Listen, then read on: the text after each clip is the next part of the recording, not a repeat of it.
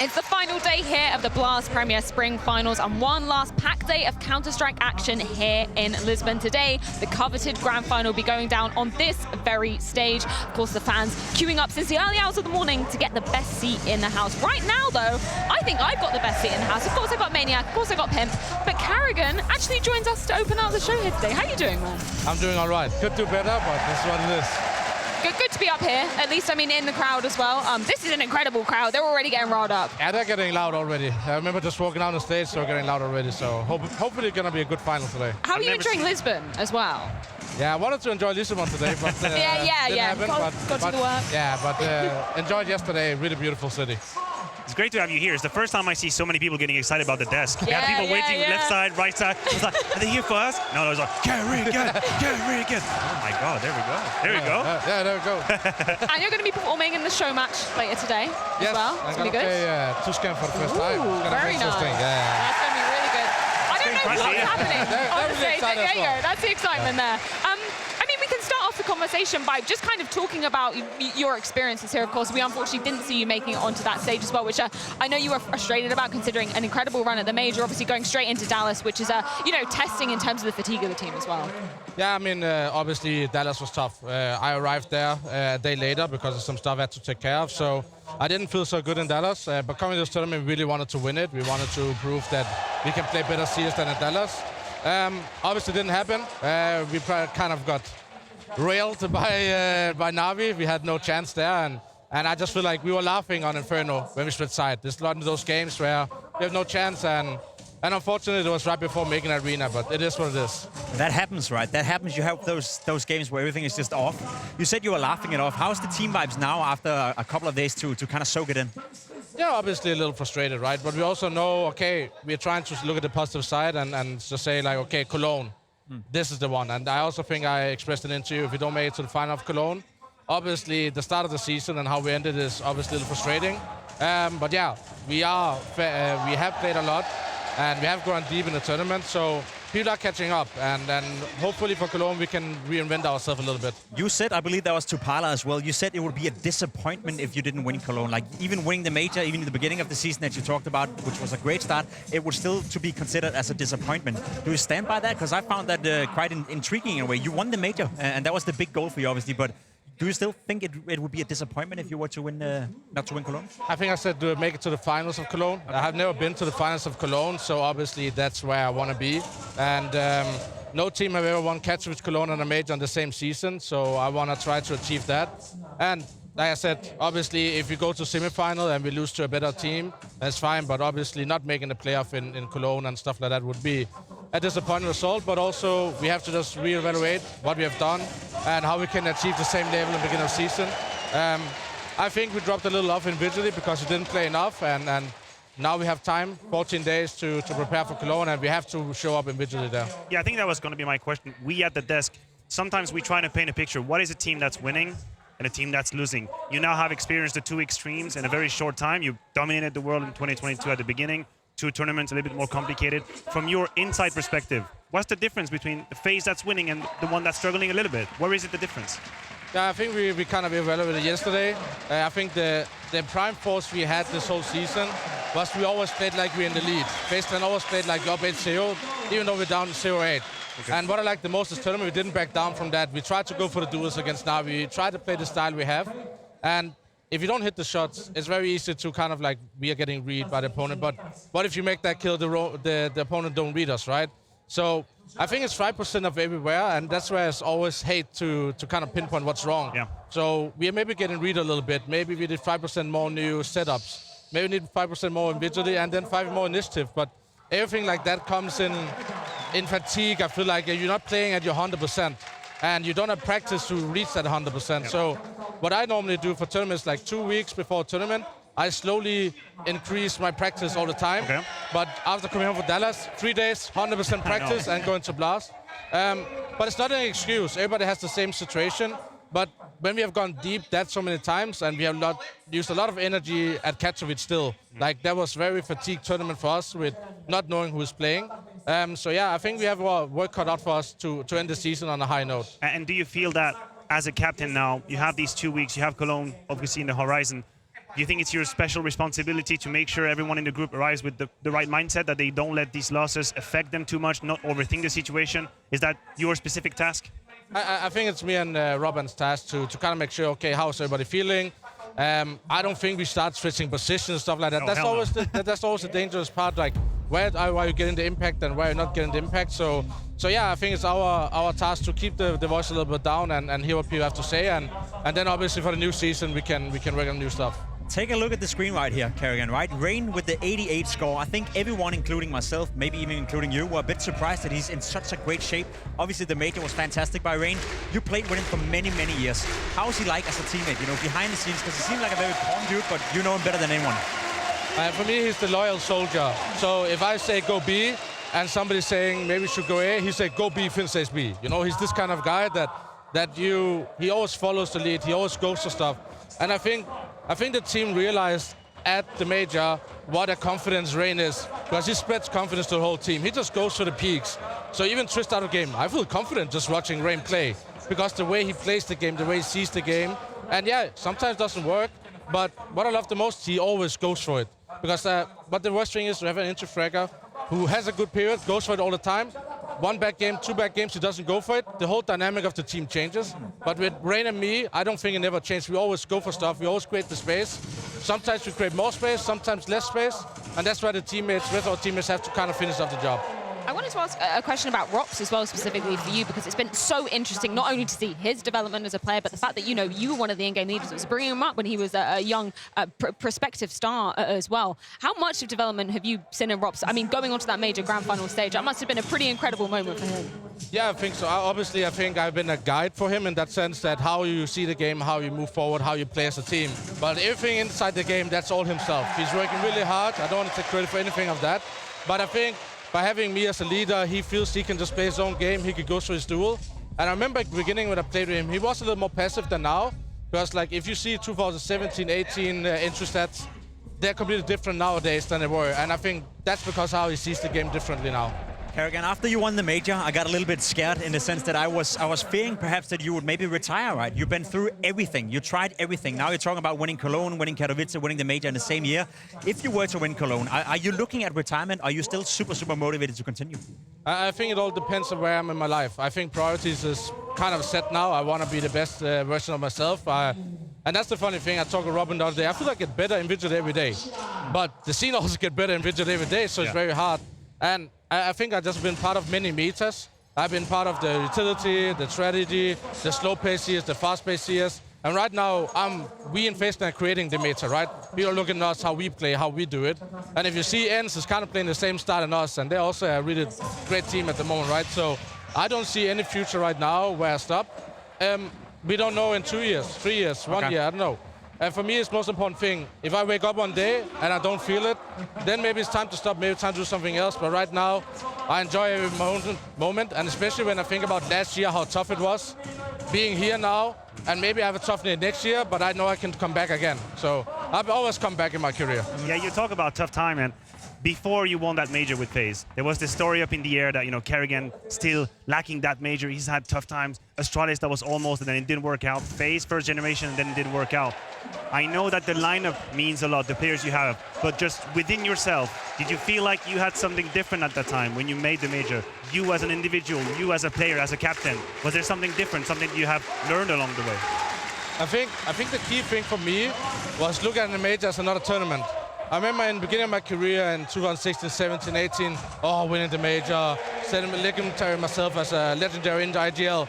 I thought to myself, I see all the spots where people don't win the big titles, but they're still a GOAT or legendary of the game. So I thought to myself, maybe I never get the major. Okay, then I win all other trophies there is in the circuit, right? Then I won catches, like, okay, if I don't win the major, at least I got the catches, and now I got the major and the catches, right? So when I was there living the trophy, all the thoughts I had for like many years, they just disappeared in that sense, like, okay, it was just another trophy in the end. But obviously after you could feel you won the major, the hype, everybody's congratulating you. So obviously the few days after I could feel, actually I did it, you know? Is that something you have with you right now? Like the sense of establishment, you know, you've made it. Is that something that is related to the title? Not at all? Not at all. It's gone after a few days? Yeah, because like we went into Dallas, we went to this tournament, I'm like, okay, people want to challenge, people want to show that the major was a fluke. Okay, then I need to bounce back. Yeah. You know, that's how I think. I don't settle myself. I know one day I will settle myself and say, this is it, this is done. But right now I'm just focused like, oh, this is not good enough. I need to improve, you know? So that's how my mind works. So it's the final of Cologne, that is your goal, or winning Cologne is your goal as well, yeah? I think it's part of my goal. Yeah? Like, it's always dangerous to say, this is my goal. That's just what I did with the major. It's part of my goal to be known as one of the most legendary IGLs that took the manyest players to the world and be the best version of myself. Maybe I'll do another team in 1 or 2 years. Who knows, right? I want to be a special one. And by winning Cologne, that would make me even more special, right? But not winning it, they have to win something else. You said it yourself, maybe you're playing in another team in a year or 2 from now. Could you ever see yourself return to Danish Counter-Strike? Obviously, you're now in an English-speaking team, and you have been within the Danish Counter-Strike scene for a long time. Would you sort of come back at some point, you think?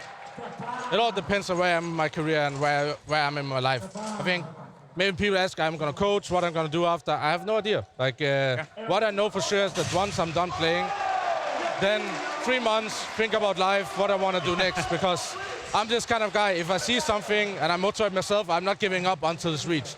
And the same goes to CS now.Maybe I'll go back to Danish CS at some point, maybe not. But it all depends if I can become, if I still believe I'm the best IGL, else I'm not going to play. All right. But speaking of IGLs, I want to pivot the conversation to the grand finals that we're going to be seeing playing out, particularly as you went up against NaVi with that electronic in the helm as well. I think we're all incredibly surprised, really impressed with what he's been delivering so far as in the game leader, having to pivot, you know, so quickly into that role as well. Yeah, I think obviously he's the best frag in IGL right now. Crazy, huh? Yeah, it's crazy. but Electronic is the best frag in IGL right now. We can all agree on that. He's insane. But I think we have to wait and see for if they continue with him. Yeah. I think it's always easy in that way to pick up the IGL and just try to figure something on the way, right? We had no information about NaVi. So it was very hard for me to prepare, and they had a lot of time to prepare. And I think that showcased a lot, right? So I think we have to wait and see, because I think right now they're just filling in the gaps and doing their best, and he did a great job, for sure. Yeah, speaking of this grand final coming over, do you have, I'm not going to say prediction because that's the word we always use, but do you have a gut feeling about how the grand final might go? One-sided, something competitive, something tight? I think it's going to go to overtimes, at least one of the maps, and I think it's going to be tight third map as well. I think people might underestimate Vitality. This is the first time some of the players are on the stage. They feel it again. They feel the 5% extra playing in a stage. And NaVi's been here, and I don't know how good NaVi is, but if the NaVi against us shows up on the stage, then obviously this is a fast game. But they look also a little bit shaky against OG. And we never know about NaVi's map pool with a new IGL and so on. So probably Vitality is going to challenge that. Yeah, I wanted to ask your opinion about Vitality. It's been an enigma for us at the desk for these 6 months, trying to understand what was going on and why it wasn't working. And then when they had that victory versus Ence, we thought we saw a new phase for Vitality. We thought it could be like a declick for them. Is that something as a player that you can identify or relate with? You know, that one victory that opens up doors that you hadn't opened? Or are we just being too romantic and we are seeing things that aren't here? No, I have this always feeling with teams.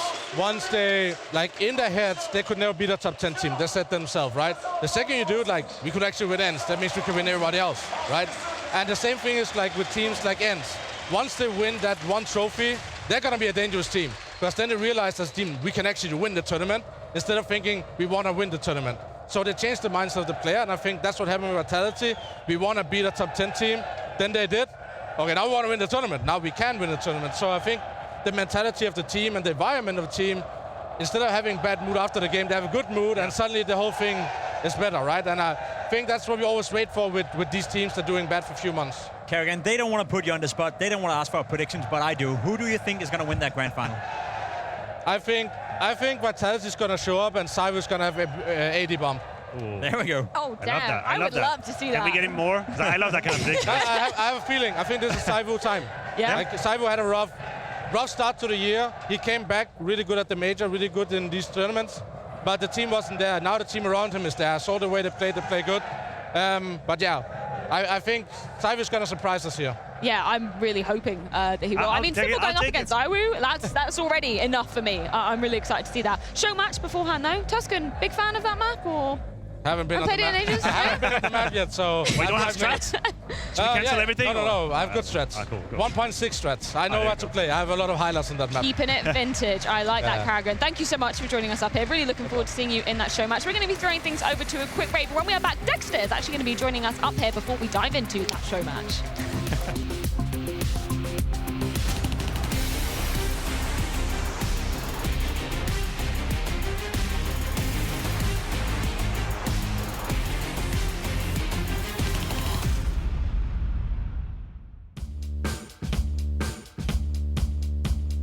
I feel like the Dark Underhorse is definitely one of them. I was being mocked for, what, like 6 months straight for saying Dark Underhorse. If this team wants to evolve from just being a Dark Underhorse. You do give us some great phrases, mate. I say a lot of stupid shit. Oh, my one's easy. You got to think of the recent one. Manassi. That was good.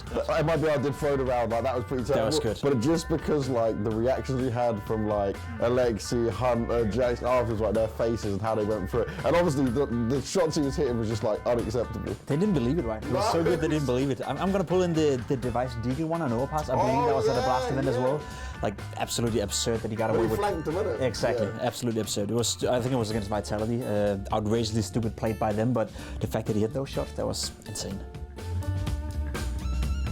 Oh, I need to think about that. I haven't even got a clue.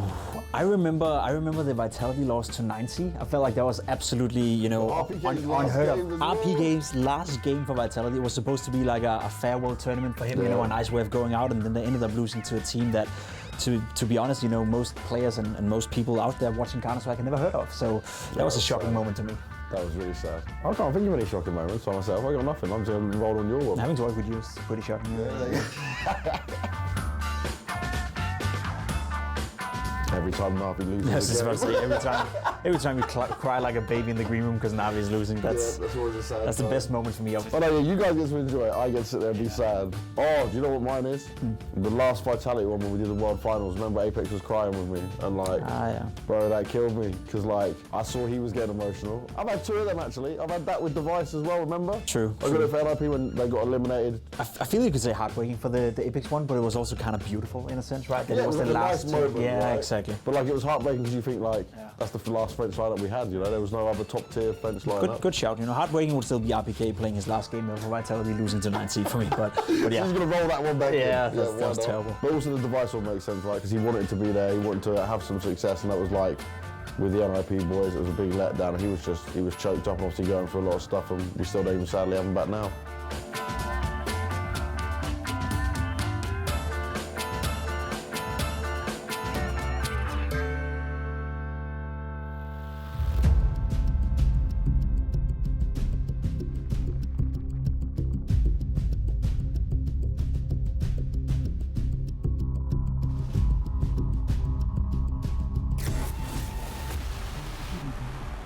More action set to be going down here in the Altus Arena. Karrigan departs from our desk, and now we have Dexter joining us up here for a little bit of a chat before we get into that show match. Slapping people both in and outside of the server. How are you doing, man? I'm doing great. I'm happy to be here. It's very amazing feelings to feel these people, this crowd. It's amazing. I'm happy. It's a pleasure for me to be here, to see these people, to see you guys as well, to see the best teams in the world, and it's a pleasure. Listen, I want to get it out of the way because I know this guy's been waiting for it for a long, long time. He would love to receive a slapster slap from you. Can you make that happen? Yes. Can you get that? Course, Can you get it happen? Yeah. For Just you, give me like a course. strong one. Oh, that's Can I get one too? Yeah, of course. Are you ready? I'm ready. Oh, that hurts, man. I mean, we were having a conversation about this. Yes. Were you willing to give me a slap, Dexter? Yes, I will, but not so hard. Always the gentleman. Oh, that was, that's ouch. cute. So That's hard, cute. so hard. How did you guys fare with that? I feel the power of the AWP. Maybe Yeah. I'm getting there because I didn't have that when I was playing. You play if I right now got- instead of me. You will destroy everyone. I wouldn't want to do that. The public here, they deserve to see you, man. They've seen me enough, and that was not so great. Now it's much better to see you. How's Flames doing, man? That was a Yeah. proper slap, man. If you did that 30 times in my hand, I'd be done for. Just look. I'm hitting him slap after he's hitting headshot. That's Okay, how it works. okay. Headshot machine, he said it helped him flick better as Yes. well. I Yes. think you found the magical combination. But We he was have- working like that as well in Spirit, so They should be happy. I mean, for you, Dexter, just talking about your career as a whole, I mean, in recent months, huge trajectory for you, obviously making it to the grand stage back in Antwerp for the major as well, making it to the stage here. How proud are you of your performance, first of all, coming through these months? I'm proud of my performance because it was like a very big surprise for me that OG invites me to play here, and I was thinking about it. I didn't have a lot of time to think to go or not, so I decided, yes, I want to be here, I want to be in the stage and to make it. I'm happy, and I understand that I can bring for any other teams who invites me right now something that will help them to be good on Tier 1 Counter-Strike. So I'm happy that I can show my performance everywhere. Yeah, I bumped into you in the lobby when I think you were just arriving, or you've been here for a day or so. You said you've literally known 3 days in advance, had 1 day practice, 1 day of travel as well. The fact that you guys make it onto the stage, incredibly impressive. Yes, and we won like NaVi and Ence. That's pretty good. They have 2 new players. I am standing who plays first time on the LAN with them, and international team on the LAN. And we make these results. And after we finished yesterday, I say, guys, it was pleasure for me to play with you, to speak with you, to see you first time in real life. And you should be happy for this result. And how was it speaking internationally, right? How was it being on an English-speaking team? Because I could imagine that's something new for you, and I could imagine it's kind of tough, especially in the pressured moments. In first game, it was a bit harder, but after I adapted, and that's good. I mean, I don't have problems with English from young age because I was learning it by myself. If I don't know something, I'm asking. Okay. If I find something that I don't know, I try to remember it and use it. That's it. Yeah, awesome. Yeah, we always talk about how it is complicated sometimes for a team to have a stand-in. Could you tell us a little bit how you talked with Nexa? What was the organization? Did he tell you, Dexter, you do whatever you want, or did he have some roles for you? What was the plan with Nexa? So when I joined the team, I say, guys, I can do this, and this. And they say, okay, bro, in our team, you will have this role where you can do whatever you want. Okay. So use what you want, just say for us, and we will just adaptate for you and play like that. So yeah, Nexa and coach just did everything to make these results happen, because if they will give me month roles, I think it's going to be much harder for me and for them as well, because I will not going to be so fast and adaptate for this role. Wow, that's really interesting. What were the main difference between what you like to do and what Men2 is doing? Like maybe a bit more aggressive, or what was the main difference? I think it's big difference. Okay. I'm way more aggressive than other snipers. Like I think here in CS scene, only like people like Simple or Zaivu can be in the same way as me. Okay. Other people from top teams like to play more safety and be more supportive. For me, it's I don't care. As I will take AK and run, or I will play with op and hold my teammates. Dexter, where do you see yourself? You strike me as a very honest kind of guy, and you said it right here. Only Simple and Zaivu can dictate the game they do. Do you consider yourself to be up there, or do you consider yourself to have the talent in one day to be able to challenge the Zaivus and challenge the Simples of the world? I think I'm already challenging them, but I need more experience. On this tournament, I look on every single map that I played, and I see the mistakes that I did. So right now in player break, I will have time to fix that and work on it. That's it. I think I'm not on the same level as Simple and Zaivu right now, because they are playing in very micro moments. They play much better than I, and I should work on it. And I think I can be on the same level or be even higher. Okay, and for your future, right? I guess you don't know where you're going. You don't really know what's going to happen. But do you see yourself play on more international teams, or could you see yourself go back to the CS region? As I said in the interview, I'm looking only on international teams right now, except all of NaVi. And I'm talking about NaVi because of the players that I see. They played very good. They're very smart, and it will be a pleasure for me to play with them or play with other international teams. I look only on Europe. And why is that? Because I don't see any other teams in CIS that I can join. Like especially I can't join NaVi as well, but I can say the word like it's like my dream. Like, sure. You know, when I was young. Cloud9's closed, and Shiro and me, it's like 2 different ways of playing Go. Okay. VP is James, he's Color. I don't want to join instead of Color. So that's it. All other teams, it's, in my opinion, it's not so competitive. in Europe I can find more options for myself, and I see good players here. So I would like to test myself in the international. Yeah. That's good. And I think it's like everywhere in sport. You are joining Europe team, Europe organization, and you are finding like another level for yourself. And I want to taste it for myself. We'd love to have you. Yeah, absolutely, man. I really hope you stick around. I want you at the top level. How do you spend time now? You're looking for a team. How do you maintain individually your level? What's your routine right now? Actually, I will not gonna lie, after I leave Spirit, I didn't play CS for 5 days.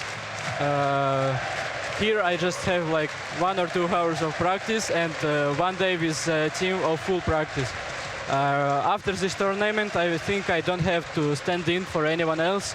I will have player break for myself for first time in my whole life. Ooh. So I want to just feel it, how you can have rest, good rest. I already asked some experienced players, how should I have good rest for myself, because it's important to don't waste this time and be ready for tournaments after player break. Yeah, I was going to ask you, how do you feel now mentally that you don't exactly know what's going to happen? Is it a tough time for you, or do you just take it as an opportunity to relax a little bit? What's your mindset about this? I can say the words that I say to myself and say for everyone who is closest to me. I'm confident in my decides. What I decide with Spirit, I'm confident with that, and I'm happy with that. I don't feel bad because of it. When I joined this Spada, I was no one.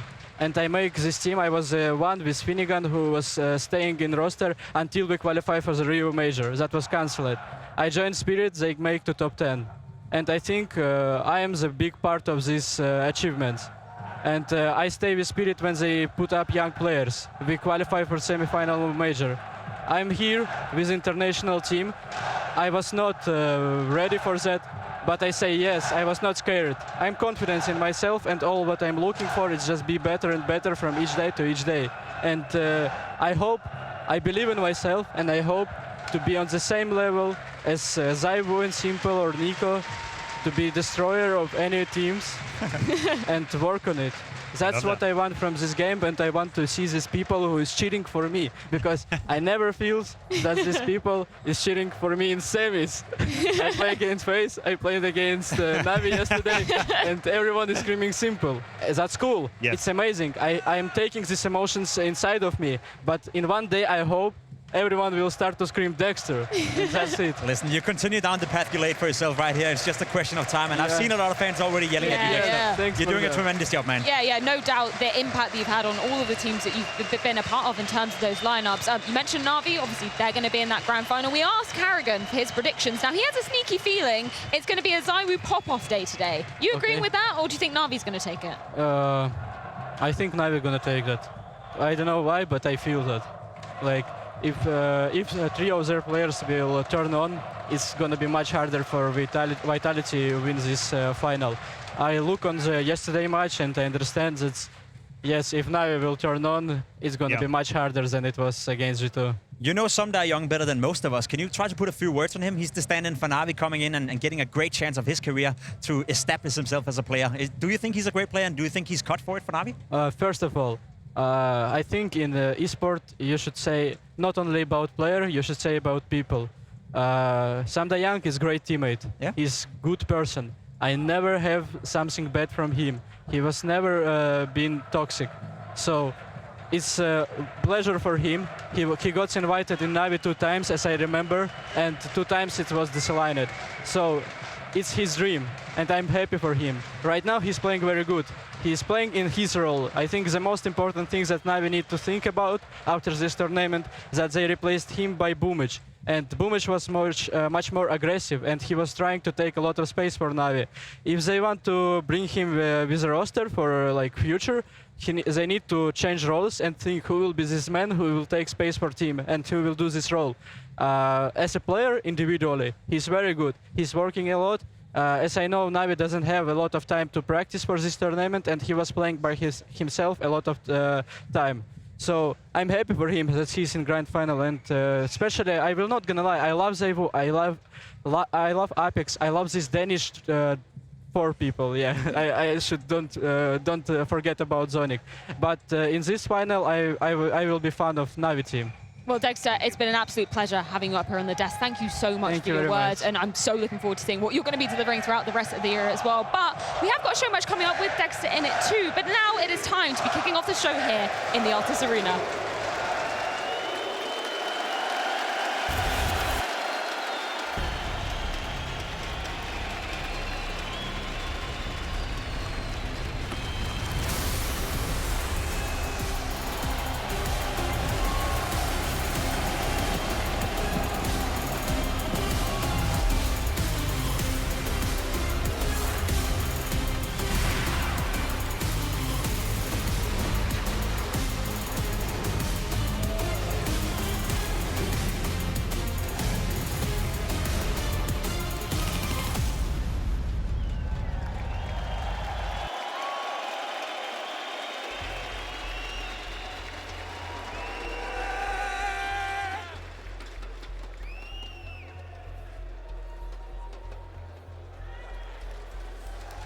Lisbon! Oh, we are about to have some fun! Now, Lisbon, I've heard a lot of good things about you guys. It's my first time here in Portugal. I want to hear you blow this roof off. Lisbon, make some noise!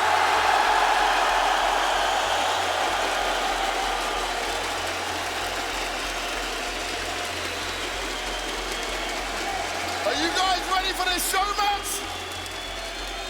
Lisbon, are you ready for this show match? Let's get it on!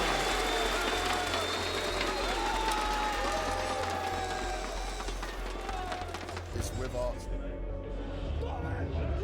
NaVi took on OG in an epic rematch for a spot in the grand final. It started on Dust 2 and NaVi demolished OG without giving them a chance. Then we moved on to Inferno and it looked like it could have been a NaVi victory, but OG were able to pull it out the bag. Ending on Mirage, it was a clash all the way through, an 8-7 first half, and it looked like it was going to be even, but NaVi stepped it up a gear. Our second semi-final and another rematch, Vitality took on G2. It started off on Dust 2, and G2 looked to be able to try and take it, but Vitality once again were able to pick it up.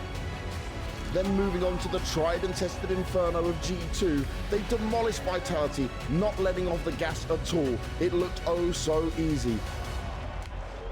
But it certainly wasn't going to be easy when we moved on to the epic decider of Nuke. It was back and forth, it was close the whole way, and although at one point G2 had the lead, Vitality, they managed to sting that little bit harder and grab themselves their first grand final spot with this roster.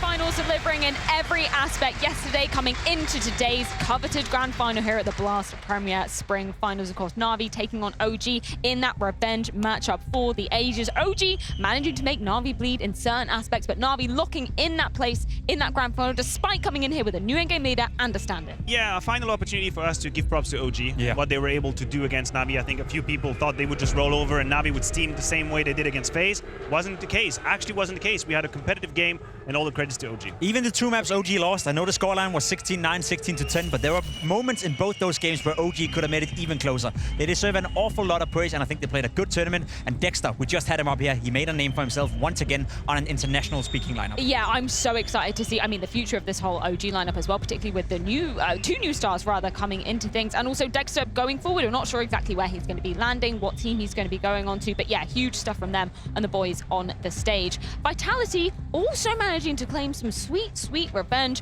over G2 to net themselves. I mean, it's the first time they've been playing in front of the crowd in this iteration of Vitality, and we were just saying the amount of days, the amount of years it's been since they've made a grand final in front of the crowd as well. Yeah, from statement to statement for Vitality. First, there was that game against Ence that we didn't really suspect or see coming. Remember, Ence, grand favorite here, coming as second best team in the world, and then they go up against G2, and finally they take them down. Finally, they experienced that stage, they experienced that energy, and we had so many cutthroat rounds where a millisecond a millimeter would actually decide the fate of it. And I think this was the epitome of what Counter-Strike is supposed to be. Moments that make us scream. They're overcoming their problems right now. That's the most positive thing I've said about Vitality for a long, long time. We even interviewed Magix during the tournament saying that the communication is still a massive issue within Vitality. They're switching from French to English to Danish from time to time. But the fact of the matter is that they may only be playing at 70-80% right now, and still they're able to make it into the grand final. This is the progress. This is the potential we've all been talking about when it comes to Vitality for a long, long time, and we finally get to see it. Heartbreaking though for G2, once again unable to even edge themselves closer to claiming that first trophy as a squad. Yes, it is heartbreaking, and XCB had a couple of words for us after her loss, and I share his sentiment. He said, you know what, I don't even understand. I felt like we were in control. I felt like I was calling a great game of Counter-Strike, and I echo the sentiment. I thought G2 did a great game, but sometimes Counter-Strike can be very cruel. Again, it was a game of details. Few clutches went the way of Vitality. We maybe would have want to see more from this guy right here. I think it's something I mentioned in the pre-show. niko, in the highest of matches, we're talking deep playoffs, has a tendency to not deliver the type of niko performance we would hope. That could have been the one thing that makes a difference. Yeah. But I don't want to pin everything on him. I don't think that would be fair. No, and he started out so well. The very first half of that matchup, he pulled off a 2.0 rating on the CT side, absolutely destroying his opponent on the CT side, and then he went missing. That was part of the problem, of course. But I agree with XCB. I agree with niko as well. On Twitter, he said, I feel devastated in a sense, but I feel that we're getting better, that we were actually on the same page. And to me, that's a positive thing to see the best in a bad loss. Well, we are going to get to see one of niko's highlights in our CS Money play of the day. But coming up at play number 3, I believe we have ZywOo Mania. We're starting with one of the hero of yesterday. It's ZywOo with the scout in a so groundbreaking round for Vitality, putting headshots on headshots on headshots and resetting the momentum for them. We talked about niko, and we are gonna keep talking about niko in the future as well. This man is one of the best players in the entire world, and we're getting an example of why right here with the AK-47 tapping away, controlled and clinical, and as I said, a more than 2.0 rating on that CT side. And now pull out your bingo cards and count how many times I'm gonna say simple today, because it starts right now with this incredible highlight with the AK. You can see how fast and precise he is at the same time. Absolutely disgusting work. And what's even crazier is I'm pretty sure we're going to have something similar today. It's not a one-time thing. I'm so excited that ZywOo, Simple going head-to-head in this grand final for the ages, of course, coming up later on today. That's going to determine who will be lifting that coveted trophy here in Lisbon.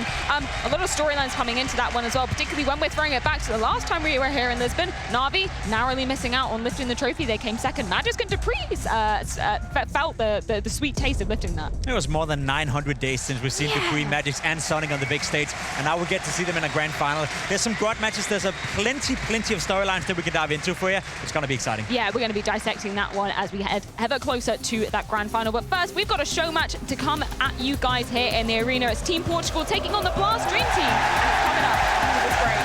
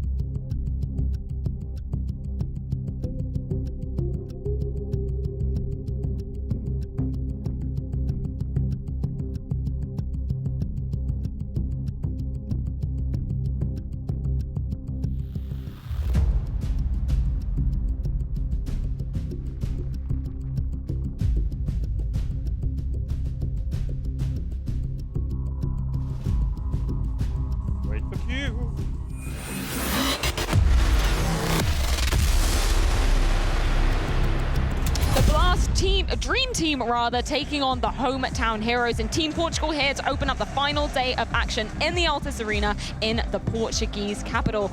Both sides of the equation, we have some interesting names coming into the mix. Let's start off with the Dream Team. We've had Carrigan, we've had Dexter up here. They're joining a list of other 3 names, with Rops actually being voted by the Blast TV users. Oh, that's going to be great. It's going to be awesome. We were talking with Carrigan, and this man is taking this Dream Team, this show match very seriously. He's got them strategies for 1.6 on Tuscan, the map we're about to play. That's going to be lit. He's been rolling back his notebook. I'm sure he keeps a library of his notepads with all the strats in. Probably. I'm curious to how he's going to use Monacy and Dexter at the same team. The double up severed on Tuscan. We have a guy in middle, we have a guy in short. Just throw them away and throw them in the mix. I'd love to see Monacy play a game like this as well, because he's one of those kids who just has so much awesome raw talent for the game that he's definitely going to come up with some fun stuff. How old was Monacy when people were playing Tuscan? 3. You do the maths? Why do we even need to put that on us? like why? Why do we need to ask how old was he? Yes, we get it. I was probably playing the game. He wasn't born. Yes, we get it. Yeah, maybe. Probably. I mean, Savage Maniac. Do you like Tuscan as a map? I did like Tuscan very much. Yeah, I was a great fan of the map. I've been missing it ever since, hoping to make a comeback. Yeah, I mean, we are playing the new version today as well, I believe. Give me all the Tuscan. It was the best map in Counter-Strike Source, which obviously is the best version of Counter-Strike. We're starting this debate right now. We're doing this. Yeah, I'm not going to make myself more unpopular than needed, but Tuscan, both in 1.6 and Source, was a fantastic map. Team Portugal as well. We've got a very interesting names, a set of names rather, coming up in this one. There's a few people that I'm going to be keeping my eye on. I actually saw Fox, I believe it was, in Starbucks earlier. He had his caramel macchiato, getting his day started off. I'm sure he's got that. Hey, I'm not stalking him, man. I can get my cappuccino in the mix. 99 ratings across the board for all these guys as well. Of course they do. Pure firepower. Yeah, pure firepower. Some of these player matches, we played against them many years ago, right? And they were actually skilled players. It's always been with the Portuguese players that there's always been a lot of raw talent. They haven't really made it to the big of the big stages. We saw as well. They were super close making the major. Heartbreaking situation right there. But there's always been an awful lot of talent when it comes to Portuguese Counter-Strike, and I cannot wait to see what they come up with. For as long as Counter-Strike exists in Portugal, Fox is going to be around somewhere playing Counter-Strike. Yeah. I don't think there's ever going to be a timeline in which he doesn't play in any capacity. I think he's got his signature, his DNA linked to Counter-Strike forever. I've absolutely loved this crowd as well, because they've been incredibly fair to both the teams, but I feel like maybe, just maybe, there might be some slight bias. You think so? You think Carrigan cannot What makes you say that, I mean, hometown heroes going up against, a lot of pro players that they've loved. You think they can cheer against Carrigan? Is that what's the hardest way? Cheer against Carrigan. Against Carrigan, for your hometown, against Carrigan? I just feel sorry for Dexter, man. He just wanted to try once to be cheered for, and it's not going to happen this time. I want to have the stage for me. Who else are we looking at from Team? Who are you looking at from Team Portugal coming into this? We've got some great names coming into this. I think melhores is always an interesting prospect, right? I've seen him play, and I played against him many times. Always thought to myself that he's a great rifler, a great aimer, so I want to see him shoot some hits against Monacy and the boys. Well, let's get this show on the road. It's time to get our show match underway here in the Altis Arena.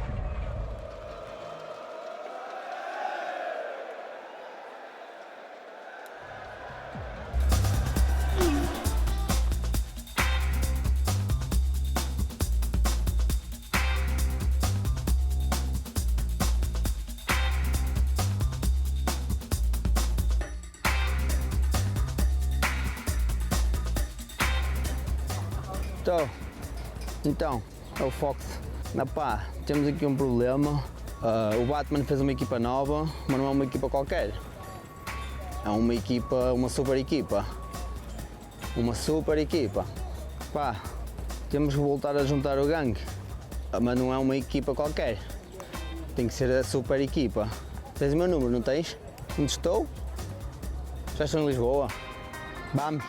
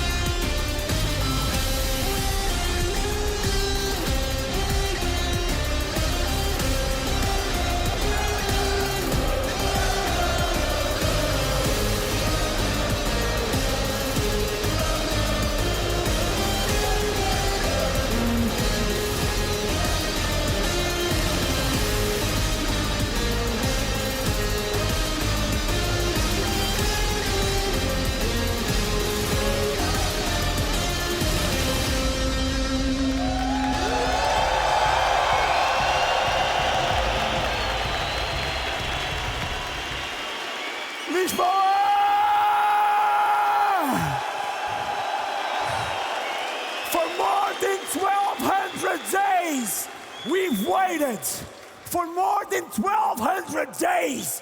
We started for Blast to join us back in Portugal. Because in 2018, the world stopped as we shook this arena. And today, we're gonna do it again. Today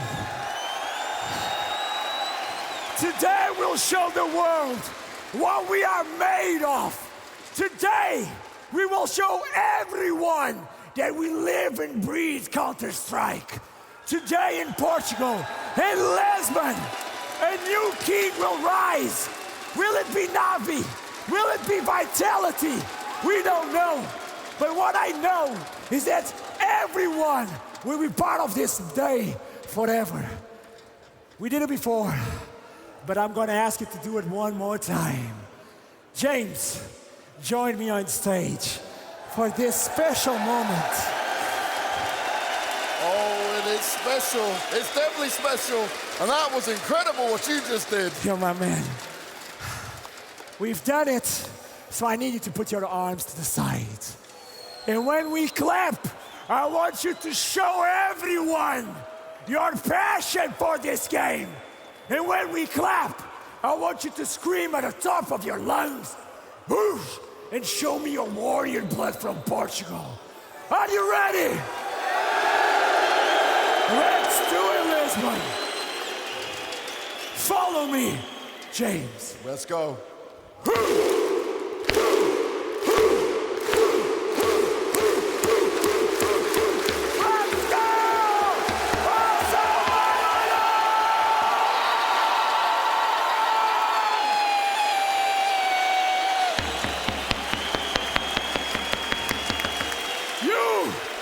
Portugal! Sim! Sim! Sim! A round of applause for everybody on amazing!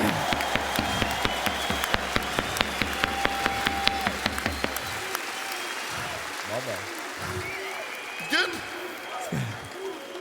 Well, we need...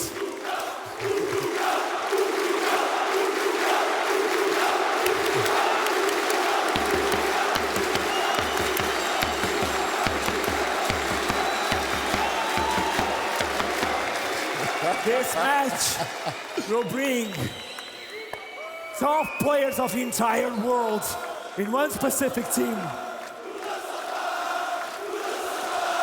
To the Sultan! Let's jump, jumps! To the Sultan! To the Sultan! Hit it! To the Sultan! To the Sultan! To the Sultan! To the Sultan! Are you ready to go on? Yes. Okay. This will be a show match between the top Portugal versus the top.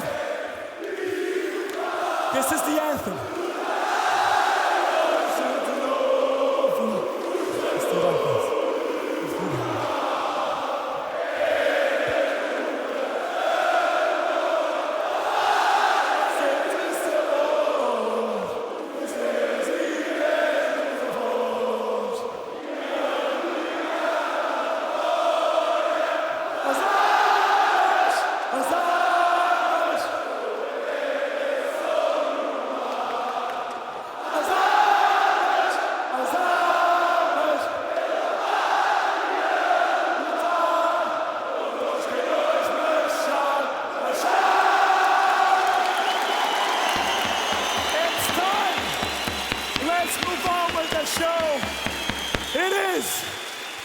The dream team versus the super team from Portugal.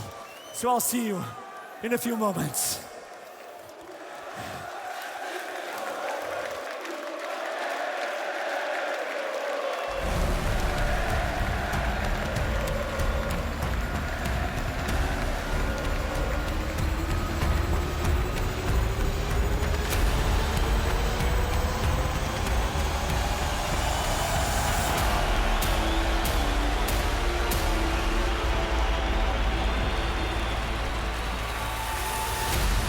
This ragtag bunch have been put together to create only chaos on the Counter-Strike server.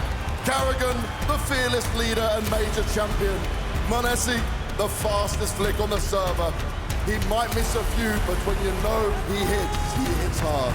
Jack's the Joker, the man who always put a smile on your face. Dexter, the super stand-in with the hardest slap.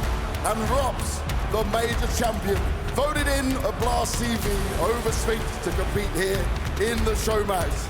Let's see if this dream team can find success.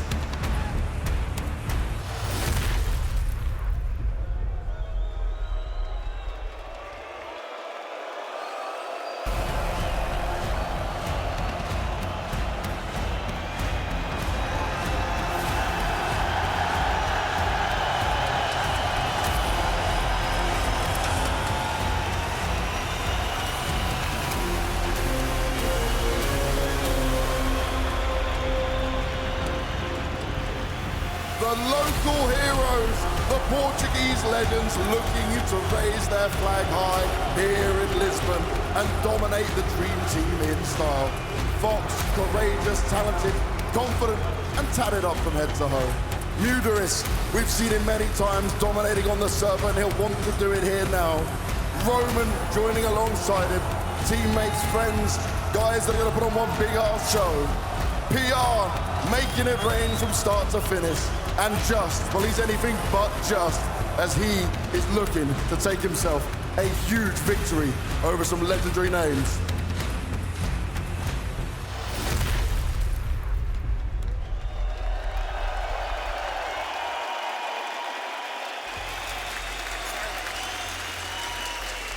Here we are. Woo! Nice bit of noise, Lisbon, well done. But I think it's maybe a bit one-sided where the crowd is. Who's cheering for our dream team? Ooh. Can I? Yeah. Quem está a torcer por Portugal?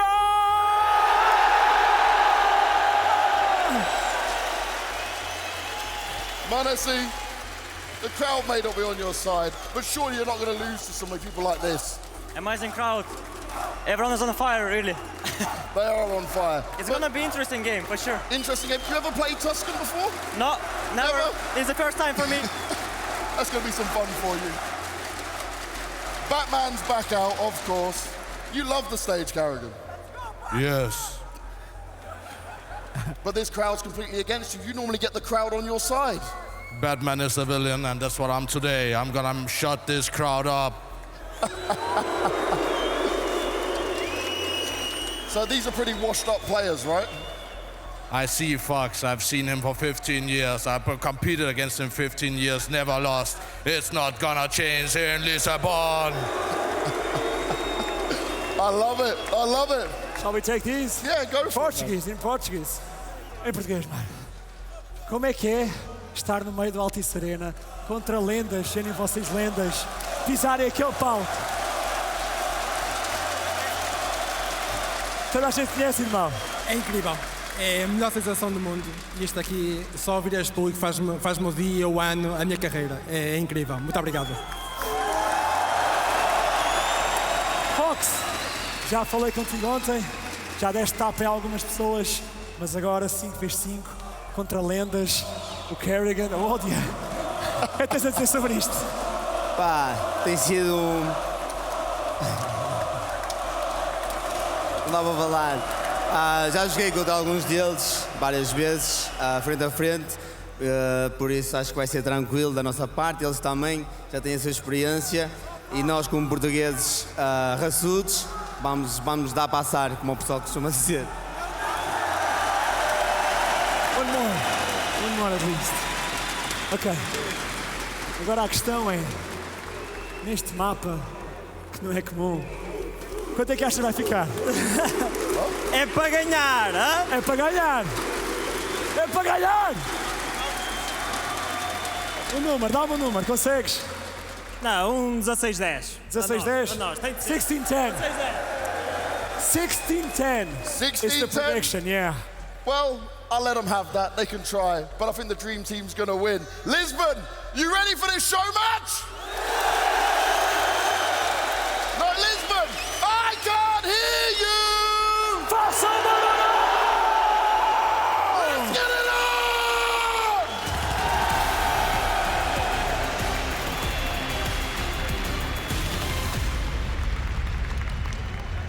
Wow. Well, this is how we get the final stage started. It's the show match that we're at, Jason, but it feels incredible in here.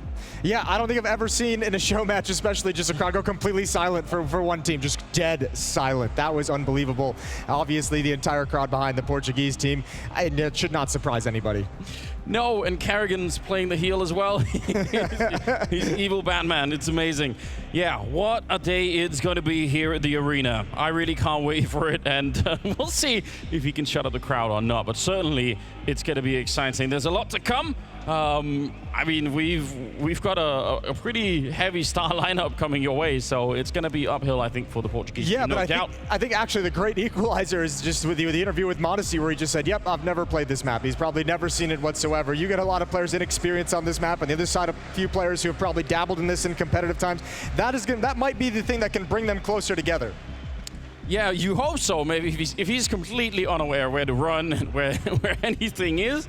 And I heard a little rumor that some of this has also been changed from maybe even when sort of re-recognized it a little bit. I don't know. Is there still a sewer tunnel you can go through? Yeah, I haven't quite done the walkthrough on the new mill, but I keep hearing things about it. This is like the 10th edition of Tuscan that we're trying. Or I said the new mill. You said it. Yeah, I did say the new mill. I haven't seen the new Tuscan yet. This is like the 10th edition that we've gotten of the map. Still desperately trying to get it added to the pool. It's obviously been a fan favorite for years. So yeah, to answer your question, I got no idea. Calling it mill might be, believe so. I think, your most boomer moment yet, Jason, on broadcast. So it's muscle memory, isn't it? It's just mill is ingrained into my brain from childhood.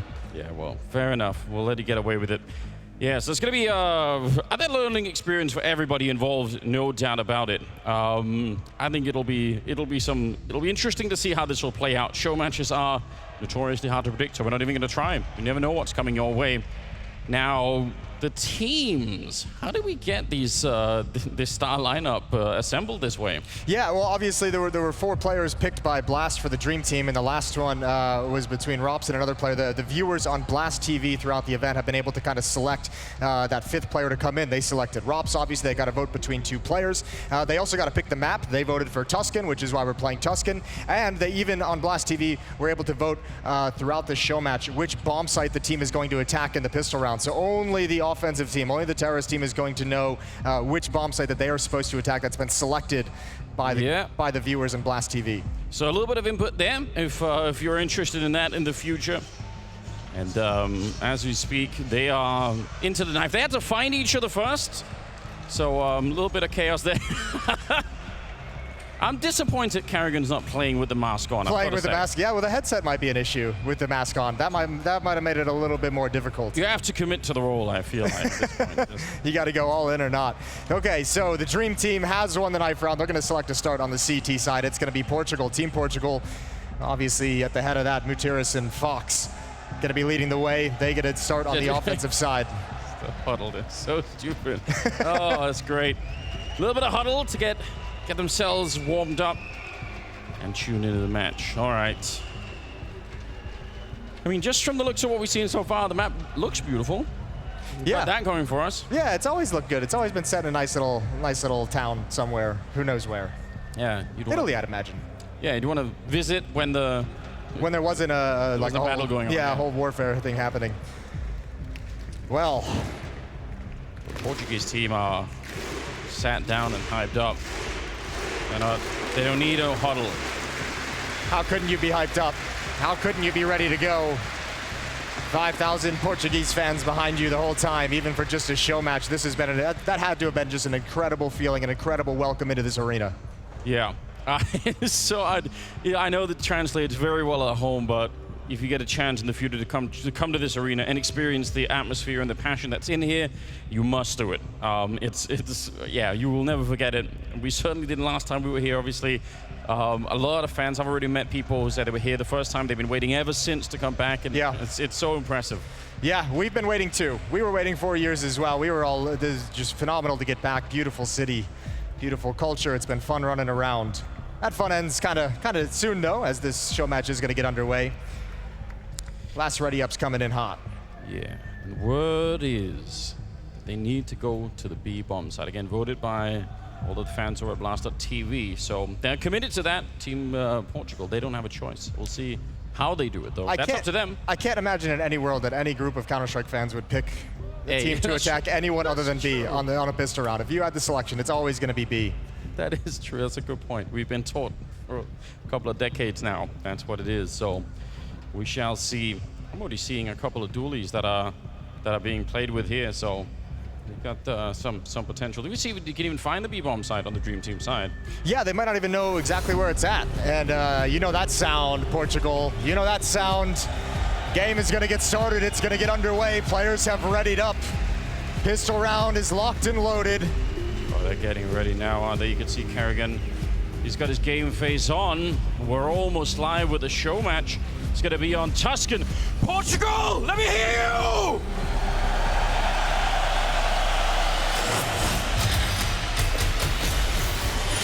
Let's go indeed. Pistol round, Dream Team on the CT side. Portugal, remember, they have to attack the B bomb site. That's where they're looking to finish, but Dream Team is looking to push down mid and prevent that from even beginning.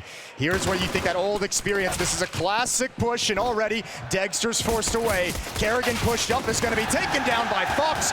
First kill for Portugal. Oh, and Robs, he's got 2 pistols and hitting none of the shots. That's a big problem. But they've committed to what the fans were voting for, so they're going to get the bomb plant down. They're going for it already. Monacy's finding himself up on the scaffolding, looking into the bomb site, and he's here to play. He's ready. It's PR to take him down finally. And back into a 2-on-2. There is no kit currently in play, so they're going to have to speed it up here on the Dream Team side. They're going to be in trouble. And look at this, RMN walking in behind. He's got them lined up. The trigger discipline is amazing. Oh, he wants a knife. Yeah, you must do it. He's picking up a kit, but he has no idea. RMN, he's got that cold steel ready for him. Oh, the discipline is off the charts. It's too late, Jason. It's going to be Team Portugal with the opening round win. Even the kill at the end, some style points for Roman in the 1v1. Portugal up 1-0.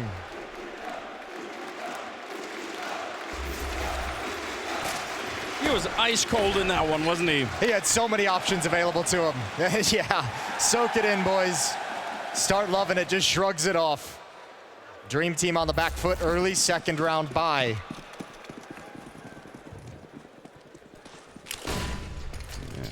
Jax with the scalp. So Rarity, he's taking some liberties now that he's not being restricted by anyone on his team. Robs with a headshot. A good return right there. That's what we like to see. And they're making their way again towards that B-bomb site. They know what it is. Ooh, trying to find Jax as well. They're cleaning it up right now. Only Monacy left, but he is far away from the action, even getting that kill. This is a very different map from what I remember seeing last time. This is cool looking. Yeah, a lot of work gone into it, you could tell. Just making things pretty. Making it pretty, but also not too complicated on the texturing front, right? You can still see people, they're not getting faded into the background. Yeah. The things that we all like. This was a top competitive map for a long, long time. Yeah, for good reason. It's a lot of fun. There's a lot of really, really cool battles on this map. A lot of really cool ideas. Monacy looks like he's flirting with the idea. Oh, dropped by the MAC-10. He's probably just trying to learn the map. He's like, please don't shoot. Let me figure out what this hallway looks like. Can I just go scouting for a little bit and just figure out where on earth I am? Well, the third round is coming up, and they're going to buy a couple of pistols here on the Dream Team side. Got a revolver out in the field of play. Hell yeah. Monacy with that. I think the revolver is underrated. Well, you're the only one. I got Monacy on my side, Jason. Perfect. Good for you. Take that every single time. All right, well, Fox clearing out middle, making sure nobody's pushed up. He's probably had to do a lot of those pushes. The revolver's going to get its chance at range. Jax is going to go down. Those AKs just way too strong. Another powerful victory in the round for Team Portugal. Quickly down to just Kerrigan. Sneaking in, but they know where he is. Yeah, not going to get a chance. Running around that back line that basically connects A and B and CT spawn all at once, so if at any point the CTs lose control of this back line, you're in trouble. Yeah, you're in real trouble. They might be in trouble even without losing it. They might just be in trouble in general on this map. 3-0, looking clean for Portugal. Didn't lose anyone in this previous round. All 5 players survived. Money built up. Bonus cash brought over. And it's a party here at the Altice Arena. It absolutely is. Oh, what a joy. What an honor to be part of. Oh, here we go. m0NESY. That could have been a double, but Muterus will take him down right afterwards. They get just in the early volley there. And they're back to chat. Yeah, Muterus, he's got the right idea. He's going to catch Karrigan. Heads up play. Importantly, Karrigan took down his teammate. Fox was behind him, peering up into the B bomb site. Oh, what a shot. Ready for that peek. Access denied for Rops. Just Dexter remaining with Jax, who's got an AWP, not known for his opping. No armor as well. Flashbang over, missed a chance. Gonna go back for another repeat for sure. And there's Muterus cutting off the rotation. Now it's all on Jax the Joker, as Banks called him. Bomb is being planted inside the smoke. Yeah, let's see if he can find him. Oh, he's gonna go down to a no-scope. That's a quad kill, I believe, from Muterus. Another attempt. Oh, back-to-back no-scopes. And finally, there's a little bit of a return from the Dream Team. Got to appreciate it. First step to silencing the crowd. First one on the board for Dream Team, but only 1 player surviving.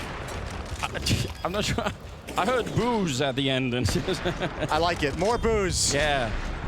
Shut him down. Yeah, there we go. Yeah. That's it. Don't make them feel at home.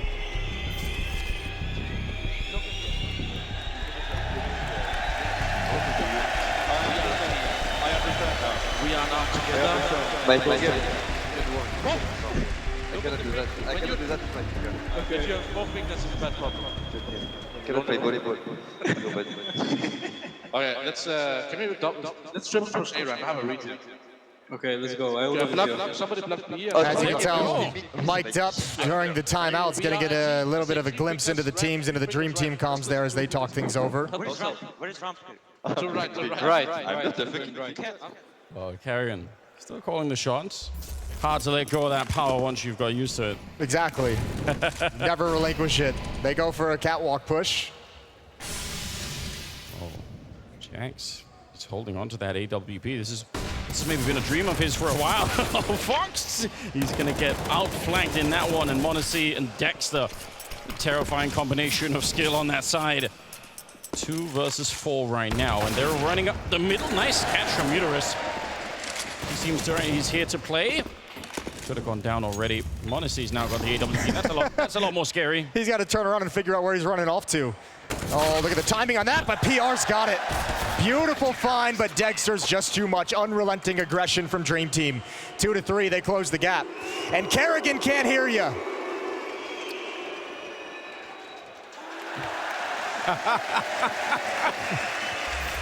Oh, what a good time. A nice find from Dexter. He was amazing on the desk. It's hard not to love him. It's hard not to like Dexter. It's really, really hard not to. Deep smoke for the CT side down mid.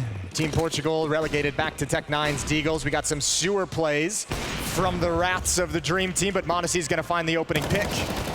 Oh, might be overwhelmed here, Karrigan. It's a nice spray down. Pistols out, but he can't finish it quite off yet. Karrigan get adjusted to the M4A4. Just a little bit early, getting a jump start. Yeah, for the upcoming update. Possible meta change, yeah. It's not impossible. Well, they get to equalize the scoreline. Karrigan's in the zone. He's such a ridiculous character. 3 to 3, round 7. Let's see if Portugal can get back on the board. Haven't won a gun round just yet. We've got a shotgun on Jax. A little bit of disrespect coming out with the noob tube. I think Jax is living his best life right now. Like, I don't have anyone to disappoint here. Like, I could do whatever I want. It's great.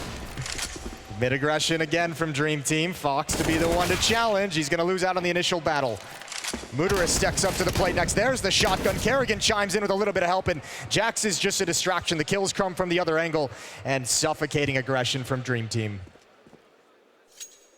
Yeah, walking into that part of the team mid is if they push on either sides, they can really sandwich you in there. A lot of fights over the years have been settled in that part of the map. Pretty sure there's a crazy famous Neo clip out there somewhere from 1.6 of him getting 4 headshots with USB or something. Isn't that Edward? Oh, there's an Edward one as well. Yeah. Even Neo has one. Well, yeah, but definitely. There's probably Edward, a lot. Yeah, you can go way back. Just is alone with the bomb. All by himself. Himself and his 5,000 closest friends. Tapping away, finds m0NESY. 1 versus 3. Look how disciplined it is. He's trying, sandwiching him in. Oh, he sees it coming. Still gonna go down. Now there's gonna be a little bit of a pause, and let's listen in to some of the comms. Let's go. Where's he going? He's going for shox.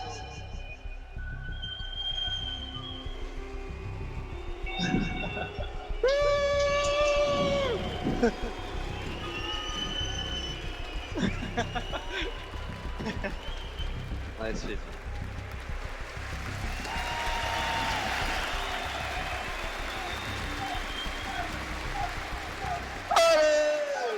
Range of M484. Yeah. Okay, I'm going middle. Follow me, Kerrigan. Where? I have a weapon. I go play with you. Where do I follow? Middle. Following me or no? We call that a Batman break. Kara just need to get out there and flex in the mask. I don't even think that was meant to be part of the show. Oh, that's amazing. But he did it anyway. Good times. Well, they spent their time out without any ability to talk anything over. Batman is back, though. Fighting in the middle. Big double kill, and they're going to clean up that round, no problem. They're taking the lead, Jason. They're up 5-3. Yeah, they're not even letting him play the game, all this mid-aggression. Just pistols in that round again for Portugal, but man, no chance at shutting any of that down. Guns are back out, 5 AK-47s on the board for Team Portugal. More aggression? I think yes. I think Dream Team they're ready.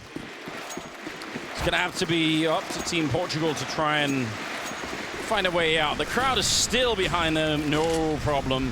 We're not lacking in that. And Muterus, yeah, they're taking the fight. A little bit more of a passive setup this time for Dream Team. 2 over towards A, 2 to B, and Jack's hanging around the middle. But look how far up they are. They can actually almost walk in. The bomb is miles away, but they almost have the bomb site. Oh, but the sewer just is never going to expect this. Carrick can go for the knife. Oh, be the ultimate heal. Just takes the shot. Bomb crosses quickly. Fox, Muterus, and Roman have taken over the A bomb site. There's no access quite yet for the Dream Team, but Kerrigan coming around the flank. Huge fight for Roman to win. Oh, that's a great job, and he picks up Dexter as well. 4 versus 3 with the bomb down already. Some grenades left on that Portuguese side, so they could do a lot of work here. m0NESY, I don't think he's not sure. Oh, wait. Someone must have told him, surely. That is a great Molotov, but it doesn't matter. Roman comes in with a kill. He finally goes down. I think it's too late for Jax. There's not much he could do right now. Caught with a nade in hand and sent out of the round. 5-4. Team Portugal back in the mix. Yeah, back on the board, handling that flank really well. Countering the call with a push-up kitty. Roman, that's the first shot. That was excellent on a Kerrigan. The follow-up, the spray down as Dexter tries to follow the flank. Oh, he's even added more onto it. What a round from Roman.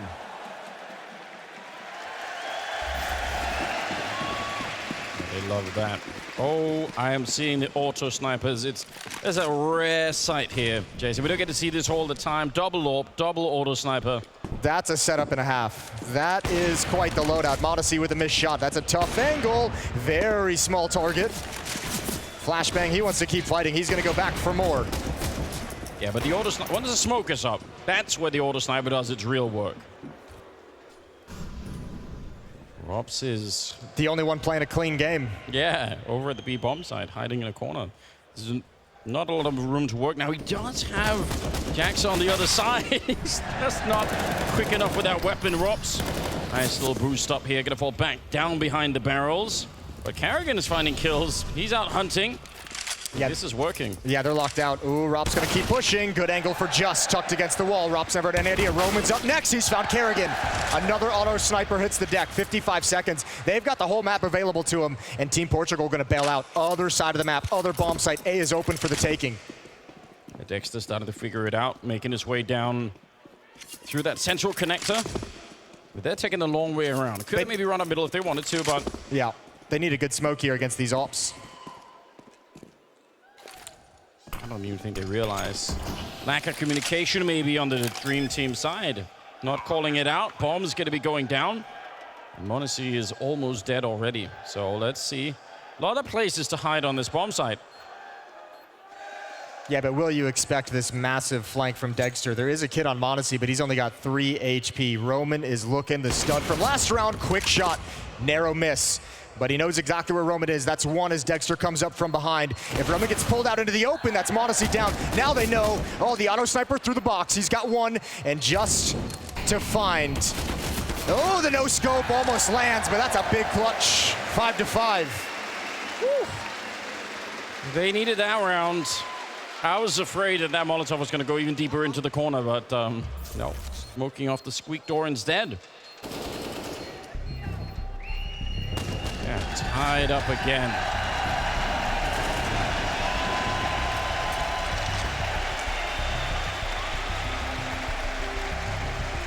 And a little bit of a timeout. He's on the stage, getting the crowd riled up. Yeah, just taking an encore. You gotta love it. After the clutch as well. And why the hell not? You don't get a lot of opportunities like this, so you've got to enjoy while you can. You get as many of those timeouts as you want. Run out there onto the stage and take a bow. 5-5. Round 11 coming in hot, and Dream Team are pretty much out of funds. Yeah, they've been shut down. Crowd is back. They don't even have to boo anymore. Dream Team are collapsing right in front of our eyes, although they are building a little bit of a tower to try and look over. That's creative. Fox, though, not interested. Shutting it down. Ooh, off angle from Jax, but Fox has that as well. 2 opening kills provided, and again, the A-bomb site is lost. Molotov forces Kerrigan forward. Portugal with complete control of the map. A lot of angles to clear, but Roman will do it anyway. That's not bad. Dexter is on his own, and surely they're going to go hunt for him.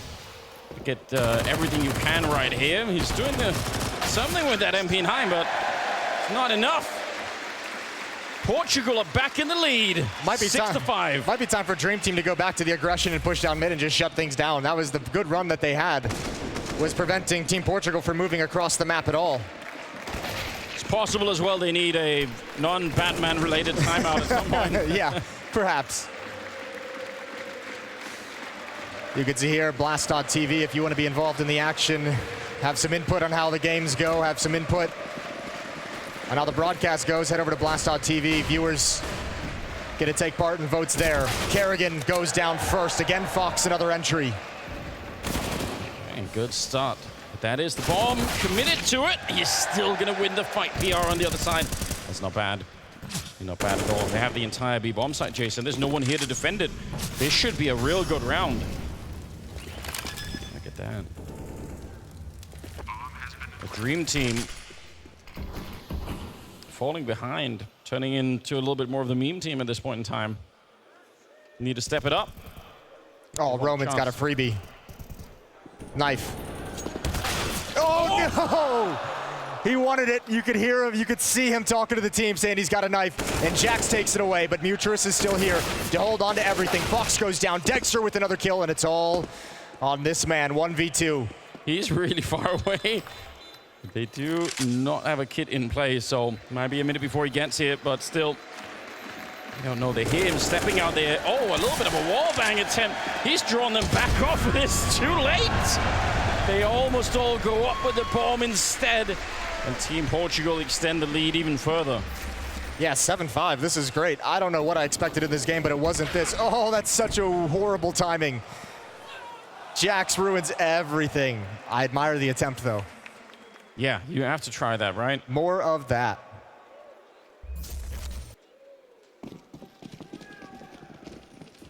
Well, things are looking good right now.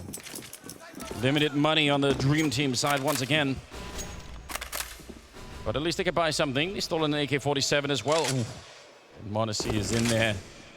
Scout headshot to start the round with. More people want to challenge him. Don't know if that's necessarily a good idea. Although, on the middle of the map, it's a huge opening. The bomb is being brought over. They have all the strats now. They're going to be able to get that A bomb plant, I'm pretty sure.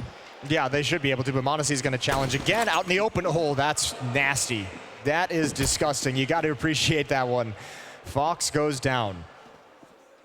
Just has the bomb, and he's got a deep angle with the AWP, but him and Robin are a little bit scared. They don't know what's coming. Now Just has to move forward, but Rops and m0NESY going to start encroaching on this position. There's that scout picked off. That's fast. We know where Rops is coming from. There's no health. Does Rops know where he's coming from? I don't think so. I'm not sure. Oh, he's going to open the door. You leave it open, yeah. Pretend that you've gone in there. Molotov will do it if he runs through. HE. Yeah, it's the right idea. Robs does not have the health for it. He can't survive that kind of an impact. Tech9 will do it. This should have been a one round already. Robs is just extending what it will eventually come. There's the nade. Oh! It's just all a trick. Nicely done. 8-5 in favor of Team Portugal, and we have a little bit of a listening to the team comms here on the Portuguese side.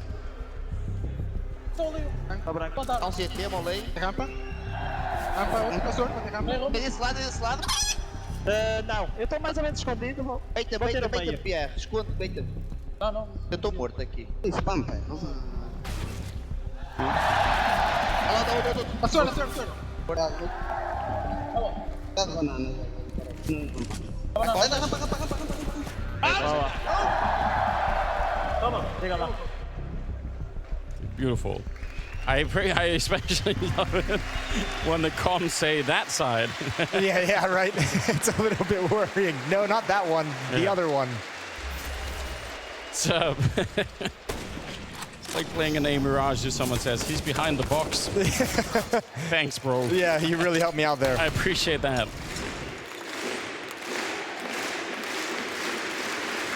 Yeah, get him hyped.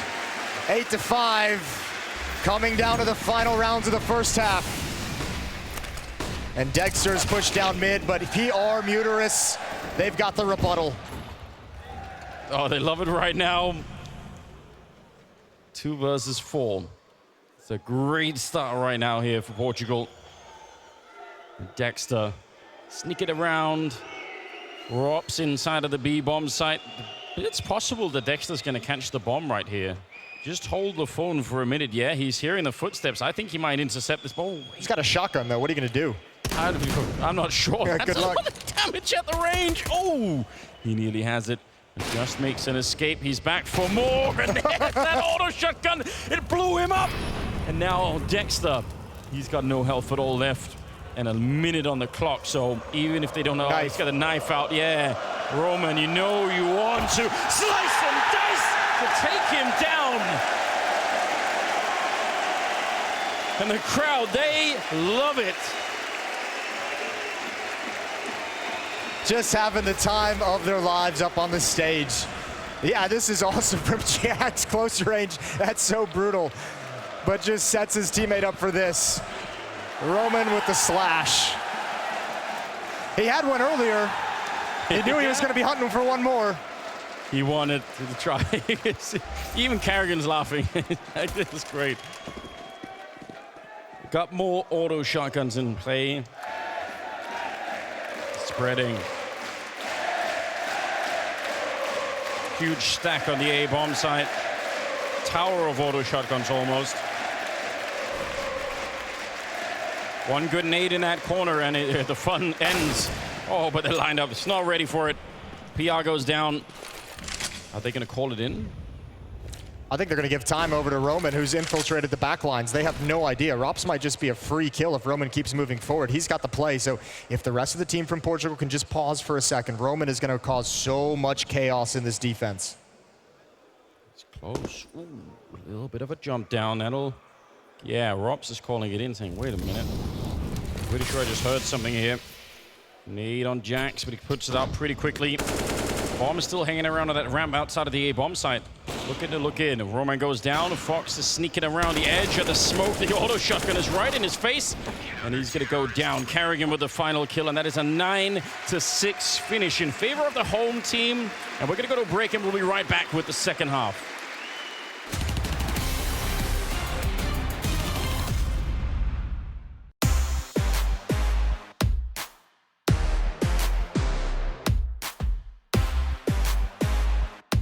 Hey guys, I'm coldzera and here is Jax. Hi guys, it's Simple and Madden. I'm Nico and this is Robs, and today we're going to be playing Skin in the Game by CS Money. Maybe it's... no, the Kenny's one is Battle Scared, yeah? Oof, I don't know this, to be honest. Okay, we need second guess. Second sticker, please. What did coldzera have when he did jump shots on Mirage? Put the clip. Yeah.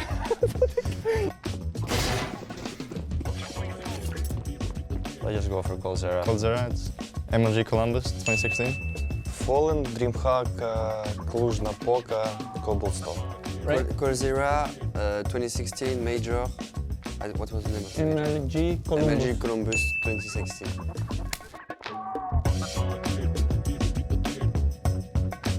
The Clutch King with a red one. I think it's Robs. I'll take a clue on this one. You have one more help? Robs, you are sure Robs Yeah, was yeah, playing? Because maybe it's Robs against us in Katowice. I think Katowice, no? It was in the grand final? Yeah, it was Katowice grand final against FaZe, right? Against G2, sorry. Against G2, yeah. Let's just go. It's 100% me then. Robs, Katowice 2020. I think in finals. I think against G2. In the finals against G2. 2021, Katowice, Robs.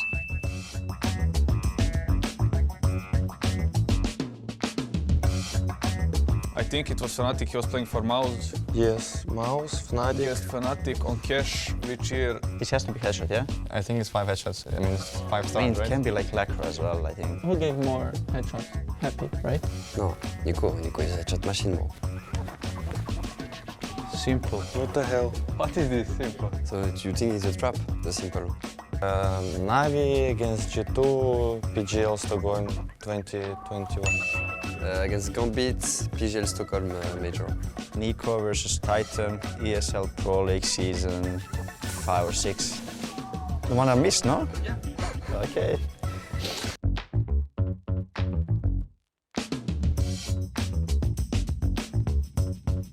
The refresh 1v5 was with Khalil. Oh yeah, true. So yeah, has probably to my be that one. best guess. You have Refresh, Inferno, against Liquid. 1v5. 1v5 or 1v4. Yeah. On B side. I know who Yes, they 23. killed. I know everyone. And events, maybe Blast. It was Refresh, Team Heroic against Team Liquid.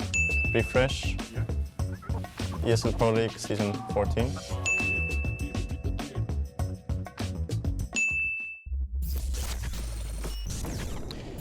Welcome back, ladies and gentlemen. Second half is coming up, and it's the Dream Team versus Team Portugal here on the big stage. And Portugal, they're up 9-6. That's amazing. They're off to a good start. Now, the Dream Team, the fans have voted that they have to rush the B-bomb side. They did that over on Blast.tv, so they're committed to it. They have to do it.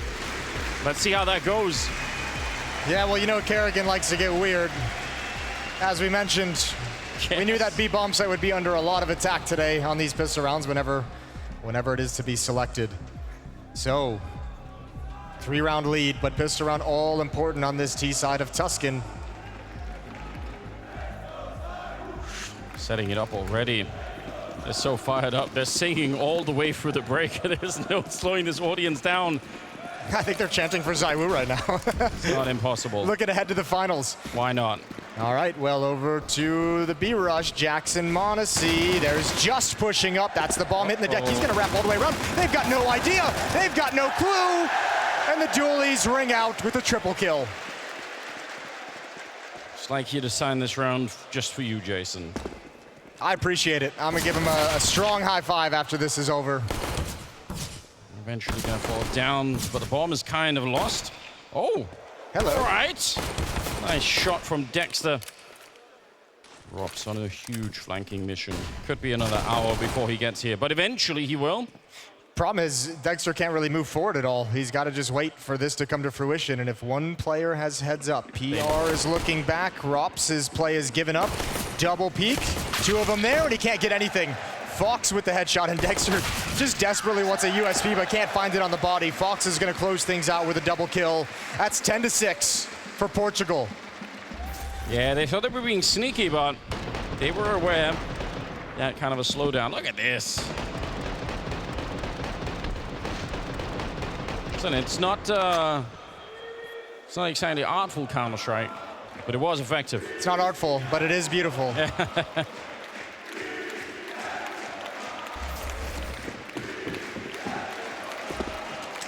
Second round bye for the Dream Team. Foxy's nobody. He'd be wrong. Rops is in here, off angle. Deagle can't do it. The mobility of the SMG is massive, and PR can just back away, cover the Molotovs, let him retreat. Ooh, they still got that revolver on m0NESY. I wouldn't count them out yet. Oh, well, so I take it back, Jason. Yeah. Count them out. 11-6. Team Portugal. Looking good right now. They've got plans, too. They got protocols. They do. But try-harding this one. They're going to have to dig deep. Carrigan, where is he at? Put on that Batman mask again. Rally the team. Yep. Get them all around you. Call a cool tactic. 4 Galils, 1 Tech-9 on m0NESY. Dream Team going for a quick buy. And why use utility when you don't even know where to throw it? Just gun out everywhere, including for Fox. Pushing aggressive right here. Ooh, nice couple of kills going the way of the Dream Team, and they're going to be catching Muterus as well. That's a beautiful start. m0NESY up middle, walking up the stairs, just swings wide. Oh, that's a good flick over. That's a good snap from m0NESY. Might be able to find the position of this last player. Bombs following up Kerrigan, but not committed. Now that they know Kerrigan should back away, they're just going to run over to the B bomb site. Yeah. Jax is sticking in mid just to cut off the rotation. Yeah, they're taking it. They're a little bit more serious now. They're feeling the pressure all of a sudden. Oh, PR, good shot. Taking down Jax, but they're right behind him. Does he find the headshot here? If he can, maybe he could actually win the round. He does have a lot of nades and everything else, but with the bomb planted, he's going to decide to go and try and see if he can take the fight to Kerrigan instead. He's up on the bomb site, certainly listening right now. Oh, PR. This is going to be really tricky. Tries to make the jump up. Kerrigan is there to stop him, though. Oh, shutting it down. And the Dream Team back a little bit again, picking up something in the second half. Yeah, but if he had won that fight, that could have been something really cool because he also knew the position of Rops. Nicely done from m0NESY in middle. The Tech-9 kill over to the M4. This was a great shot as just swung wide. Lead is cut down to 4. Yeah, the pressure is building now. Got some Galils in play. 3 of them right now on the Dream Team side. And on the other side, I don't know. 1 M4, MP9, a couple of Deagles. Gonna have to be some great shots to make it back into this round. And Muterus has already been found, flashed, and tried to get backward. I think he might have bumped into something there. Right at the corner. Instant bomb planter. Wow, they're ready. Listen, Kerrigan did say he wanted to silence the crowd. Yeah, they're pretty quiet after this one. Kerrigan doing his signature play, rush B. Once the Galils come out, 11-8. And it's Portugal who's got to save, just USPs for the home team.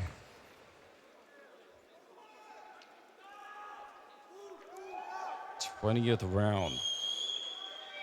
No, nothing really to work with here. It's gonna be tough. That lead is shrinking. Slowly dissipating in front of us. Shroud is trying to get them hot back up. I appreciate that. We got a B rush from the CT side. All 5 players pushing down. Rops is gonna, uh-oh. Didn't hear where that came from, did ya? I don't think he knew. Oh no. A couple of early kills going the way of Team Portugal, as you said, with a CT-sided B rush. A rare sight. They obviously pick up the AK-47s. Maybe we want to see the back line here, but yeah, there's more of them coming. And if he walks back the middle, got to be careful that AK isn't showing back there. Almost getting the taps away. There's the headshot, and they finally do take him down. but that'll slow down everything. Fox fighting inside of the flames, and it's too much to handle. No idea where Dexter is at the moment, and that's a little bit of Molotov damage. Time is running out on this one. No kit in play, so nice effort for Team Portugal in this round, but I don't think they can actually win it. Dexter will close it out. And this is some quick steps back in the game. You could see he was almost like paranoid to get knifed. He heard the crowd going off, and he was like, oh boy, I know what this means. 11-9, 2-round lead. All rifles for both teams. They're back in business, Team Portugal. Yeah, this was nice. The USB's muffled, and Rops just had no idea.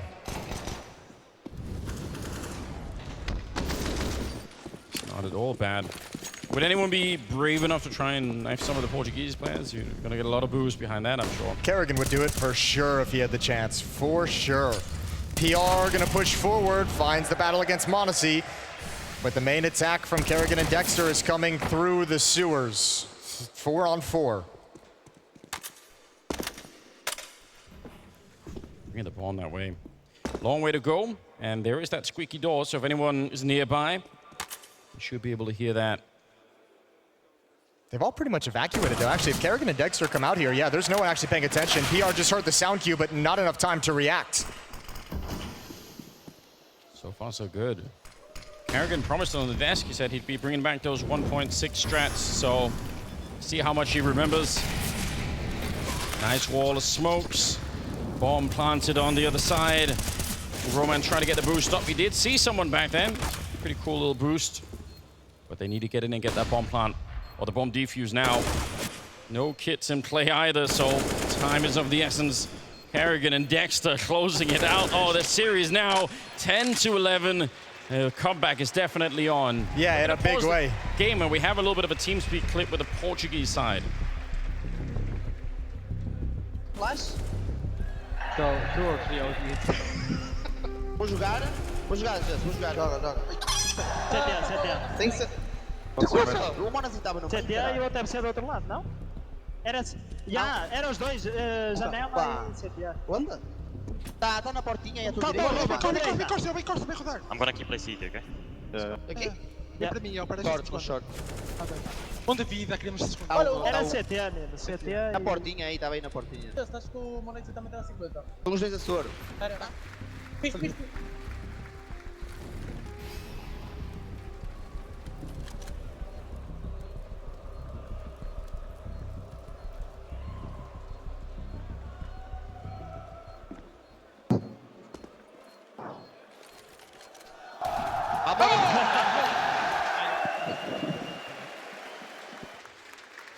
Oh, they're all feeling it. It started out being mostly fun, but now you can tell everyone wants to win. Well, that was the clutch earlier where Just paused it and ran out to the center of the stage as well. He was hyped up after it. But Dream Team has closed the gap in a big way, 11-10. It was a lead at halftime for Team Portugal, but that is disappearing before their very eyes. Yeah, the Dream Team getting back into it. AKs, AWP on m0NESY. Kerrigan tied for the lead in terms of kills with Dexter and PR. All of them at 21 kills.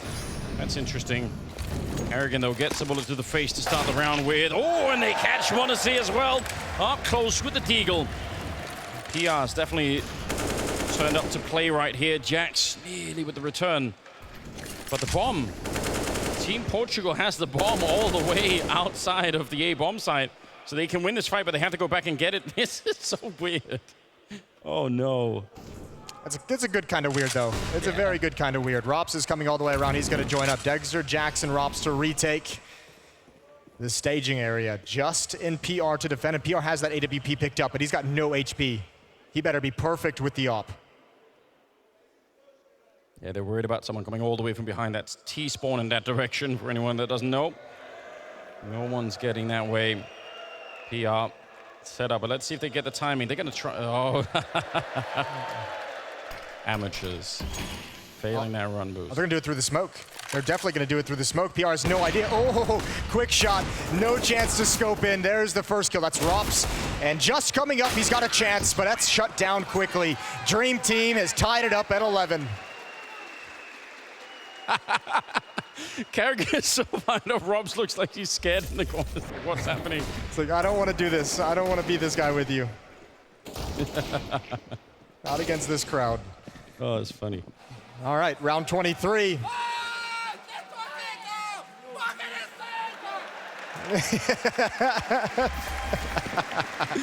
Yeah. Good for Karrigan. When your friends had too many drinks in the bar. Yeah, You're exactly. Like, let's just go home now, you know. If there's any friend you want to be with in that situation, though, it is Karrigan. Oh, 100%. Quick trade to start the round with. Karrigan.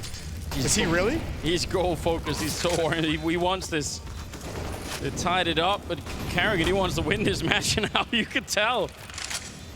Oh, man. He said he was going to shut the crowd up. No mercy from Karrigan. There's him pushing again. Traded headshot onto PR. Up, lands a shot, and all of a sudden this is doable. All of a sudden, Rups is in a 1v2. He is spraying it through, and they walk in front. It's a good little lineup there. And now the Dream Team is in the lead, and Karrigan is not slowing down. Trying to end Rob's career a little bit early, maybe. The old Dexter impression. Good spray down from Rops. Muteris was never able to respond in time. Even better. Thank you, sir. May I have another?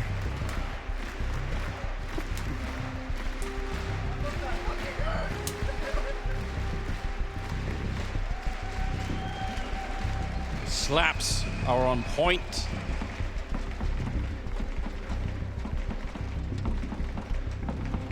And so are the Dream Team. Maybe that's what the Portuguese side is missing. We haven't had any desk head slams. No head slams, no powerful high fives from the Team Portugal side. They're just chilling. They're having a good time over there. Well, maybe not this round. This round is just Eagles and an SMG. Round 24. What can you do with it?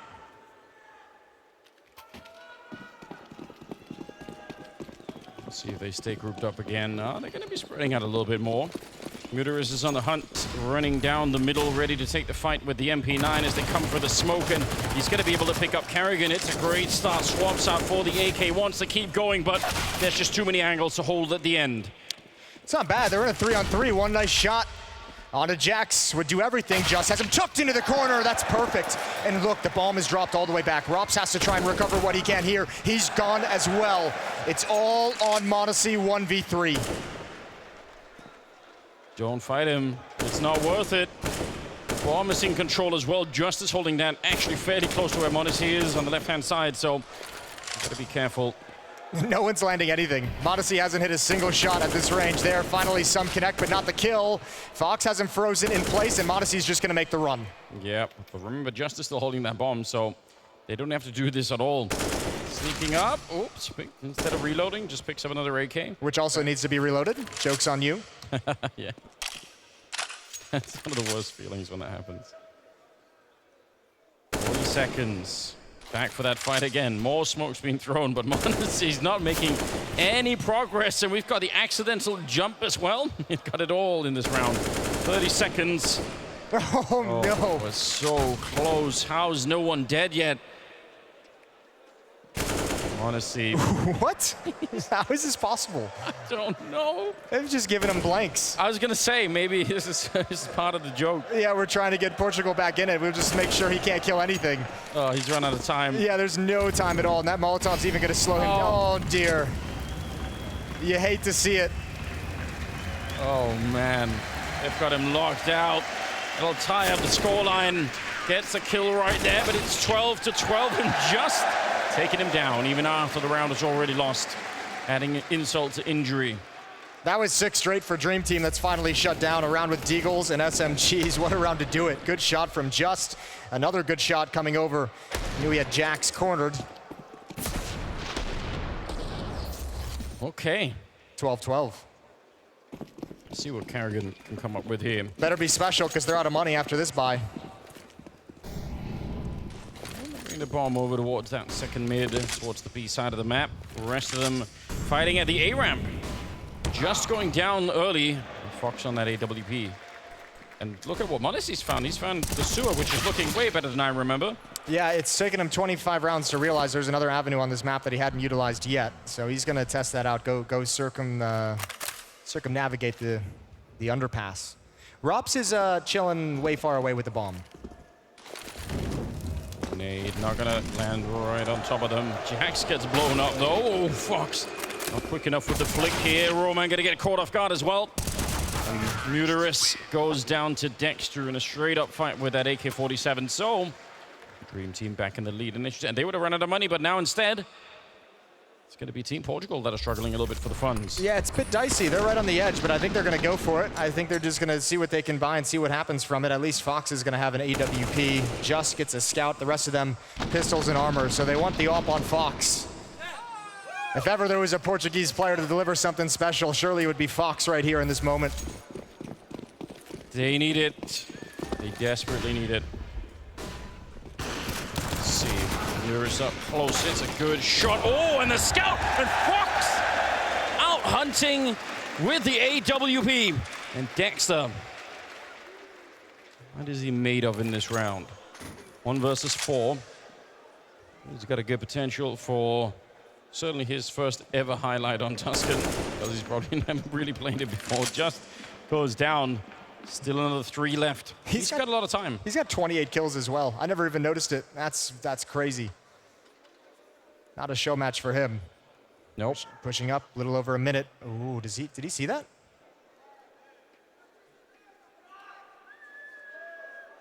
He's pretty sure they're going to come look for him eventually.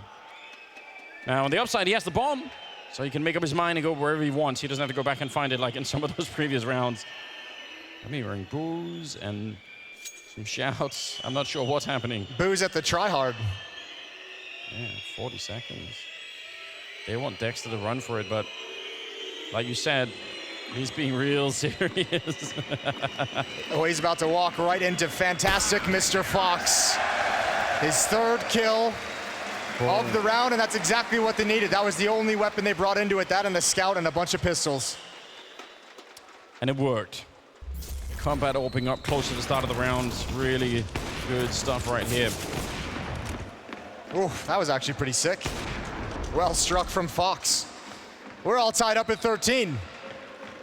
2 MAC-10s and a Tech 9 on the board for Dream Team's attack in this round, Anders. You know what that usually means. That means a B-rush. We love those, don't we? I don't know if Roman, well, he's alone on the bomb side. Oh, they're not actually rushing B. They're rushing that second mid instead. And Muteris going to get overrun. Fox up close. Oh, and he can't land that flick. Just trying to get here in time to look through that window. And Robs is aware. Nice headshot. And it's going to be a 2-on-3, but too early to tell who's going to win this one. Roman on a bit of a flank. Smoke. Can't see anything. Does he want to walk through it? That's a big risk on the other side of it. Robs is there and he escapes back through. I can't believe it. Jax is just holding it, but now he's going to get shot at the back instead. And m0NESY. Did they see? Well, now they certainly know. PR calling it out. m0NESY makes a jump for it, for his life to try and keep in this round, but it's not going to be possible. Instead, it's Team Portugal up to 14 rounds. Uh-oh. They've got control late. That's the last of the money for the Dream Team. They're going to have to back off this round. Or excuse me, I'm dead wrong. They actually buy up entirely. They don't want to let Portugal get to 15. This is a big risk, though. Well, you have to remember as well, there's no overtime. And I'm going to call it, if it's a draw, it's going to be surely Team Portugal that... Yeah, we just give the win. We give the win. Like, that's they deserve that at that point.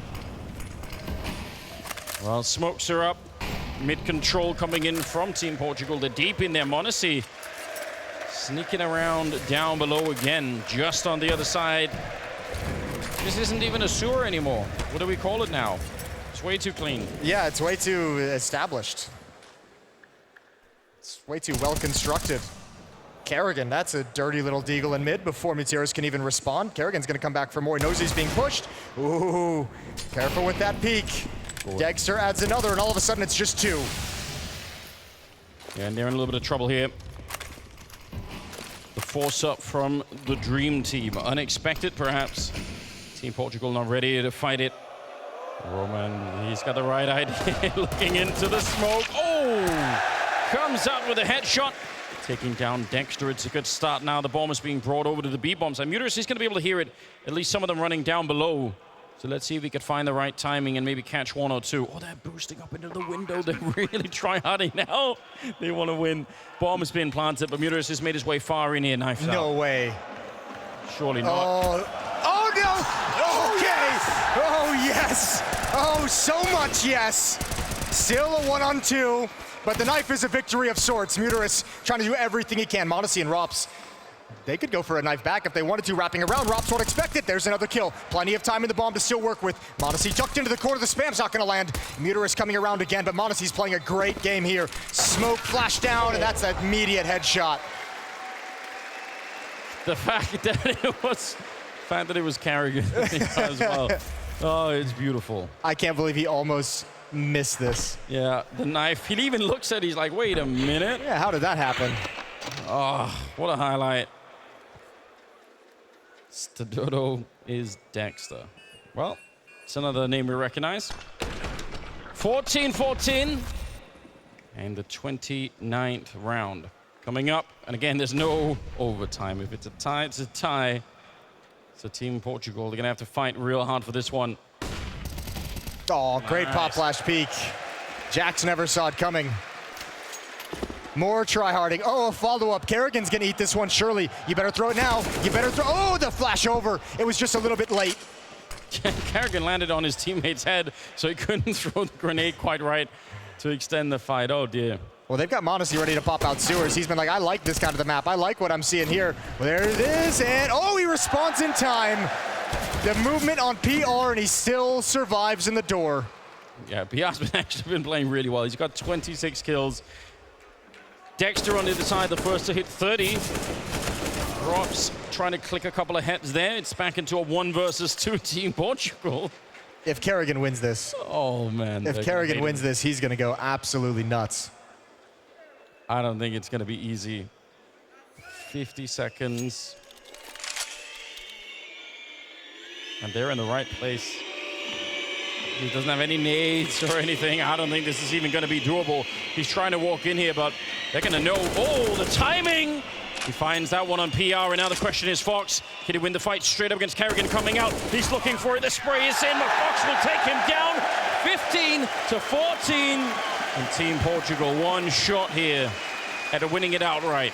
One chance for a 16-14 win. And they've got Dream Team right where you want them. 1 Galil, Tech 9s, Deagles, and a Mac 10.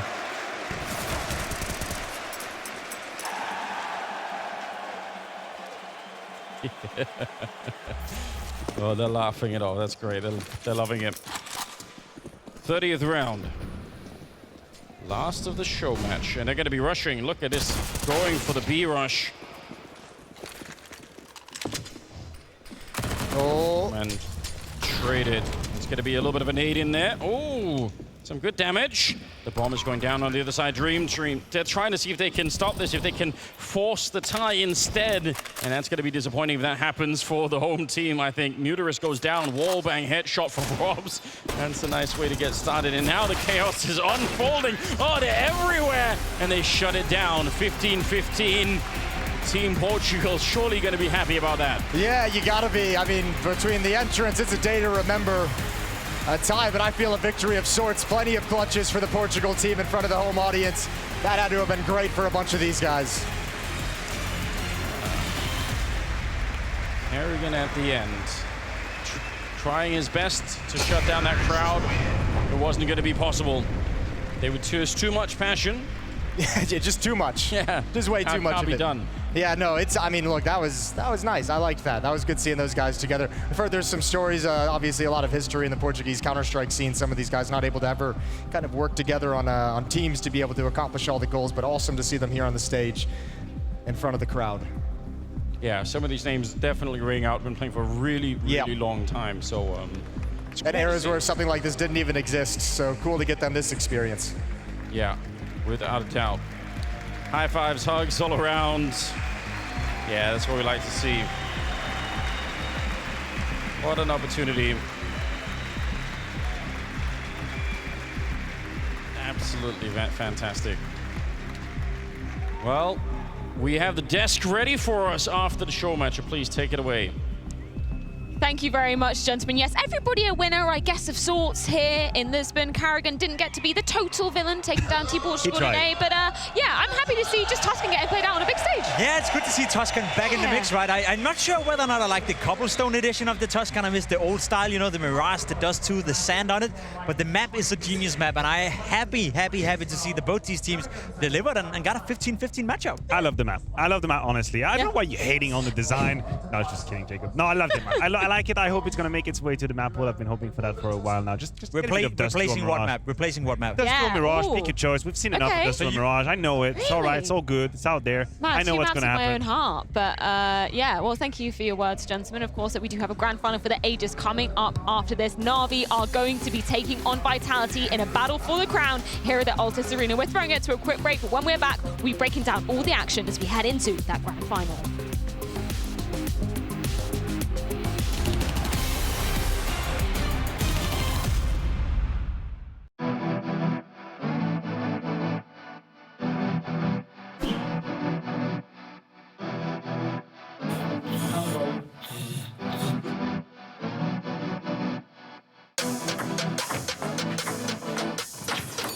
We do 1-1, sir?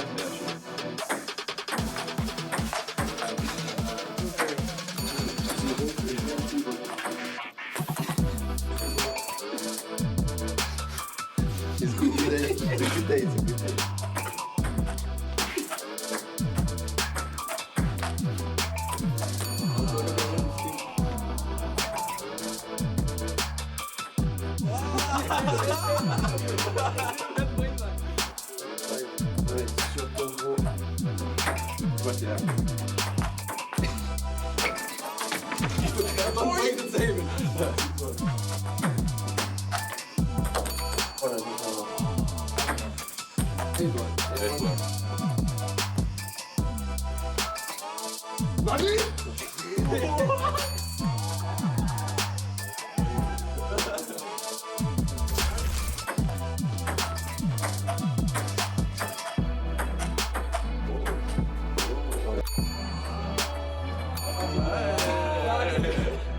Okay.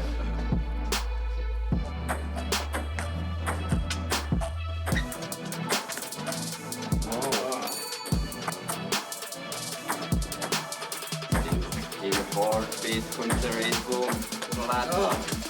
oh.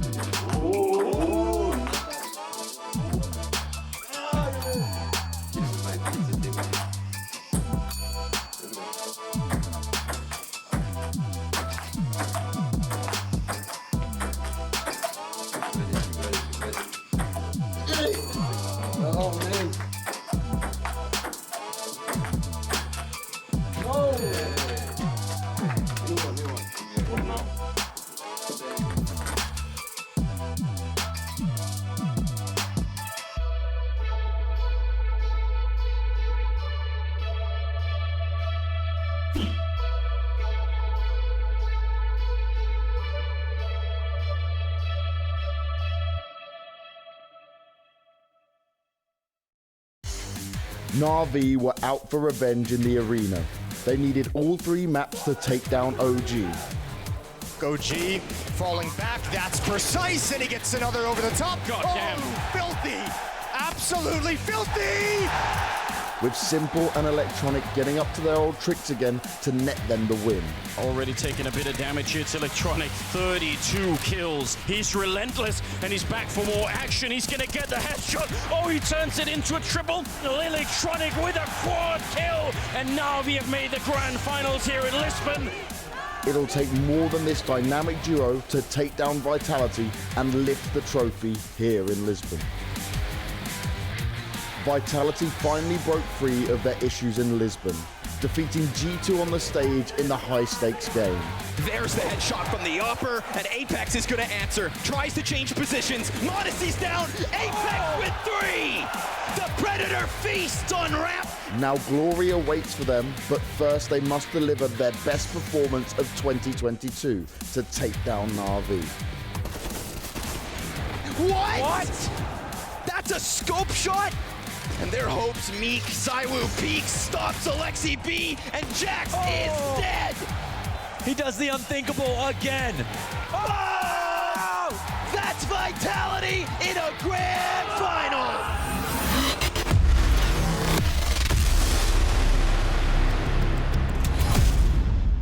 A grand final for the ages and the summit within touching distance. Two icons collide, but only one will plant their flag atop of the Blast Premier Spring Finals. Two different peaks are being scaled, but now both collide with their eyes on the same prize. On one side, we have Vitality finally seeing the light at the end of the tunnel after remodeling of their own. On the other, we have NaVi trying to prove they are continuously a furious force despite their in-game leader being stripped from the squad and coming in here with a stand-in. This is the grand final maniac we have all been asking for. Yeah, we wanted it, but as a matter of fact, we didn't expect it. Right at the beginning of this tournament, you had FaZe at the top of the charts, you had Ence coming in strong. We thought that could be, you know, the trophy lifting grand final, but it wasn't meant to be. NaVi making strife with Electronic, Vitality pushing boundaries. I, for one, am quite happy with where we stand for the grand final. Yeah, this is going to be absolutely spectacular coming into things. Two sides of the story that I'm just so excited to see unfold, to see who's going to be lifting this trophy. Yeah, I 100% agree. The fact that we have Vitality back at a respectable level, back at a level where we all believe, I guess, coming into the final, that they can make a fight out of this going up against NaVi.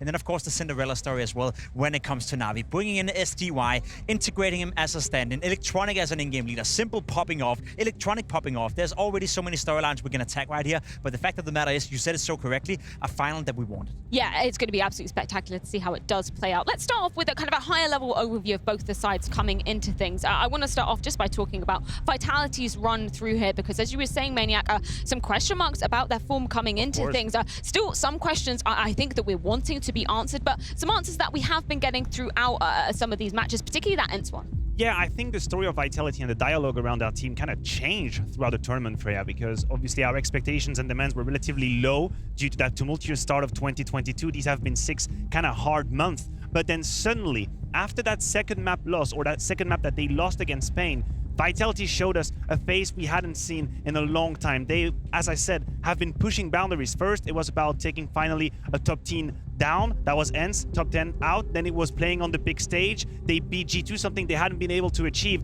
And now they go up against NaVi, a team they haven't beaten in 18 months. So talk about a challenge. Yeah, that's a huge challenge at hand. But I love a word that you brought up when we were kind of summarizing what we've seen from Vitality and the improvements. Resilience. We've seen them be able to fight back into matches where usually we'd kind of just be seeing them roll over and let the momentum shift to the other side. Yeah, I agree. It's a team that is still clearly from the outside struggling a little bit with the communication. We heard Mackie saying the same thing, right? They're still not feeling comfortable with it. They now find a bandage solution where they sometimes will speak in French if all the Danish players are deaf and vice versa. So in that regard, they're trying to work on the issues. They're trying to bandage the problems so they can be good right here, right now. That to me is the big storyline for Vitality coming into this final. I still believe they're only playing at 70 to 80%. I still don't believe Vitality is up there where we can expect them to be, yet they're still good enough, they're still competitive enough in order to get into a final, and that makes me incredibly exciting. We had the pleasure to have Kerrigan with us during the pre-show, and he gave a few words about the mentality of a team, what it means to sometimes be in a slump and have that victories, that key victories. I, for one, think that it is possible that a team out there has a couple of reference games that changes the whole narrative for them. Not only for the community, not only for the pundits and the experts, but for themselves as well. When suddenly they start thinking of themselves as a team differently, they start feeling the game in a different way. Sure, I'm being romantic, but these are where the hopes are kind of placed on. The fact that that win against Ence, the win against G2, has built a new Vitality that can tackle on the Ogres at NaVi today. I don't even think you're being too romantic in that respect, because we literally heard it from Dupree in an interview with HLTV. He said that win against G2, that gave them full force confidence coming into this grand final. He said it was the game that they needed to be kind of cementing themselves as a squad. It's winning despite the struggles, right? You're not going to erase all the problems they're having, because they still have deep communication problems. You still see rounds where they're not together, where the synergy is not there, but the fact that they're able to overcome them and still deliver at a high level despite struggling with all these internal issues is, to me, a great step in the right direction. That was the potential I wanted to see. That was the potential we talked about when it came to Vitality. So I'm happy to see they're finally finding some footing in the game. It's the game of 5%. It's the game of 5%. please all remember where FaZe was 2 weeks ago. Yeah. Untouchable, winning every single event they attended. They had obviously the major. They come to Dallas, they lose, and then here they get absolutely slapped around by NaVi. And we ask Kerrigan, we say, but what is going on? Like, it's the same team, it's the same lineup. But he'll tell you, in a game of such high level in Counter-Strike, a little bit less confidence, a little bit less communication, maybe skill-wise 5-10% down, and suddenly that's it. That can be a difference. So who's to say Vitality aren't just too close now from these 5% plus instead of negative as they always? Well, a lot of questions, but hopefully we can get some answers courtesy of Magisk with Parla earlier on today. Magisk, great to see you. How are you and the team doing today? We are feeling really great. Yesterday was a really tough game and it was a great atmosphere. I think the emotions and the adrenaline was just flying around all the place. So yeah, it's amazing to be on the fun side again, to being the grand final, and I'm just looking forward to play some Counter-Strike. You've been in this position before, heading into a grand final, but this time, are there any extra nerves or tension? I think we have no reason to be nervous. Obviously, to some degree, you're going to be nervous, and there's going to be feelings, because obviously we are here to win as well. But on the other side, we do not have any pressure on us.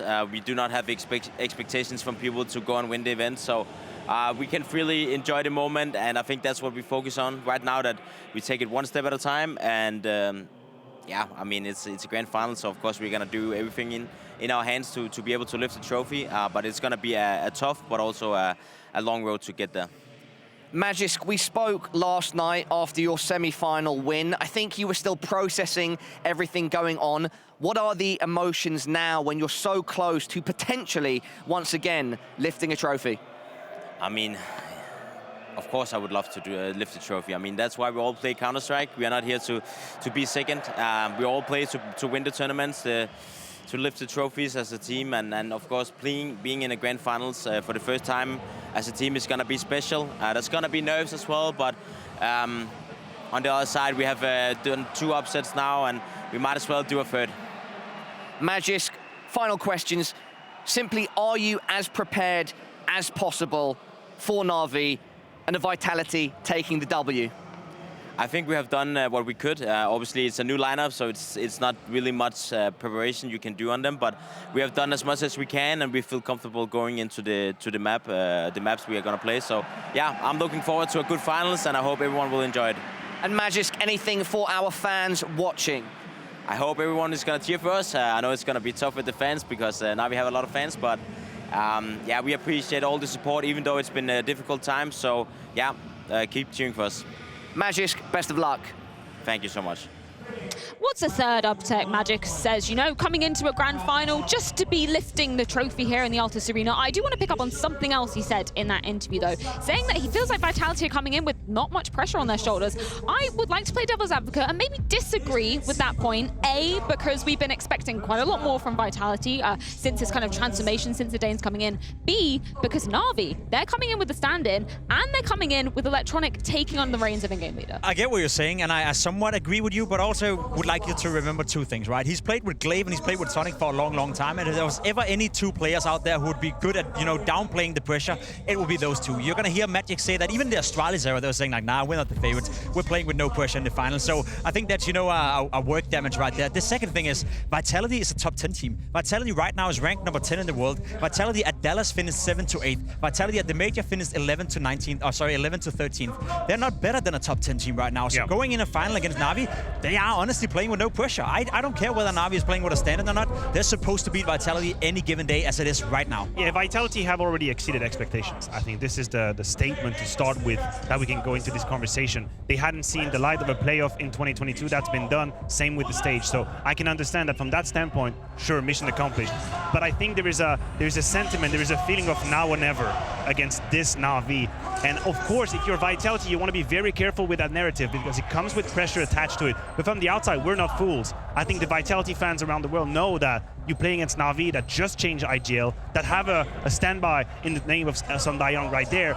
If you can't beat NaVi now, when the hell can you beat NaVi? Yeah, no, it is kind of the golden opportunity for Vitality coming into this one. I mean, it's getting pretty electric in the arena already. We're not even started the grand final, and beach balls coming out. I don't mind it, as long as don't want to land on my head. Yeah, there's been at least 3 that have already been aimed at us. I'm glad they can't hear us in the arena, because I don't want to become a target here. But fixating on the target of Vitality coming into this, and I want to keep on the storyline of the Danes as well, because coming into this tournament, we wanted to see more of Madis and Dupree. Have we seen enough from them so far?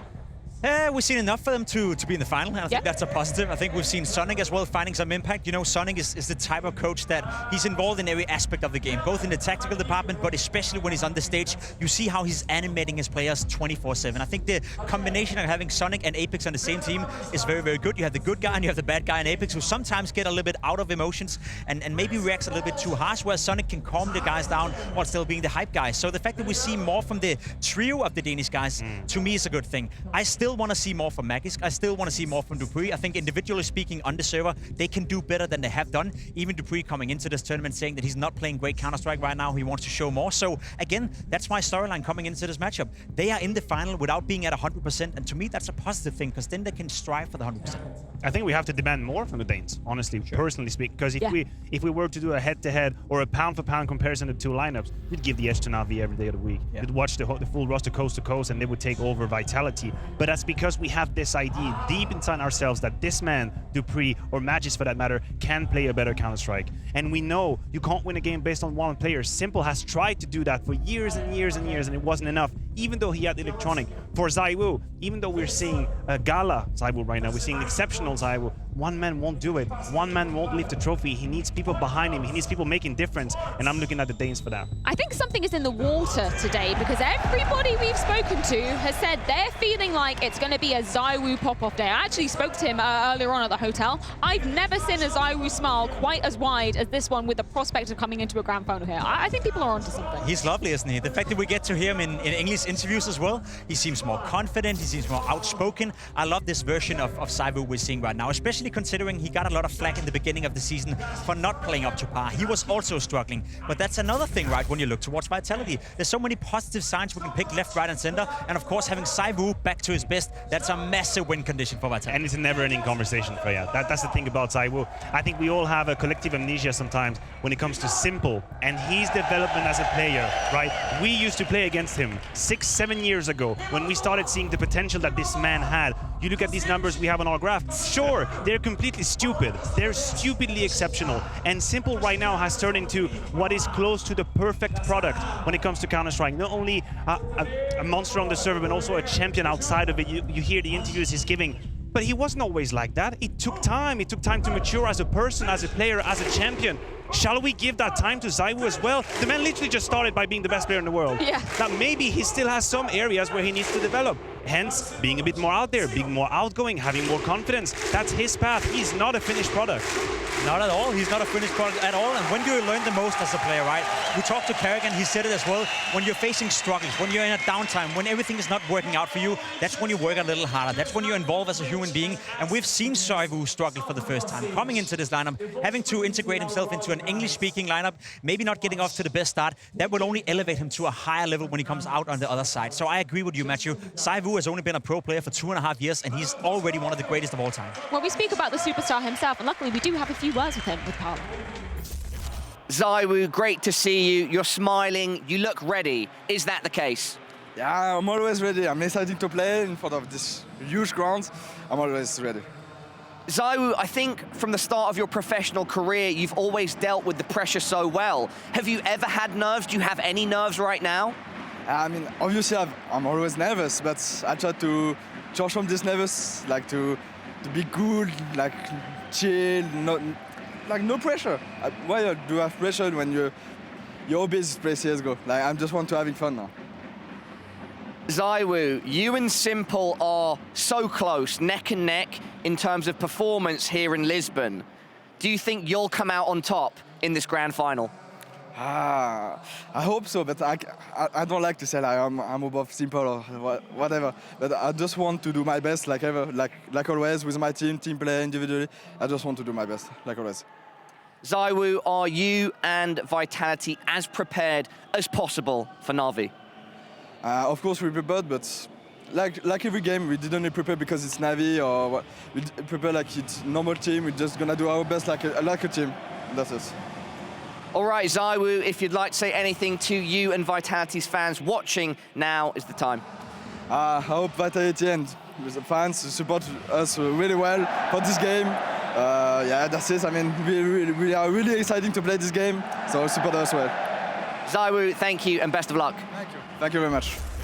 This is one of my favorite growths coming into 2022. Yeah. ZywOo finally doing interviews. I love getting to hear from him. Just the passion, the confidence as well coming up on this stage. Yeah, I can't wait to see him in the server. Seems so happy, right? Yeah. Seems like a guy who's just enjoying the best of his life right now. Living the life as a professional Counter-Strike player, and as we discussed, Matthew, the fact that he's only been on the scene, you know, regularly speaking, as a pro player for 2.5 years. He came in bursting out, being the best player in the world, and he's only maturing right now as a guy who's speaking in an English-speaking lineup, and as a guy that I guess is only going to grow older and only going to grow better as well. Yeah, I guess the question is what magnitude his legend is going to establish. And right now he's at a juncture point. He's at a crossroad in his career. We knew that in the French lineup he was an absolute beast, no question. The man came into Counter-Strike, took everyone by storm. Now he's got to play with an international lineup. With it comes challenges attached, maybe pressure, maybe frustration, maybe he gets to play in a new philosophy. He struggled at the very beginning. The beginning of 2022 wasn't great for ZywOo. I might be a fanboy, completely aficionado. I don't think he was great. But now he's doing better. And this is why legends actually survive the test of time. Yeah. That's why we have to always take time in consideration. And that's the thing, we talk about the individuals on the side of Vitality as well. I want to bring up a point that Dupree had in an interview earlier on coming into this grand final with HLTV. He was saying it is up to the individuals to be standing up today. I agree with that somewhat, but I do also think it's about the team chemistry, which we've been talking about, we've been questioning up here. Look, I will agree with Dupree because I think this is the most polished Vitality I have seen in quite a while. We even heard Magis talk about their 4v5 and how they're not giving away rounds. They try and play with a bit more team play, a bit more serious and discipline. That's great, I acknowledge it. But yes, there is a minimum, there's a floor as an individual level that they need to hit in order to get into these situations with NaVi. Struggle on the defense. We know how Counter-Strike is skill heavy right now, and that might be an area where they struggle in the grand final. Let's just be completely honest right here. There's no way in hell that Vitality is going to have as much synergy as the NaVi's players when you're not speaking in a language where everyone is feeling comfortable. There's a reason Dupree is out saying that we sometimes switch from Danish to English to French to everything, right? When you have that environment in a team, you're trying to, as we talked about, you're trying to bandage the solution, right? You're trying to make up a scenario within the team where you can mask the issues. And so far, they're doing that well, but that's when the individual skill comes in. If ZywOo is having a good game, it doesn't matter whether or not there's a little bit of lack of synergy in a 3v3. If he's going to kill 3 people anyway, and that's what they're talking about when they want the individuals to step up. Yeah, and that's a really good point coming up against NaVi as well, particularly as we've seen a bit of a shift around in terms of this in-game leading role. I want to get your overview of what we've seen of NaVi coming into this tournament with all the changes going array inside the squad. It's been good without being great. Let's put it that way. I think NaVi so far has played a decent tournament. They're in the final, obviously, great result, but it's the win against FaZe that is like kind of left me puzzled in a way. What does that mean? The way they absolutely destroyed FaZe Clan in that game, the way Simple destroyed them single-handedly on Inferno, left me wondering, okay, is that the NaVi we're going to see of the future, or was that a one-off? We talked to Kerry and he said nothing worked for us, right? We just got completely outplayed. We didn't really play up to our par, and obviously NaVi had preparation going into that one as well. But when you beat FaZe 16-6 and 16-1, there's a statement to be made right here. That was the peak level NaVi. But outside of that, it's been shaky, right? The loss against OG wasn't too good. The win against OG, sure, yesterday, it was a good win, but they were pressured on all 3 maps. So I don't really know where to put NaVi right now, which is also why I think the final in itself is going to be crazy, crazy close. You talk about maps, Jacob. I want to point your attention towards something on that graphic. From the big moment on, there's only 3 different maps that NaVi have played. It's Dust 2, it's Inferno, it's Mirage. These are the 3 maps that we have seen from NaVi. I don't think it's foolish to think and anticipate that there might be issues on some more tactical maps where maybe Electronic hasn't exactly found where he wants to play, how does he want to play. We know on Dust 2 it works. Hell, the man is a beast already in his role. But I'm talking about the overpass of this world, the nuke of this world. To win a grand final, you gotta have to have a deep map pool. Is this where we start to see issues and weaknesses potentially for NaVi? And you're putting Nuke in the cart right there. Nuke, a map that Vitality have won twice in a row. First against Ence, yesterday against G2. That could be a comfort pick, you know, or potentially a punish pick coming in for G2, for Vitality, despite the fact that we know NaVi, at least under normal circumstances, with Boomage on the lineup, were a great, great new team. Yeah, I'm really excited to see exactly how that map veto does play out. But I am excited also to hear from Danny. He has a moment from NaVi and their team chemistry coming into this one. Yeah, that's correct. So NaVi, despite having them, have an IGL swap, it doesn't really change the actual chemistry within the team. And I have a round that kind of demonstrates that. So right here, this is a round from yesterday where, you know, they're going for a simple B pop here. SDY, he comes out, he ends up dying. Same thing with Perfecto, he comes into the site, he dies as well. And Electronic, he comes here towards Cat, gets the trade, and then Simple, he covers him by taking down the player towards site. Now, what I actually want to focus on here is more so the post-plant situation. So 3v3 situation, and Simple and Electronic, they're going to position themselves in 2 different spots. So you'll see that Simple, he's going to be playing here more towards Catwalk, and then Electronic, he's going to be here towards Van. Now Bit, he's pretty far out of this picture, so it really relies on both Simple and Electronic to work together to hold the site off as much as possible. What you're going to see here is that they're both going to be holding different areas, and actually I want to back that up just a little bit. They're both going to be holding different areas. Simple's going to be holding towards Market, and then Electronic's going to be holding upper B. What you'll see here, though, is that when Simple takes contact on the player towards Market, and Electronic, he's going to take contact on the player towards upper B, what they're going to do is they're going to do a bit of a swap. Simple, who was watching towards this Market position, he's now going to watch towards upper B, and then Electronic, who was watching upper B, he's now going to watch towards Market. And this is because for the CTs, they know exactly where both these players are.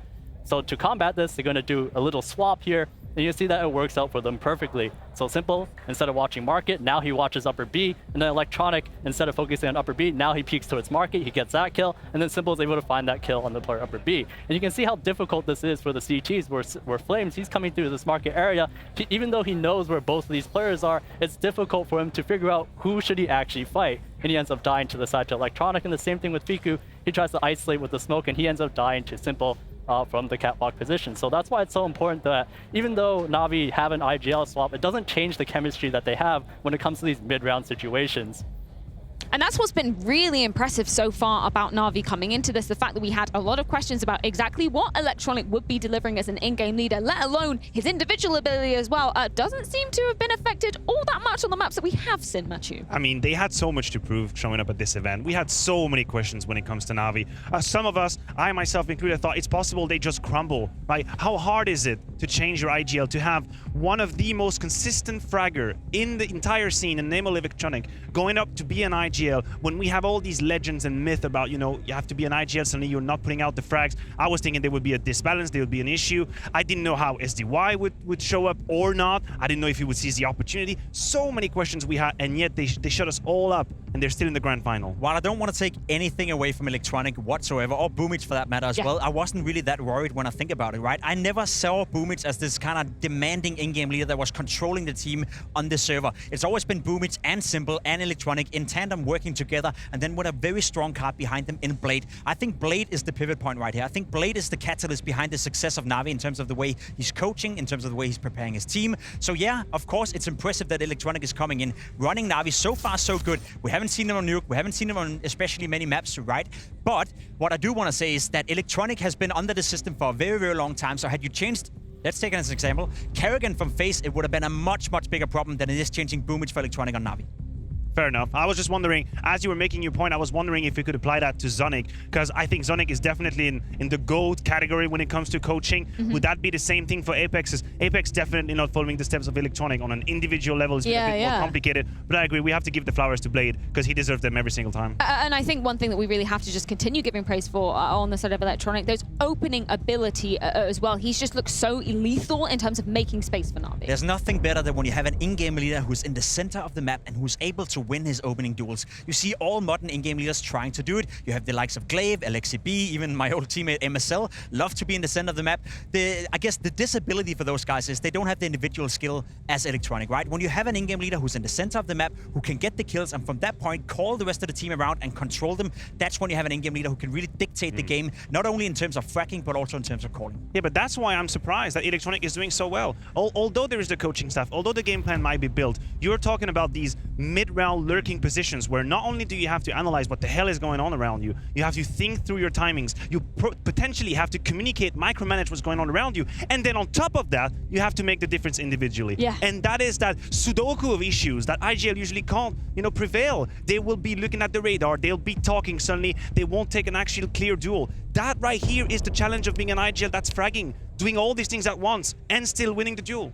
I love it, but that's what we've seen Electronic do from the get-go. He's always been in those positions. And take as an example, when we're watching him play Dust 2, for the vast majority of the times he's playing, he's always going to be up catwalk, he's always going to be out middle, trying to find the opening kills. Even when Boomich was calling, I bet you it was Electronic controlling some of those rounds, saying that, okay, I'm listening to rotations right now from catwalk, let's do X, Y, and Z. So he's kind of comfortable in that scenario already. He has been mid-round calling, and that's my point, right? I thought Electronic, the way he was working in NaVi before, was being sort of like the secondary caller with Simple, so it's a way easier transition for him coming in now, playing the main role, being the in-game leader. Yeah, no, it is a very good point, a testament to both Electronic and the NaVi system through and through. Somebody that we did have some more questions about, though, as well. SDY coming into the equation. Obviously, we know enough him mostly from his tenure on the side of Team Spirit, but still questions about what exactly he would be bringing to the server. Have you had many answers to those questions, Matthew? Yeah, I think he's done enough. The reason I say that, and I won't praise him too much, is that I don't believe his role is too demanding. I think he just not have to mess up. That's what SDY has to do. He has to be reliable, he has to be solid and stable in his position. He's not getting a lot of space, he's not getting a lot of resources,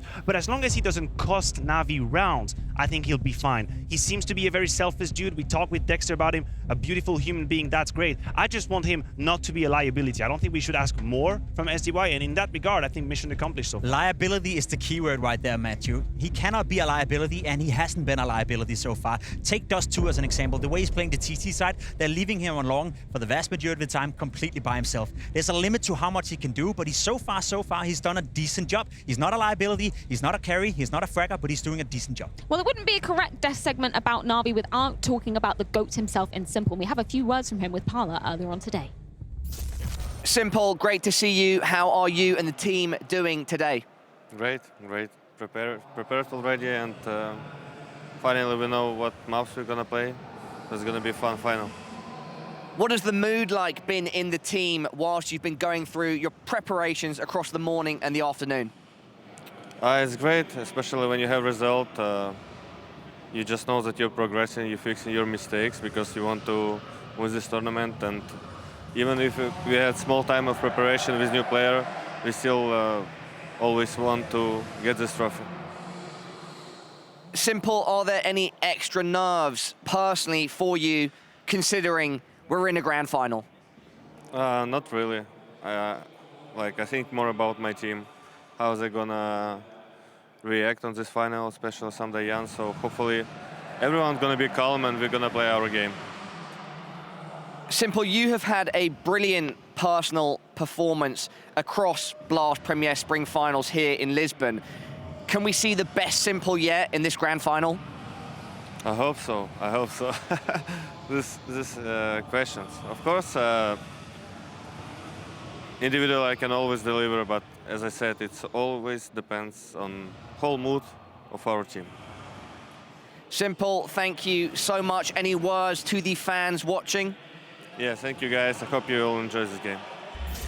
Great words there from Simple. This is going to be an absolute banger of a game. And you guys at home can have your say over on blast.tv. Make sure you go over there to vote for who should be coming out in front of this incredible crowd on the stage first. It can be either Vitality or NaVi. Make sure you get your votes in over there. But as Simple was saying, you know, just going to full focus, play their own game, which has historically worked quite well for them, Matthew. I mean, I think it's the best answer we've gotten in interviews. Yikes. Play your own game. But in the case of NaVi, please do not adjust the TV, do not adjust the brightness nor the volume. We have the correct information. It's been 18 months since the core of Vitality, since Misuta, Saiwu, and Apex were able to take down the Ogres of NaVi. There was one best of 5 during Pro League that was extremely close as can be, but the domination could not be more one-sided. Simple has Apex right in his back pocket. There must be some emotional damage within Apex, right? After so many games where every single time they ended up losing. And look how many of those games that is a 2-0. I know. You said it, right? It's 4 maps. A couple of close games, a couple of matches where you could say, okay, maybe Vitality could have won, but there's a lot of convincing wins coming out of NaVi. You're right, Simple has not only Apex in his pocket, but also Saiwu in a lot of those matchups, right? And that's the duel we're going to talk about later. Dude, the domination is established. It has been established time and time again that NaVi, full functioning,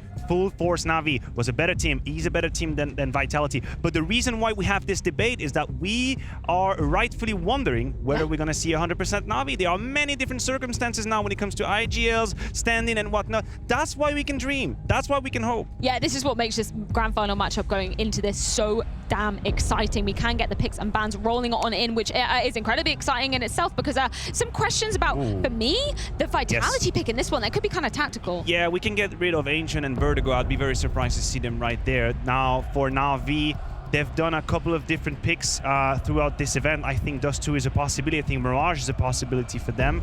These would be relative punishers for Vitality. I don't think Electronic is going to steer too far away from that. He sticks on with Mirage. Now for Vitality, this is a true test of the depth of their map pool. If they have the cojones, there is an overpass or a nuke that could be there. You want to push Electronic onto a map that is extremely tactical. And there we go. Here we go. Vamos. He picks the overpass. Now that's a risk. We've seen them break their teeth on overpass a couple of times. It's been a little bit better, but this is where you test the limits of the map pool for NaVi. They had a very good overpass game against Ence, so that was bring the confidence for Vitality to pick overpass, but I honestly would have loved to see a nuke pick. I think that's one of the maps where you really would channel Electronic and SDY as well into a very uncomfortable scenario. Unfortunately, we're not going to see nuke. NaVi, wisely enough, removing it, and then we have Dust 2 as a third deciding map.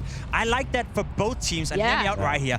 NaVi have picked Dust 2 a lot of times so far in this tournament, so obviously for NaVi, that's a comfort pick right here, but Vitality is a strong Dust 2 unit. They have also picked into Dust 2 against a couple of teams here, so it's a middle ground where both teams feel comfortable, and we have a map pool including both Mirage and Dust 2, and that opens up the playing field for all these individuals that we love to talk about. I would have loved to see Vitality go for Inferno towards the very end, but I have to acknowledge the defensive issues they've had recently. Yeah. And to me, that's the reason why they steer away from it. T-side, I think they have a good grasp of the tactical side of the map. They have good timings, but the defense hasn't worked out. The B-side's been an absolute Swiss cheese, if you allow me the expression.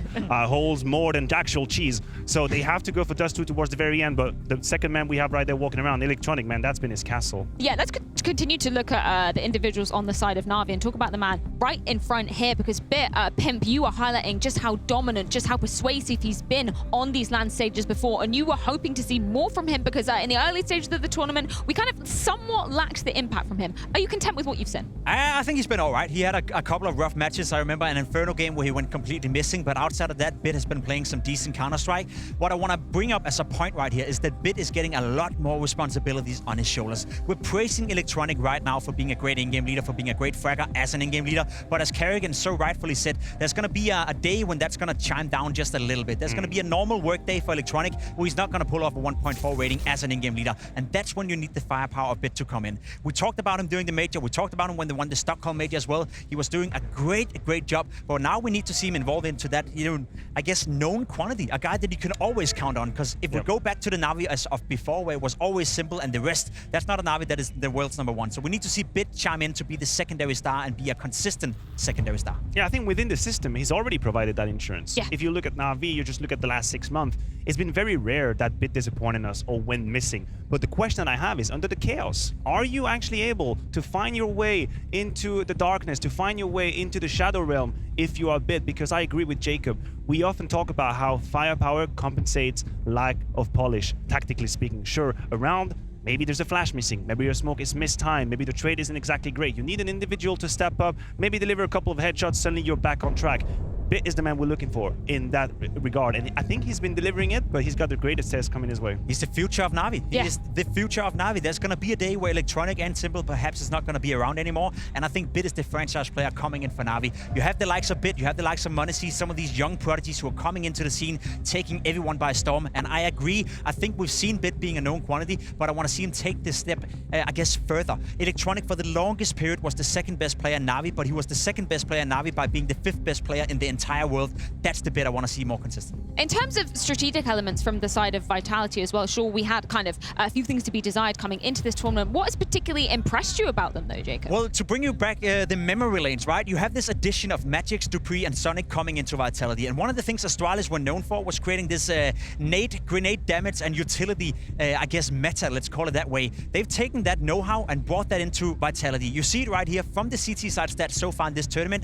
On average, they're dealing 40 damage every single round. And the reason why that sometimes goes a little bit unnoticed is this. When you have an M4A1S, you need 2 shots in order to kill an opponent if you headshot them. But if every single player is already down 10 damage, or a couple of players is down 20 damage due to the utility damage, then you should have a much easier time on the CT side. So to compensate for the lack of firepower that we talked about when it comes to the individual and Vitality, they compensate just a little bit for that by being the best in the tournament with the ADR. There's been improvement on the CT side. If we talk about the T side as well, I think we have a Vitality now that is accepting to slow down the pace a little bit more than they have in the past. If you remember, the signature Apex calling style was either 6-0 or 0-6. I either know how to beat you in the 3 first rounds, they're going to last about 27 seconds combined, and that's going to be it. In this event, I think like they have been playing the clock way more. But that also puts pressure on the quality of the protocols. When you have 25 left on the round, I guarantee you a flash missed, that's it. You lose the bomb, it's over. So you test the quality of your protocols, and I think Vitality have done much better now than they have, let's say, the past few months. Yeah, and that's a really key evolution for Vitality going forward, and something that I feel like,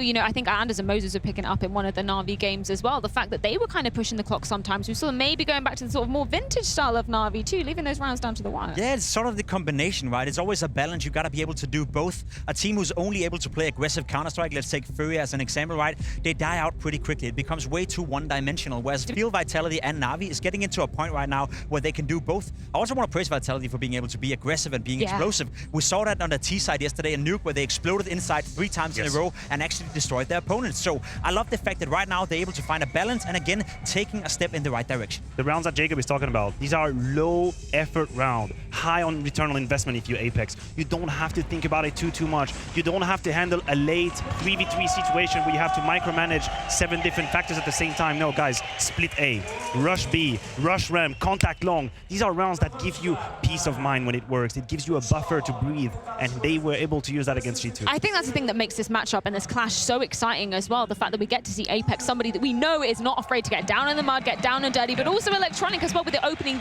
ability that we have been praising to the hills. That's what makes me, again, just so excited to see another head-to-head of that going down. And then let's take the addition to praise Apex a little bit. I think he's played a good tournament so far. He's been having some great calls, some great T-side, but as an individual as well, of course he's not matching Electronic, and he won't be matching Electronic tonight, don't get me wrong, but Apex is back at a level where he's not a liability, which I think he sometimes have had the tendency to be for Vitality. So the fact that we have an Apex that is playing well as an individual, I guess loads up the headbanging we may get to see between him and Electronic on the server. And we need to see that. We know how aggressive he is. If Apex is having a bad day, he's got a survivability of, what, 12, 13 seconds into round. We were laughing about it in the green room. But suddenly, when he's in shape, when he's hitting the shots and he's being just a little bit more moderate, then he actually can have impact in late rounds. Because just as much as we like to pit him as this crazy guy, erratic rushing around, he's got a hell lot of experience. He knows how to play these late round situations. He knows how to handle shit. So try to survive, man. Like, survive more than 15 seconds. And then have impact in the late round, because whenever he disappears, that obviously leaves a gap for Vitality. You're asking for a lot here. I mean, a man can dream, right?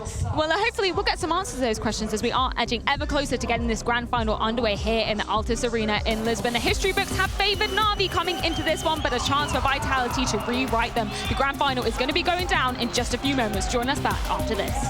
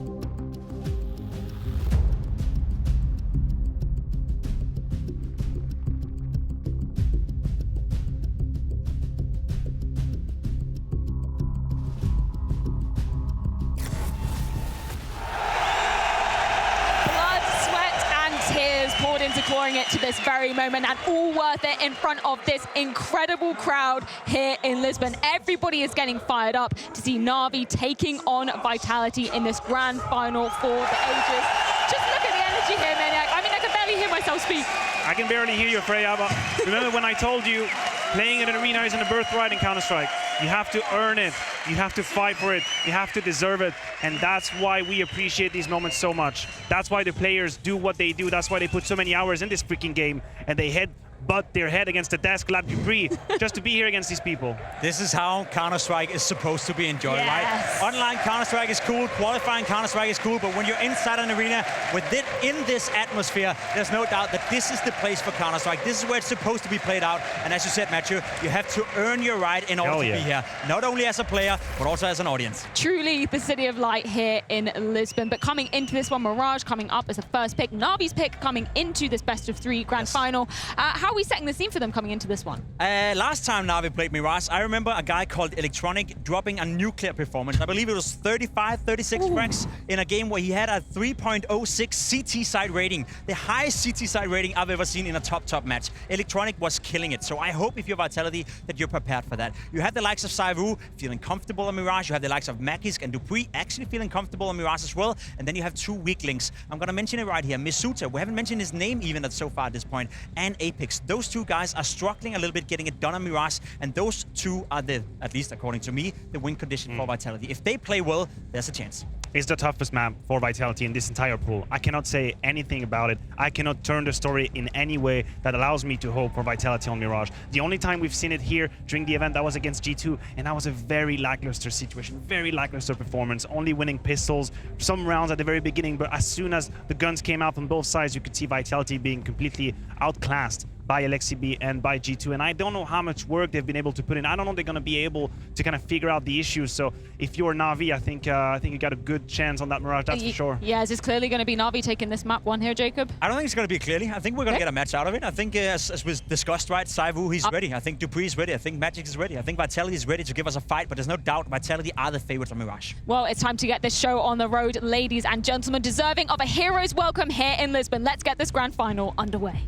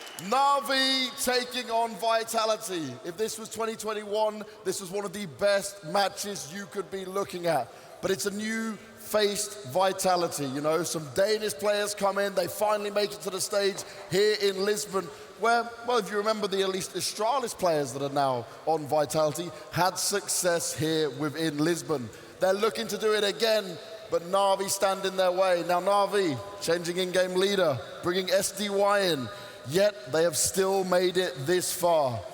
Now, have some fun with me here, Lisbon. I want to hear you guys roar, but first of all, I want to see where this crowd is. If you're cheering for Vitality, make some noise! Okay, pretty good. What about NaVi?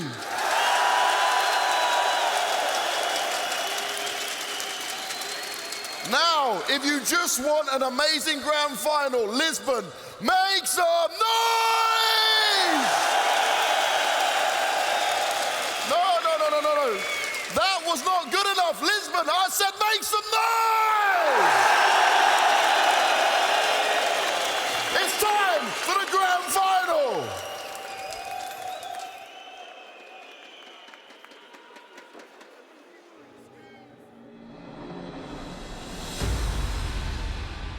Nothing worth having comes without the fight.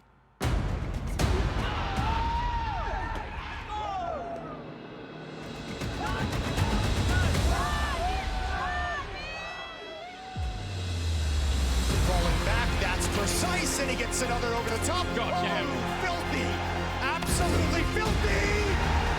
The fight is necessary. The fight is inevitable. The fight is where heroes are forged. A little bit of a random Molotov. Misses the shot in mercy. The clutch of a lifetime. No matter the cost, no matter the sacrifice, no way! No matter the pain.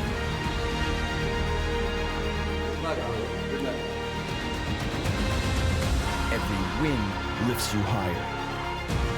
Every loss makes you stronger. Every trophy builds a legacy. Their hopes meek, Zywoo peaks, stalks Alexi B, and Jax is dead! Only one team can become legends today. Lisbon. This is where heroes are made.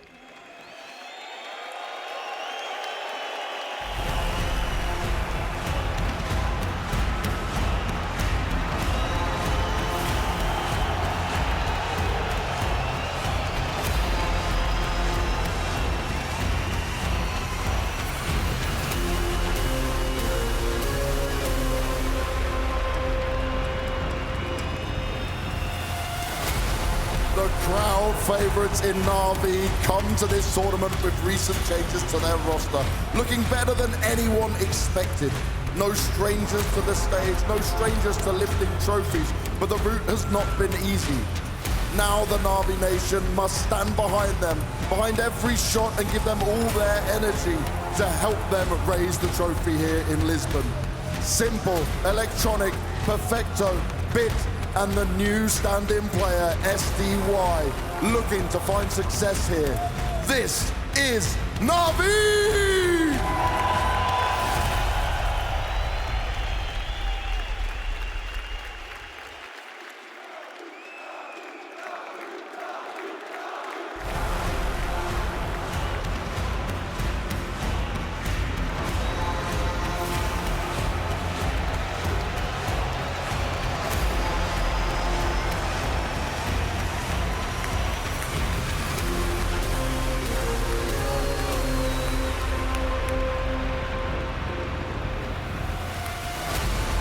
Vitality back on the stage in what feels like an eternity, facing their ultimate rival from 2021, but with a different color added to the beams. All of these players have achieved great things, but they are yet to do it together. Here they must show us why this team was built and why the last 6 months meant something. They aren't built to be winners, they are built to be champions.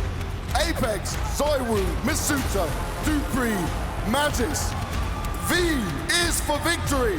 V is for vitality!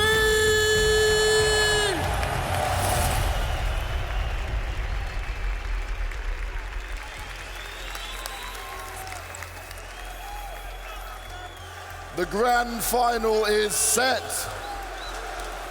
And this is what we're talking about. Dupree, how does it feel, man? Yeah, it feels amazing being here again. I mean, look at this crowd. Look at all the crazy people here. It's amazing, guys. It's really creating for the atmosphere. Masuta? As my teammate said, amazing feelings all the time. And it's been a long time. Did it feel nervous to go back on the stage after some time? There is a little bit nervous, but it's a good nerves, you know.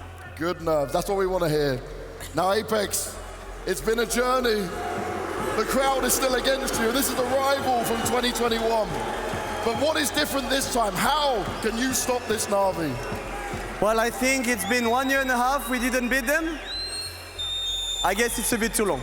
A bit too long. Now, Sundar Young, you mentioned to me at the very beginning of this tournament that this was a great opportunity for you. How important will it be for you to lift your first career trophy on a big international event like this? It will be perfect, and I just want to say, let's play some beautiful Counter-Strike. That's what we're talking about. Beautiful Counter-Strike. Sasha. Yes. The battle between you and Zaiwu. Now, Zaiwu says it doesn't matter to him, but for you, you want to win, right? You want to be the best player in the world. Yeah, but it matters better how we're gonna play as a team against them because it's always close games.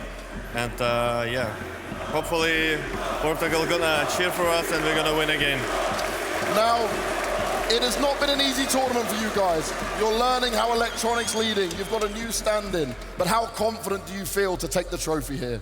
We're just confident from every game in our playoffs. And we're playing much better, and with our new player, it's a new good experience in finals. That new experience is about to be here, delivered in this stage. Lisbon! Are you ready? Let's go!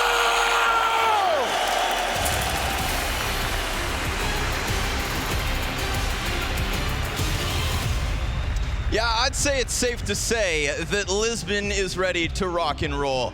A grand finals that is deserving of a crowd like this. Yes, I think they've definitely shown that they want to be here. It's been too long since we've been in Lisbon, and everybody has been so fantastic. And we've got the dream grand final in a lot of ways with the amounts of history between these two rosters.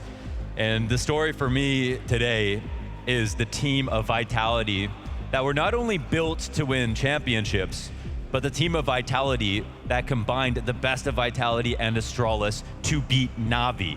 Coming out of 2021, that was the story for G2 picking up m0NESY, and the same goes for Vitality. These rosters were not only built to win championships, they were built to beat the only team who could win championships in Natas Vincere. So now they get a chance here in the grand finals in a LAN in front of a packed arena.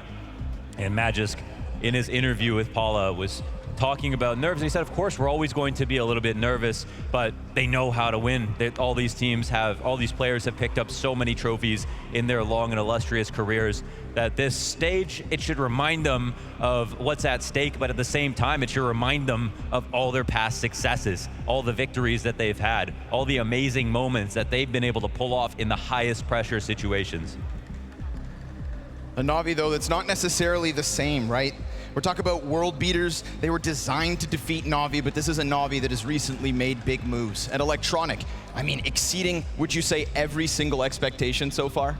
As an IGL, I can't honestly believe in the amount of time that they've had, which is very little, how good and how clean the team looks on all of their halves. It's been a revelation to have him, calling for this roster at the moment. I mean, they're even in a situation where Sundar Young, with very little, if any, crowd experience, is able to compete, help them take down some of the biggest competition. They literally beat FaZe in under 2 hours in a best of 3, which is nothing short of impossible these days in CS. So he was a part of that very much. We've seen a lot of role switches on all maps, CT and T side, and for the most part, there are moments of discomfort, but for the most part, it has been very solid. And for whatever reason, because Electronic can control the round and it doesn't make it about him, but understands where everything is happening, he's able to play better. That's the last thing we expected, right? Yeah. The #1 story would be performance hit. It was the opposite.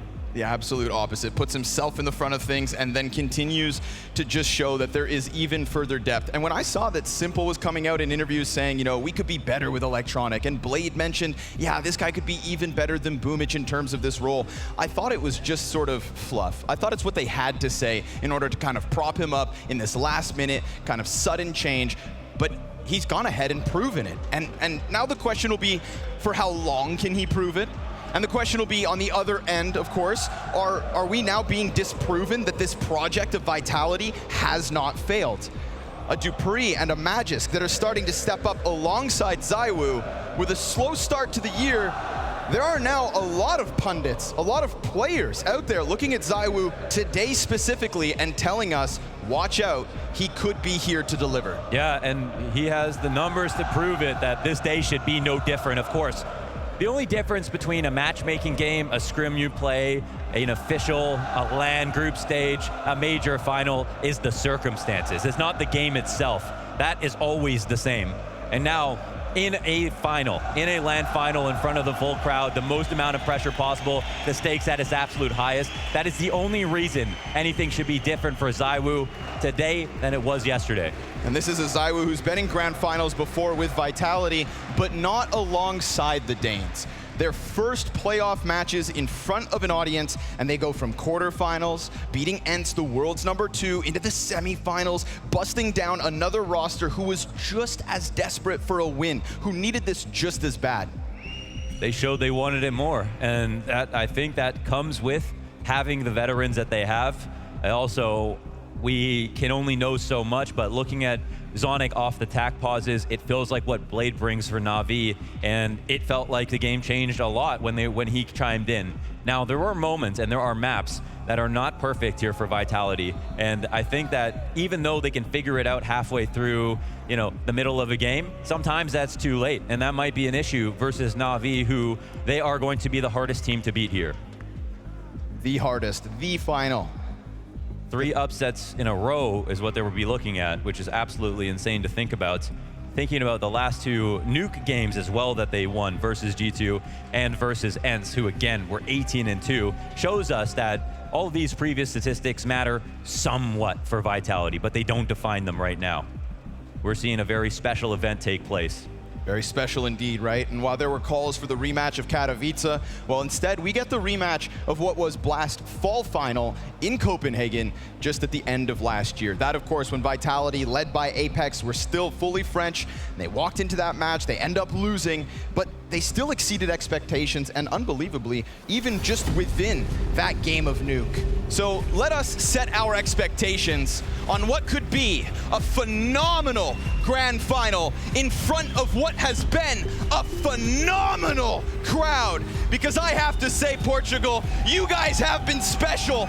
And so I'm gonna set this up. Portugal, I wanna hear you roar! Portugal, are you ready? Vessel con barulho!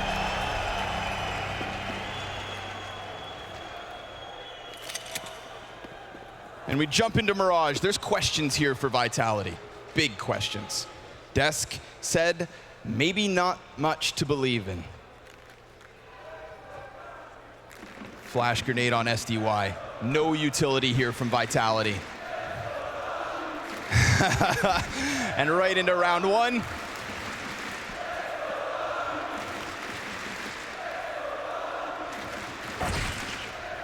Dupree opens. Where's that come from? Off of Cat. Magisk dead, ooh. Simple. Finds it right back. A little peek into the window. Bit's gonna try to chase this around. ZywOo's ready. Ooh, he sure is. 4 versus 2 off that one. Sumdai Young tries to get out from ramp.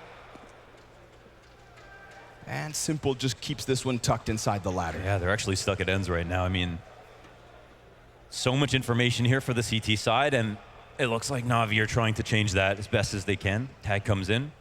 Simple with the signature P250. Already rang off in this round. Finds the other kill. Oh! That's the B site cracked wide open.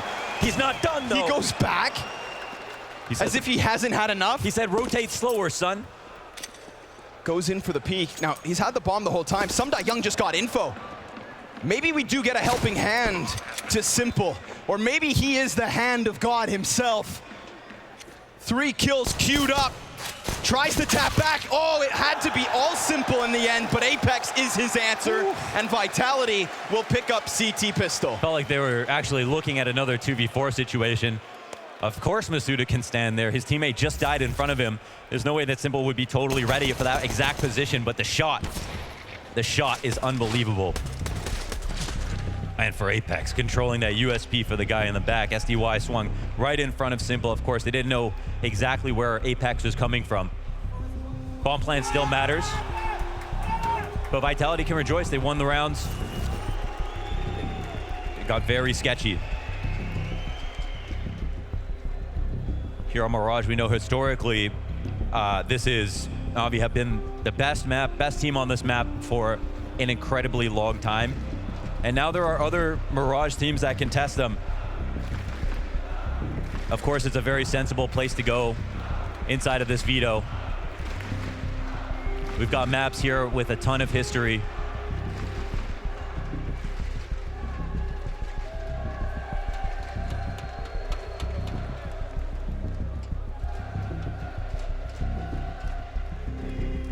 We're looking at their 4th best map by stats, and still an 80+% win rate.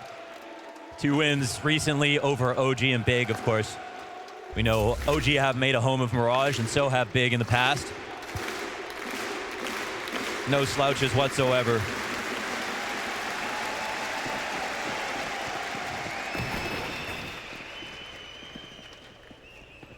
B-side not as kind to Vitality. And actually here, we have the 1 AK purchased up. Wait, whoa, 1 AK and 1 kill. All they need is 1. Oh! What? Or maybe 2. He was in another time zone. Apex, the headshot in, I mean, I feel like 9 times out of 10, you get some damage in that situation, but not the frag. Now it's 5v3. Oh, that's quite wonderful. Electronic is the other player with armor in this situation. I love that Simple hands that AK to Electronic because, like you're saying, he's got the armor, and Electronic turns around, gives it right back. Says, no, you keep going. I'm not the one who got 2 kills this round. Yes, sir. And I'm not the one who nearly single-handedly won them a pistol. Masuda inside of the apartments. He goes for the peek, and it's SDY's sidearm to manage to put that FAMAS into the hands of Electronic, so he doesn't need the AK. And Team Vitality, they are nowhere to be found on this B site. Jesus Christ. I mean, the double dink right there with the P250 off the push. You know, they had to do something. I mean, even though they have 3 guns, it doesn't really stand to a pack of Ts in that situation. So Masuda missed a small timing. Of course, the double dink in from SDY. No chance to fire back. Magical look for some damage, but he can't even find that. So, Dupree down as well. Simple adds another to the tally. 3 kills in the pistol, not enough. 3 kills in the follow-up, and NaVi bounced right back. It's actually astounding how quickly Simple can start off into a game. And again, we're looking at this from his POV. This crosshair, and that shot is just unreal, right? That's unreal. CT's not going to be as well set up as NaVi just were. No AK here for Vitality to try to answer, but what about the 5 Deegs? Honestly, the complexion of that setup is still totally fine, as even if Apex takes some damage. World of difference in that 1 bullet. Ooh, frag. Softens up Apex. Zywoo tries. Apex spams, no contact. They've got a smoke, they got a flash. That smoke grenade goes down right ahead of Pit. Finds a little bit of damage. Simple on the other end. They're getting squeezed by Vitality, sure enough, from both sides. But no clear opening. No killer conviction. Man. The amount of confidence that we're seeing him play with at the moment. Instantly taking space. They haven't decided to skill. What's interesting is how far away this AK is with the bomb on the other side of the map. Simple waits a second, has Electronic to duel around with.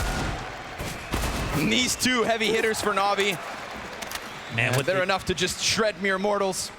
That's huge. I mean, what they did right down, I haven't seen them do an anti-eco like that ever, actually. So that's the cap press up, and normally you'd have two guys up in B halls, and then you could split, no problem, versus anti-eco. In this situation, they go the extra distance. They forego the upper B push. I mean, they just killed Masuda pushing there. Maybe he's scared, and they say, well, let's see if they squeeze on the other side of the map, and then they get the 2 kills they need. 2 bodyguards up front can press up and make sure that no one can push in. SDY gets the bomb down, totally secure. No shot for Vitality.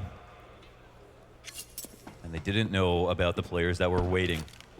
You know, Dupree coming into this match straight up said, this boils down to individuals. The individuals on Vitality have to perform as they were paid to do.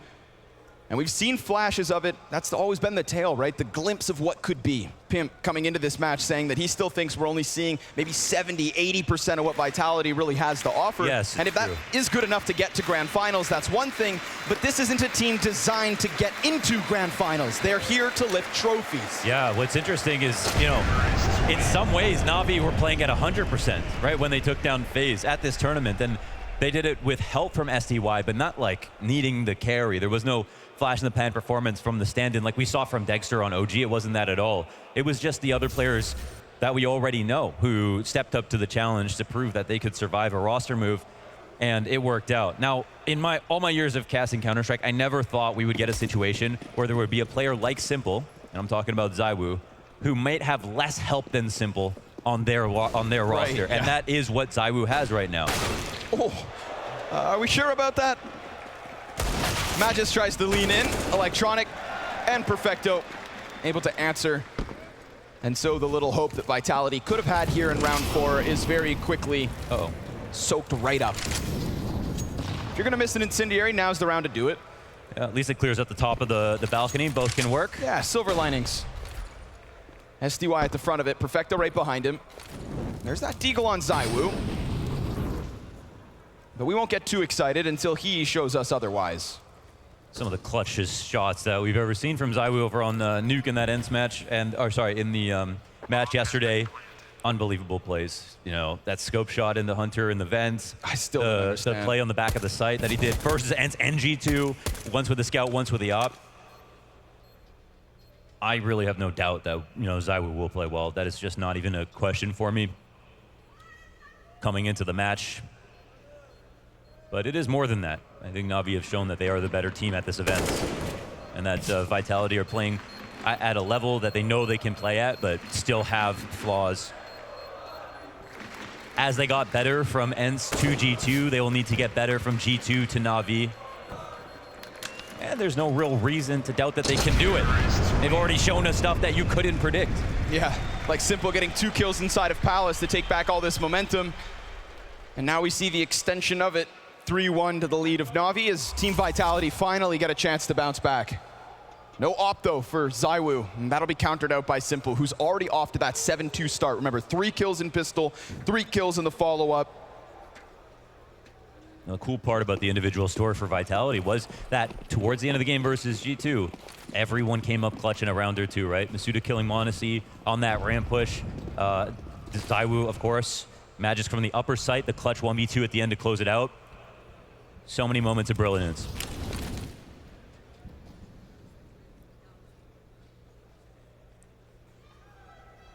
They spread up and take a lot of control, of course. We know a lot of players in their usual positions. Oh, man. Oof. Perfecto finds it. That's the ticket player down. Yeah. But towards mid, there is the answer from Vitality. With that flashbang, they begin their cross. Apex taking the place of his fallen Magisk. And the utility's just going to keep that connector presence back enough for the bomb plant to go down. Oh, Perfecto, dangerous. But he comes off that bomb plant alive and kicking. And the T's just tuck back. Electronic could 100% catch them off guard. The utility comes through from Vitality, nading out what is Electronic's position, but Perfecto and Simple, well, that's 2 back for NaVi, and a man advantage with it. Bomb beyond the halfway point, and NaVi beyond the point that Vitality think they can take this back. They concede, and NaVi find 4. The plant was susceptible, right? They had to put it down in the open. They were a little bit concerned. They wanted to get into post-plant positions. There wasn't that much pressure coming in from Vitality. There was no big flank as well in a round like that. STY could have made a lap around to mid. They decided to play it standard, and that was actually just enough to scare Vitality, and they put their op in a good position. Simple got his frag. They denied that CT retake player. And Perfecto getting a ton of leverage here, taking out Apex. It subdues him to put him in a position like CT spawn. Of course, it was great that he got there in time, but they could not stop that plant. And we are back to Value Village with the mixed buy. It'll be clear to NaVi how much money is left over. But we've got a tech. Dead round. Okay, no damage, so it's fine. All good. They could start that over. Nobody's seen anybody either. Easy reset.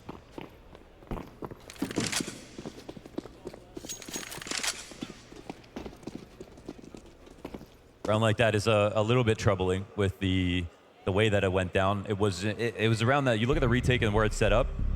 You don't have a higher percentage chance of winning versus the team who's already post-blended, but you have a pretty good chance, and it didn't feel like they had any as soon as they started to go forward with that. So they also had a good amount of utility as well. I thought that NaVi went quite quickly towards A, following up on Perfecto's aggressive lurk up the ramp. And in that situation, they defaulted B for a couple of seconds. SDY tried to draw out some utility, but I think Vitality were pretty prude about using it. They made sure they kept on to a good amount. They didn't fall for the lurk smoke. They didn't think a fast B rush was coming in, dropping all their incendiaries, but they didn't get that utility down as well as they could have in the retake. The frag that did find Electronic, let him just stay tucked for the time being. Felt like maybe if Apex is able to run in, get the quick sandwich kill, he'll find that dual point blank. If you're just tuning into the event, of course, a huge story is Apex, and the same for Alexi in this tournament, being able to consistently have good maps. And Apex, actually higher peaks, maybe some lower lows. There was one bad game from him, I think, where it stood out, but for the most part, he had some games where he was top fragging. You know, he was far ahead of the pack, even on Nuke yesterday. There was a lot of moments where it felt like Apex was the reason they were winning. And that's great to see. And of course, again, in their most historic win over NaVi at the fall final, it was Apex was the individual reason that they were able to win. So we'll see how much pressure he puts on himself to actually make that performance happen. But he should be riding the momentum. They're trending upwards so hard at the moment. They understand that these opportunities don't come that often. It's just not many LANs or LAN finals that they get to play together. To think that this, project's been alive for as long as it has, and this is the first time they get in front of a stage, just seems unfathomable. Yeah. But let that be the evidence to just how difficult of a journey it has been. And I'm sure when they put this project together, they thought to themselves, it wouldn't be easy. But I'm sure they hoped it would have been easier than it has been. Yeah, you can tell they made some kind of concessions. They probably came in saying, okay, we're just going to stick to English until everyone is really, really good with it, and then we can kind of work off that. Even in the mid-round situations, we'll demand it so that there's no separation. We're playing like as a team. I mean, these guys are hiking mountains and stuff together, right? Yeah. They're trying to go that, but now they decided, all right, I mean, if it is a two-player situation with Magic and Dupree alive, speak Danish. If that's the comfort zone, that's going to win you the round. That's going to help you be the most comfortable when the communication's the hardest, then go for it. And it seems that's been working. Let's go tilted. Yeah. It's funny because I don't think we would love Apex as much if he didn't get so tilted. Yeah. Right? Everyone's like, get less tilted. So you got to be careful what you wish for. That's where the energy comes from. The source of his power, Vitality's power.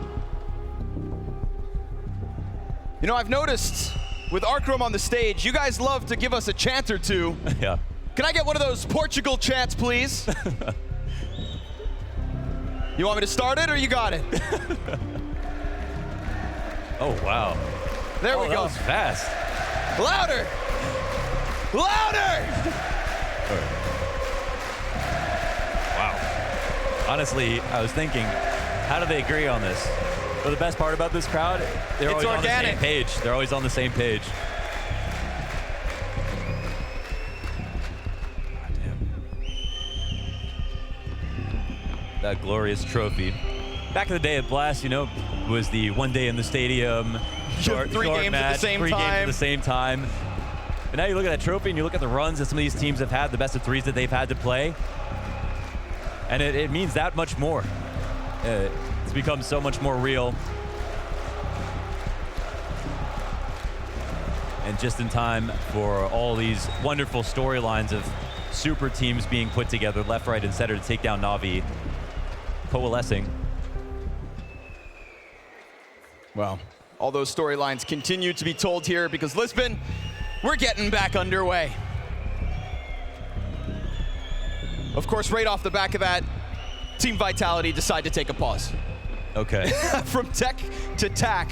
Yeah, that's okay. They should probably talk about this. In the situation, save guns again. 2 as they had last time. Zonic getting involved, and that was something that was keeping our attention in their last couple of series. It feels like he's taken a lot more of an active role.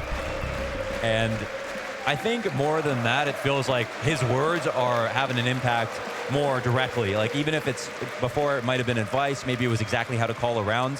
Whatever's changed has made a world of difference. The way that they changed, the way that they played on Inferno when things were going south. He said the right thing, they fixed it. Yeah, and here on Mirage, they need him. Such a fast start for NaVi.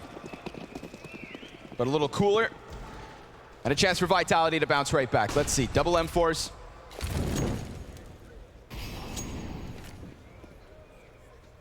And Simple postures that up over towards B side immediately, looking for somebody to jump up. Nobody there, though.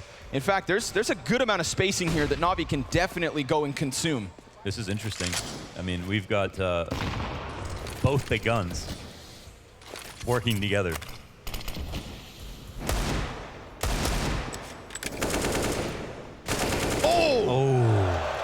Well, hello, Lady Luck. Man, I want to say that was luck, but it looked like he read that so well.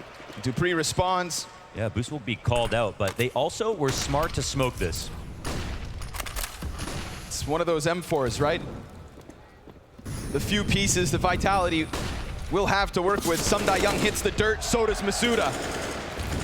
Now these M4s are in the right positions, but can Dupree deliver? Oh no, tagged out from the left side. Perfecto gets vision over top of the van, and with it, the chances that Vitality's 2 M4s were gonna stop NaVi come to an abrupt end. They scaled so effectively, and they made sure to smoke out the crossfire, and they, yeah, that was SDY. He's gotten so many entries, actually, on Mirage, and I think with the conversation around SDY is that he has actually taken some space. He has gotten some roles that he likes. Some positions are new to him, but on T side, he's got to play that really selfless role of getting in first, and that can come down, that can make the difference, right? That's a situation where both rifles are in the B site. A 2v5 hit or hold, or if actually it was in a 4v4, totally viable. But he gets a kill without dying. They survive the round. 1 gun saved here for Vitality. No, there was a chance for the second, but ZywOo not gonna get to move anything forward. You can see that bit spammed into connector and just was about to pre-fire the window, right? Didn't even wait for Apex to shoot him back. I think they shot at the exact same time. So cerebral. Yeah. Yeah, it's just... He knew he wanted some. Rips up Masuda. There's Perfecto taking what little was left right out of it. Yeah. NaVi now on fire. 5 straight off the back of the force by round 2. Good grenade damage, of course, but that's not going to stop Bit. He goes right back to bottom mid and decides to continue to tear up Vitality. Apex, a singular trade, but how about Magisk? Yes, sir! Off of Tetris, that's 2, but with 15 health, he dies to the Glock of Simple. Simply trying to escape, to try and offer us something more.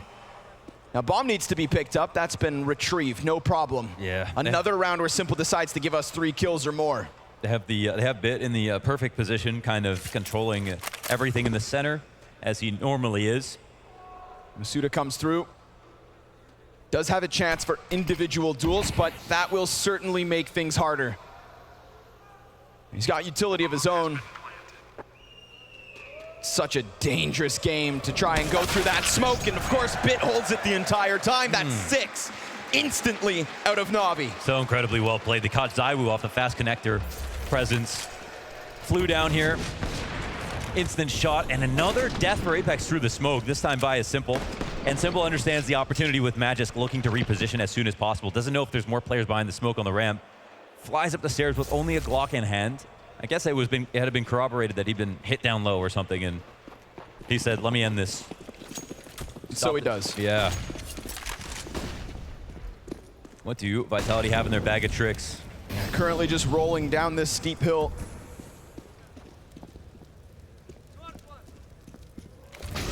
Oh, ZywOo though, that's one out of the bottom mid Deagle Peak. And not one of the best tools that Vitality actually have to work with. It was nice to see Magisk give us 2 kills last round. Now the tale will be who else other than ZywOo will be here if Vitality knock NaVi down a peg. Magisk showing us a glimpse, but then showing NaVi nothing else here in round 8. Middle is theirs, and there's nobody even close to try to challenge. Yeah, these defaults are so powerful, and there is an opportunity at mid if they wanted to take it, but Vitality have just been letting them have it, dying in connector. Another round where they have an excuse, right? Not everything that they need to work with, but we're talking about a 7-1 scoreline if NaVi pull this off. 2 players on the B site hold. From last time, we'll get a second chance. SDY back on the entry. Nobody behind Arch this time, so he goes really deep. So deep that Dupree's dead. Then the peek out of Magisk, done. Now they haven't found Masuda, but he reveals himself and unfortunately doesn't take anybody with him. Apex tries to get in, but by the time he arrives, everybody else is already dead and done for. Jeez. And as he reaches for the M4, that is the end of him. NaVi, 6-round lead. Yeah, it's like clockwork. And I'll give it a second, you know, before, because we need to get back on utility, but we need to have a more proactive defense. This has been a consistent issue for Vitality, figuring this out a little bit too late. They can let Bit walk underpass every round, but he is going to kill you if he gets comfortable and gets to the end of that. Killing him right away might be the best way to resolve the situation. Not shying away from the upper B push, and not only doing it when it's 3v5, doing it in the 5v5. No prophylaxis here from Vitality, and that's something that, again, as I stress, with the players that they have, why wouldn't they? Why wouldn't they participate more? Mid control, of course, is going to be the center of it, and we haven't got to a situation where NaVi are pulled back and have to come in late or try new tactics, so testing the waters there could be a great idea. And the investment this time around is good. They have the money, they have the utility, they have the players, they have the op. Let's show a better face, Vitality.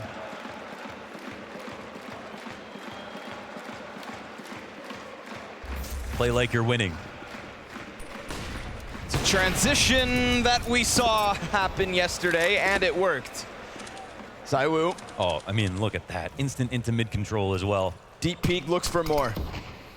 No, he is gonna have to go above and beyond. Bit tries to chase in. Apex can't escape. Electronic hot on his heels. We get the smokes up. So because they transition into that mid control, it does kind of give a pocket over to NaVi to play within. Nade hunting down Magisk, drops him to 69 health. Man advantage though, still for Vitality. But how about this position? Electronic catching Magisk off. Oh, they have no idea that he could have been in that spot. Oh, and then a bit of damage onto ZywOo. Electronic, he could have heard that. Oh, and point blank, it is in fact Electronic to extend the advantage again for NaVi. Round after round, kill after kill. Dupree starting to attack from behind. Sure enough, flanks right into the back of Perfecto, so the retake's on. Bomb half gone. CTs with a smoke, they could drop that on top, but Dupree would have to come out from the palace, and there is no kit, so they have to get this going. Some Young to send them packing. Oh man, that's Masuda gone. That was, I mean, a key trade right there. And a few situations with key trades, right?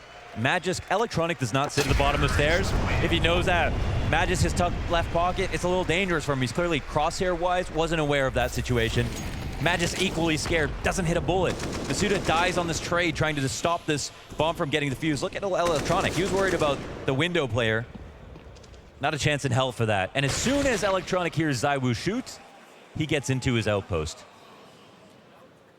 He punishes the re-emergence of ZywOo.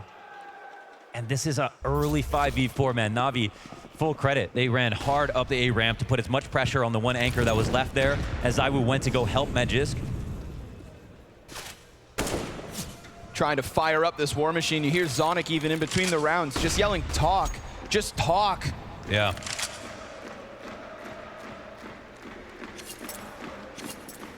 There's no way you decide to survive the NaVi onslaught without that teamwork, without that communication. I mean, you can lose playing passive, or you can lose playing with ideas, but one is much more dignified. You want it, fight for it. Absolutely. As Magisk said, there's no pressure. No one's expecting them to win this series. The odds are 3-1 against Vitality. They should be playing like it. Excellent play from Bit. Gets boosted up early. dupreeh just walks right into his own demise. Magisk attempts the recovery, but that's also going the way of NaVi. And so 10 rounds into this game, and we're looking at 9 for NaVi. If they can just get through the weapons, those 3 weapons. And sure enough, the follow-ups, Electronic and Simple continue to just tear up this A site. And every time they decide to get something going, it is theirs for the taking. A perfect round out of NaVi. Ooh. Spacing is immaculate. I want everybody to take a second. Look at the money on the side of NaVi. They are almost all max cash. Yeah. This is just perfection. That amount of money, they could buy the bank that owns Ninja's house. Touching on 14K here. Another easy frag for Bit. Been so aware of when he can get into window, does it with almost no help at all. And yeah, look at the scaling though as they get into the connector. There are 3 players right behind this attack as well. Every time they peek, they see 5.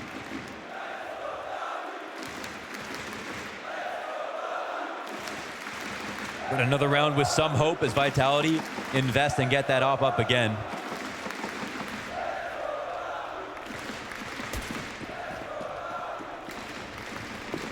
How many times before something just sticks? Again, they go towards mid, and ZywOo, not the first time that he sets up the 5v4. He survives the AK damage. Apex wants a little piece of this, but Electronic doubles back, and we get a quick move from NaVi. Tech9 at the front.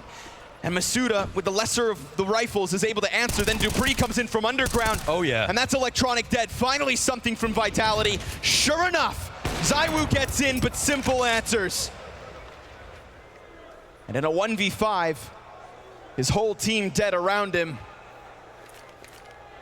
He, at the very least, gets the better of ZywOo. Bit of damage through the windowsill, but a second for Simple. And he knows where Masuda is, but that's drawing him into the cat player. So sure enough, Masuda from down beneath shoots through, and Vitality absolutely needs something. Get in their face, man. That's another 5v4, but this time the conversion. That'll fire you up. You have dupreeh going in for the underpass play just as ZywOo comes out here. And I don't know if that smoke was whisked inside of the window or if it was a CT smoke thrown out of the window. It doesn't look like that's how you would smoke underpass, but either way, it's an opportunity. ZywOo takes it. And we see how much that hit gets slowed down when SDY doesn't get the kill, right? They're still trying to continue for the same tactic. Oh, push into upper. Oh, and Perfecto gets one, but it's answered back. They're fighting. And now the T's are trying to get drawn in. Magisk, his chance. 3 kills on the round. ZywOo wants to finish this. Some die young and simple. We've seen their synergy. And they get away. Plenty of time to try and piece something together. But they lose map control as they do stick around towards the A site. It's Apex to go hunting. Oh, these ones just look so classically good. Another opening kill, another bit of mid control, another potential flank coming in, and instantly Vitality or NaVi into 2 players.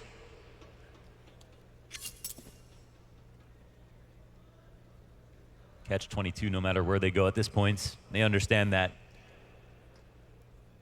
Looking for an unforced error here out of Vitality.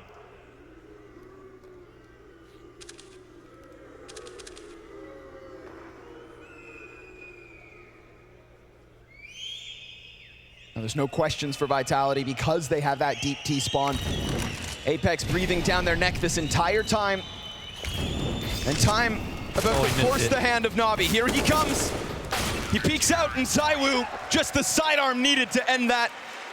It is not much, but it is 3 for Vitality. Yeah, Miss Molly there for SDY, but it doesn't feel like it would have mattered at all. It's this double push upper, right?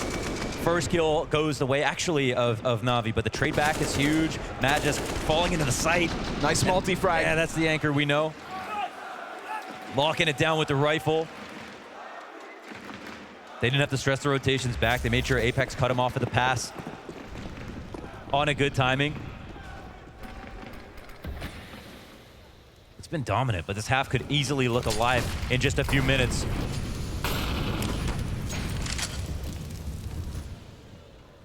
ZywOo, easy first test. Electronic trying to cross that one dry. Oh, but a missed shot.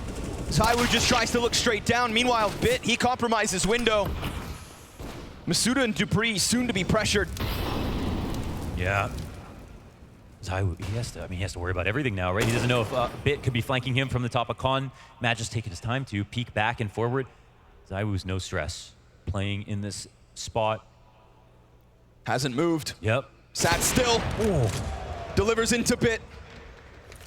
The other offer on the other end. Oh, Simple gets hit by the incendiary. ZywOo just waits. And then that right side peek is his end. Simple finds it. Perfecto's been inside ladder the whole time, and now there's a question mark because not only do you lose Apex in window first, but you lose the connector player, and with that, any answers as to what NaVi are up to. It's just about thinking of when will the CTs get insecure. This is a spot where, of course, you have to split up, but where do you come back and get information? Oh, shadow advantage not enough. Wow. Swing duel here. We've already seen Magis deliver multi-kills from this position. Whether that's Tetris or inside sight, he's been solid. And now he hears them as they start to press into this A site. Sure enough, Some Die Young is dead, but it's Simple in his place. 16 frags already. He was able to answer ZywOo and Connector, and they give him enough space to make decisions.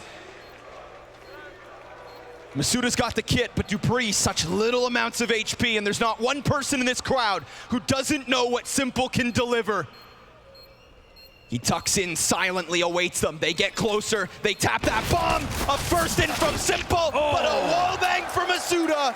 And Vitality, by the skin of their teeth, continue to rack up rounds. He had to bust out the power drill to finish him off through the box, and they make it happen. Magisk, I honestly thought he was going to die for sure without getting a kill. Used so much of his ammo in this spot, and still was able to control the rifle enough to take out SDY. That's raises their odds dramatically, and of course in this one-on-one, who knows what happens if Masuda doesn't find that final bullet.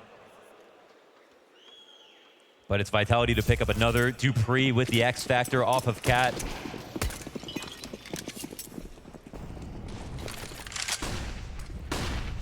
A demoralizing way to die. A quick boost.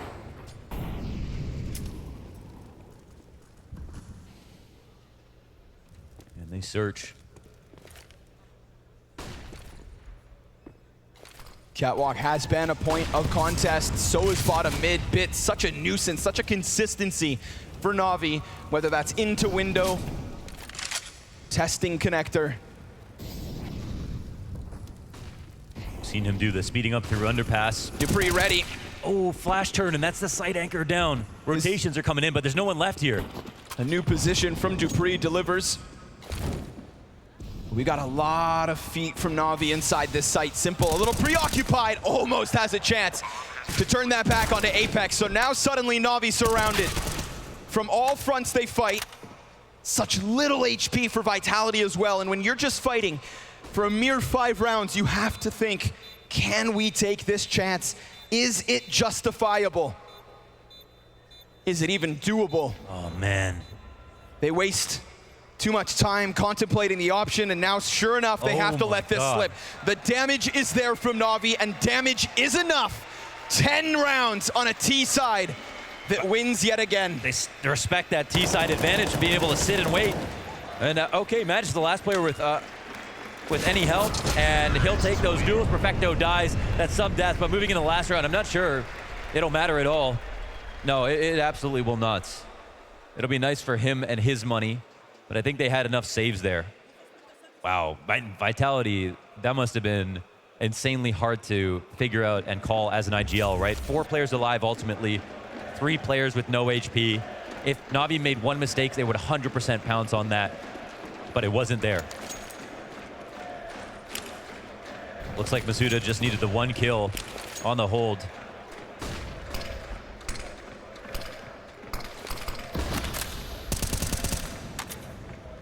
NaVi on to 10.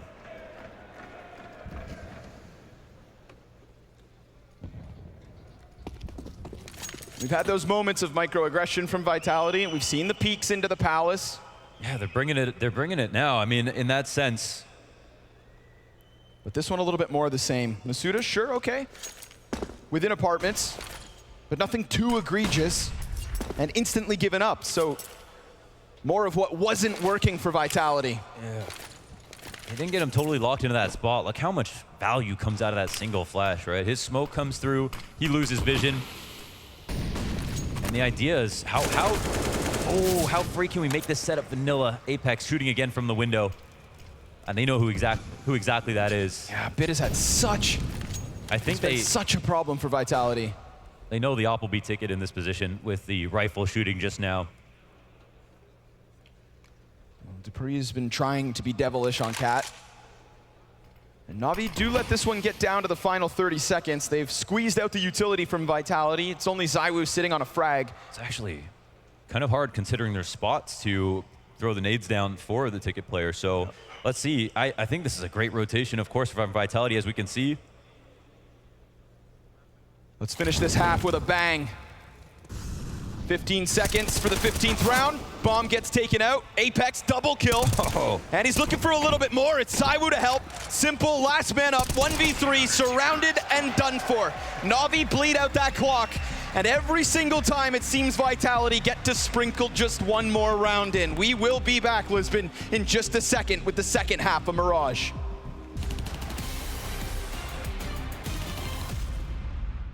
Hi, I'm Twist. Hello, I'm Zagu from Team Vitality. This is Tizian from Big. This is Alexi Beef. And this is Buying Tips with Coinbase.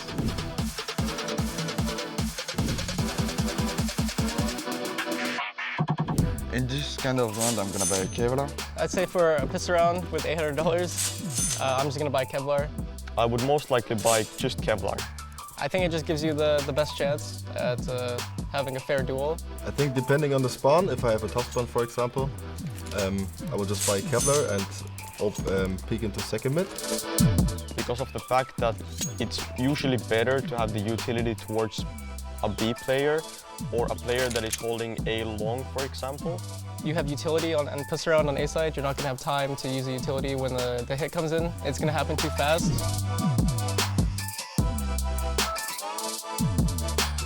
$2,800. Obviously, I think I'm gonna buy some nade because it's really important. I would go for MP9 and Kevlar. Light Kev, and then I would buy an MP9. This is the best advice. Deagle armor or Deagle small armor and full nades. If you don't have nade and if you only play with confidence, you're gonna lose because this is so hard. You have to play with some nade. I'm gonna give a boring comment, but it depends if I'm the guy who is entering or if I'm the guy who's supporting the entry. Like me personally, I like to play Galil. I would like for me to have an AK and helmet. At least one smoke and flashes because we need that for taking B. But obviously one of the options is just AK armor with the money available. I mean, the nade and be a good teammate and going with the teammates, it's enough to go B side. Like armor glow and util would probably be the better bet. Just so like if you try contacting B and it doesn't work, you can still deny info with smoke, or you can apply pressure later with utility. I would for sure buy full equipment, M4, Kevlar, the fuse kit of course. M4 and full utility sets. Open Kevlar because Yeah, I have enough for both. I'll go for an M4 silence. Because I'm used to flash for my teammates in the island. I'm just gonna flash twice if the enemy is gonna attack long. Yeah, just try to survive, play with your team, don't stay in long all the time. Sometimes smoke it off and play in short with your mates. I think when you have 5400, it's just like a normal default full buy anyway, so I don't think there's anything special to really do. Make sure that you buy a flash for yourself just to have some cover. And make sure to buy some utility just to make it easier for you.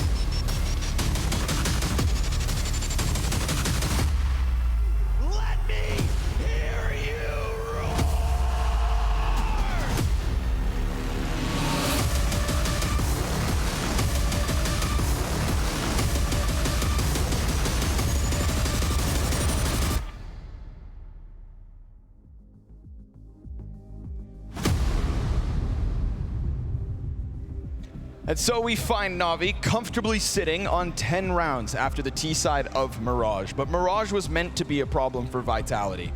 Should it have been this big of a problem? And even though we've seen good T sides out of Vitality in this event, is this going to be too much to handle? I don't know. I don't think there's a team that I pretty much would ever pick against NaVi on Mirage. That is the size of the task. It is absolutely colossal at this point. So obviously, you know, they'll have to play better than they have been. But again, they've been breaking new ground. So why don't we wait and find out?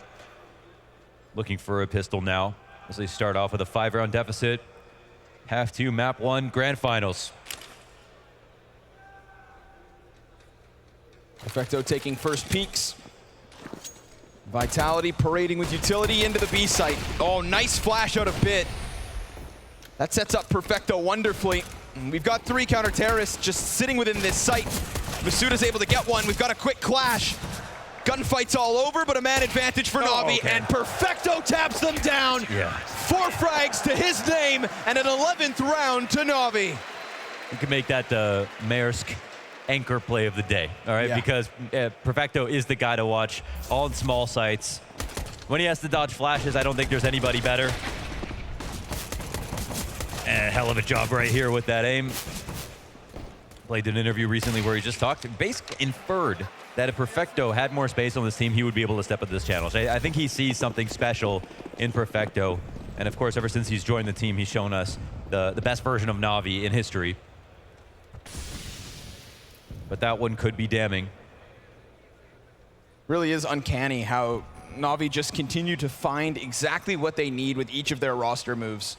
It's just, it's no coincidence, is it? Yeah, I mean, there's got to be somebody out there. I mean, it's, yeah. Maybe a man named Blade. I think so. I think so. Electronic with the MP9, dead after just the first. That's not going to be the end of the world for Vitality. Oh, we casted Bit's first match, right? How nervous did that kid look playing on Inferno? That was the moment where it was like, man, he ain't ready. He's not ready for all this pressure. And the reason was because Blade shoved the textbook onto his chest and said, read all this while you're gaming. We saw him at every single pause, looking through the nose, trying to figure out how to play correctly.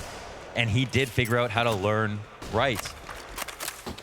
Focused on his aim later, and then that paid off as fast as you could expect or hope. I mean, you never know how well someone's going to do under pressure, but sometimes it's the preparedness that can help you with that pressure. And that's what they always put first. Well, it is a 3-on-3 situation. There is ZywOo left alive. Surely that Desert Eagle's not meant to do much. Surely they come out of the top of Connector and simply get wrecked by NaVi, as they have in 11 other rounds. Some Die Young guns him down with the A1S. 2 easy kills versus these unarmored Vitality players. And that, folks, is a 7-round lead as they get through the little tidbits that Vitality wanted to offer us in this one. But now it truly begins. I mean, it's already begun for NaVi, but how about Vitality? Yeah. AKs up in their hands on a T side. that we need to see blow us all away. Seriously. And we saw SDY, I mean, we saw Perfecto impress on the B side. SDY has been equivalently good in the couple of Mirage games that they played over on A. I think that's the spot where he stole the attention the most and delivered. If you look just at the stats, he's just kind of doing okay at the bottom of the board for all of his teammates. But if you watch the matches, you saw he's actually playing his spots very well.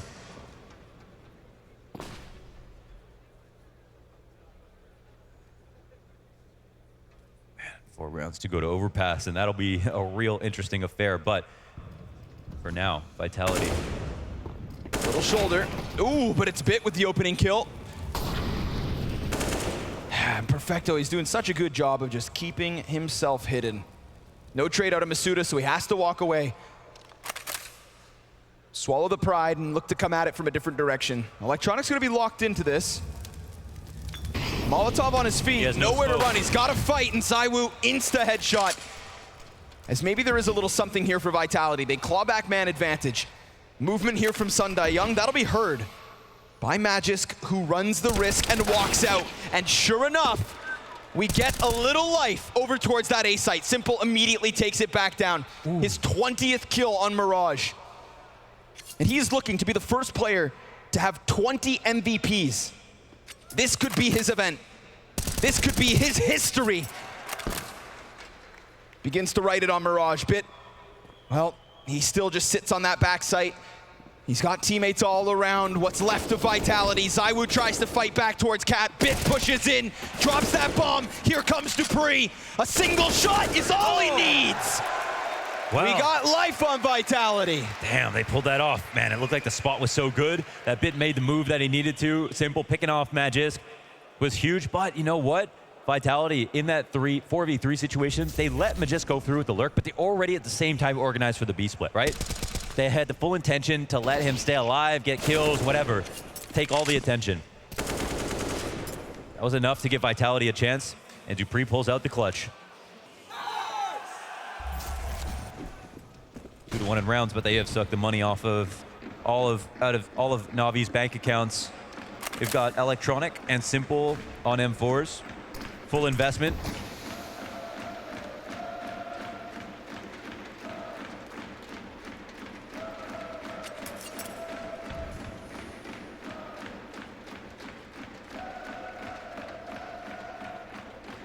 Looks like they have a little bit of a change of hearts, right? I mean, they're actually coming back to search with the bomb in this situation.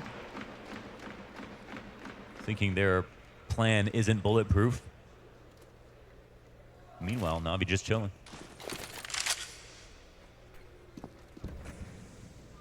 We have seen Vitality take too much time sometimes. That is a problem on these T sides. Could be yet again. Just missing the nade though, so timing works out in that regard. Remember, it's Simple and Electronic with the M4s. 2 pistols inside a sight. This Palace peak could be the end all. Electronic, he wants to get damage in. Magisk, sure enough, adding himself into the mix. ZywOo, 2 kills.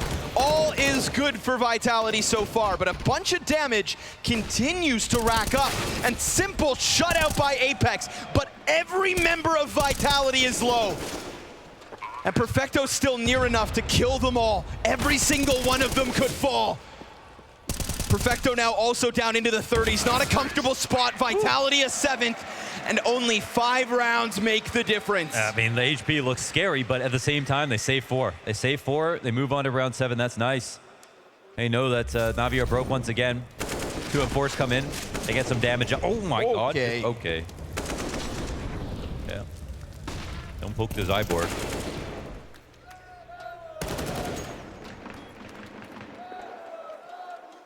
Pace was good there. Got control of what they needed to. Hit the A site. Peaked all their choke points simultaneously. Finally a chance to breathe for Vitality as well. Just versus 1 Desert Eagle. Yeah, I think for all of us who've been watching CS for so long, like at 12-8 looks so different than 12-6. Even if it's just 2 rounds, it just feels completely different. I mean, you can literally hear that feeling. We got a Vitality chant. We got a ZywOo chant. Nice to know you guys are out there. Hello. But you better keep it loud because the NaVi fans are coming back. Magisk over the ticket. close pistol down. Not half bad. 2 kills come through. Don't let this be their end. Masuda, sure enough, recovers it all. Alongside ZywOo, they clamp down on what could have been a cost at the end of this, but there it is. 20 rounds deep and 4 the difference. Time for NaVi to buy back. Nice mid-situation flash to make sure that there was no hope for those pistols to pull the retake off.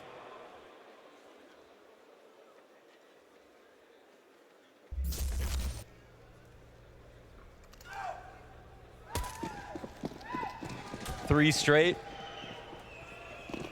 But the buy's great. We're actually talking about no kits here. Lacking head armor for NaVi. No AWP in play.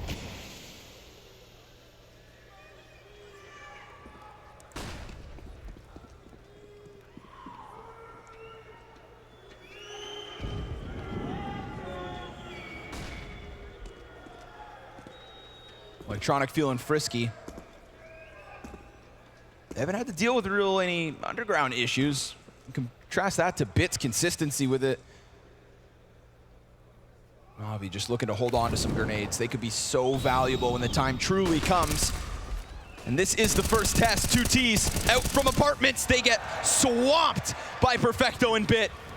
And a smoke grenade for Bit to walk around with. 2 kills straight back. 3 versus 3, Bit in the open, finds that head of dupreeh, and dives back into the cover, leaving ZywOo on his own, his teammate not yet here. He does just get out ever so slightly, and Simple doesn't see him, but ZywOo looks away, and Bit decides to end him. Magisk, 16 kills deep, a 1v3, and a back turned to a very lethal NaVi. There he goes. Okay. It's NaVi right back, 3 guns up. Man, leave it to the B anchors right now. I mean, if they want to try to lurk out, of course, they've got to get through Perfecto once again. So good at taking the minimum amount of flash. And I think it eats it at first, but just enough time for him to see a player jumping out. Bit's got this covered perfectly. This is a matter of timings. I was holding that for what feels like days. And just as he turned away, his opponent turns towards him.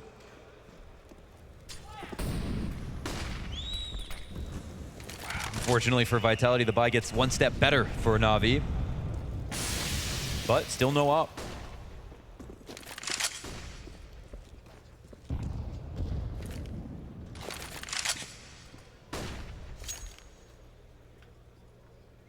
Yesterday went from okay map 1 to unbelievable map 3. Yeah, it did. No telling what happens if it comes to a decider. And of course, within that series, we also get the Inferno game where Vitality just, you know, kind of limped away. People thinking G2 had it after that second.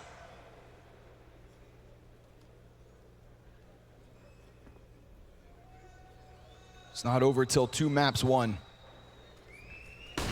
And there's no real pressure here applied by NaVi. They're going to allow for Vitality to make the move they want, and that is to pressure outside ramp. The reason they want it is because Simple's here. And with that flash, it is a beautiful 2 kills. Electronic, an excellent assist, but just like last round, Vitality bounced back, and this time they go one better. They get themselves into the advantage. They get themselves into the A site. Magisk can't manage to hold on to all of it though. Electronic keeping this one lively. Shots to the top of mid. Perfecto falls back. 25 seconds. Bomb separated from its teammate. We've got individual 1v1s incrementally working towards one another. Oh, he got the info. Perfecto has a clear picture as to what's up. Meanwhile, Electronic, he gets dropped to 28, and dupreeh, he just sits. That gives space to Perfecto to try and pressure that site instead. He wastes no time getting away from that mid-fight, but the bomb, of course, is still planted for dupreeh. Electronic's got the kit, no smoke for it. dupreeh peeks up, a couple of taps. Electronic, all the way! Ice cold! No way, looking down, trusting Perfecto. And that's a guy you can believe in. Did you see that move? Jumping to spot Cat, finding out where his opponent was after disengaging, making sure to prioritize staying alive, dropping a smoke, finding a way back and into connector, getting up into the site, dodging twice at the top of connector, getting to the stairs, and helping his teammate just by staying alive. That's why we talk about Perfecto. And he's body blocking so well, you can't even tell the bomb is still stuck. They had no idea what to do about that.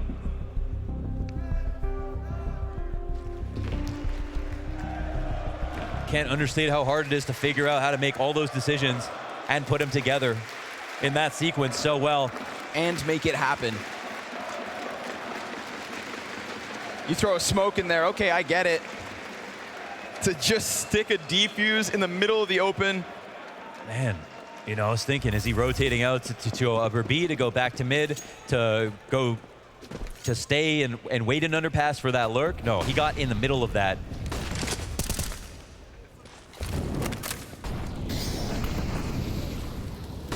Simple setup again.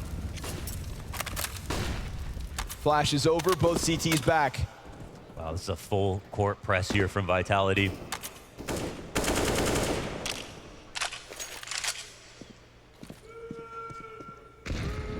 They've been coming in a little bit later, but they got info early as well. Top boxes did not get mollied in this spot. Actually, there's just not one available here. Simple for purveying the scene. Getting closer and closer to peeking down. Oh, but he floats. He was on top of electronic. Yeah, I was like, man, how's this guy floating? It was like the trench coat with two kids, you know? Yeah.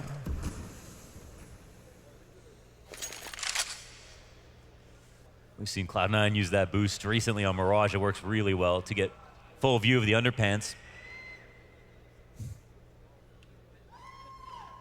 Yeah, I know what you mean. There's a fight. What the hell? Bit! Are we playing Quake? Just ejects off of the ladder. Perfecto comes through with the ticket peek. We're right back to the 2v2. Low health, though. You know, we said Vitality yesterday over G2 just had that little bit more clutch. Well, with such little health, Navi shooting for 15. But the calculator, that is ZywOo, known to have a clutch or two, is very comfortable here inside the back sight. Perfecto jumps up and he is dead. But what about Bit? He's in the open and ZywOo goes down smooth. Hey. From one great rookie to another. Bit shows him what's up. Low on health. Nice attempt in the clutch, but no result. And look at this. I mean, oh, that's a tilting way to go. Bit persists, right? Throughout every sequence in this round. Match point done. And NaVi have proved a lot, right? Not only have they just dominated in the first half, pulled out the second pistol, but even though they let round slip in the second half, in the mid-round situation, they proved they were the better team consistently. Lost maybe one 3v3. Outside of that, no issues whatsoever. Massive comeback required here for the Frenchmen and the Danes.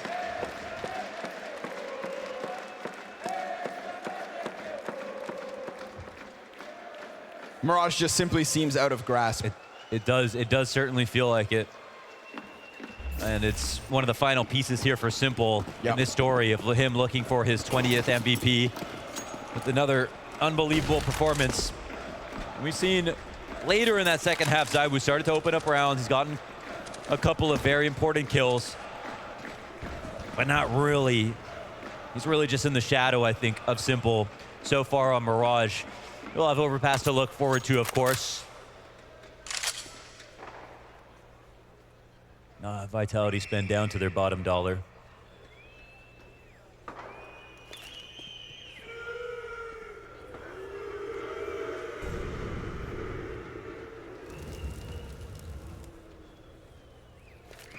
And a curious Simple hunt. Smoke will stall things out, but we do get a cross from Apex. Oh, down he goes. Sumdai Young looking for another Bit. In the meanwhile, he's got 2 kills. And in a 4 versus 2, it looks like Navi keep it gnarly on Mirage. Masuda hoping to thrash back.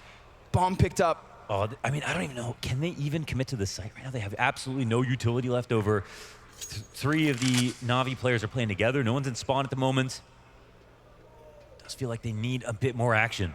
And this little lull in the action, well, that gives Perfecto a chance to wrap back around into the CT spawn. So sure enough, Vitality's job will not get any easier. If Masuda can't cross over, then at some point, Magisk, he's gonna have to just try to plant with an absolute gamble, a hope that nobody pushes in from Ticket, unless he decides to go clear it, but he only has 10 seconds left. Oh, and Masuda, he gets cleared off.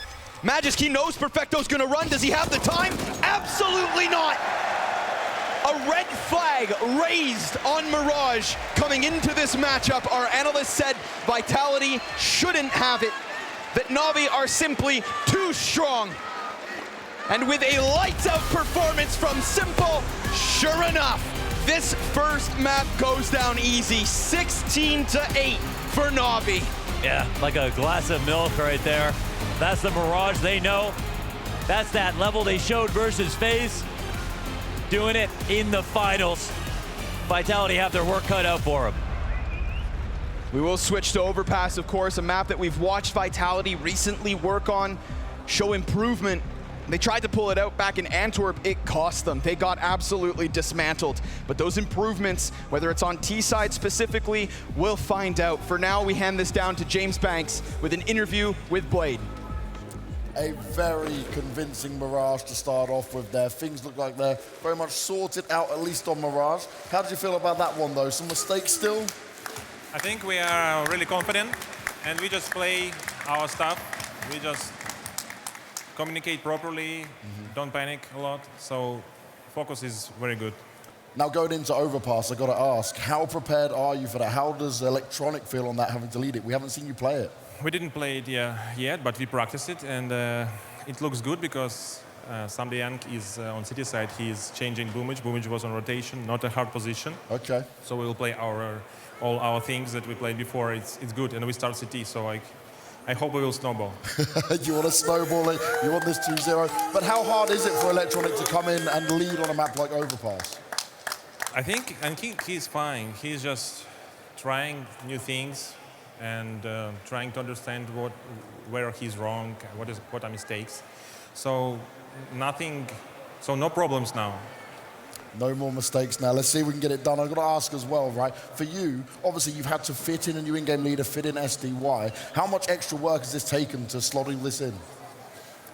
It's the same work that we made with Boomage, and now I just want to see how Electronic is, how much comfortable he is. Yeah. To know what I need to add, what I need to help. Well, Blade, good luck and go get on with all the Overpass stuff. Lisbon, make some noise. Let's bring the hype. Let's keep it going.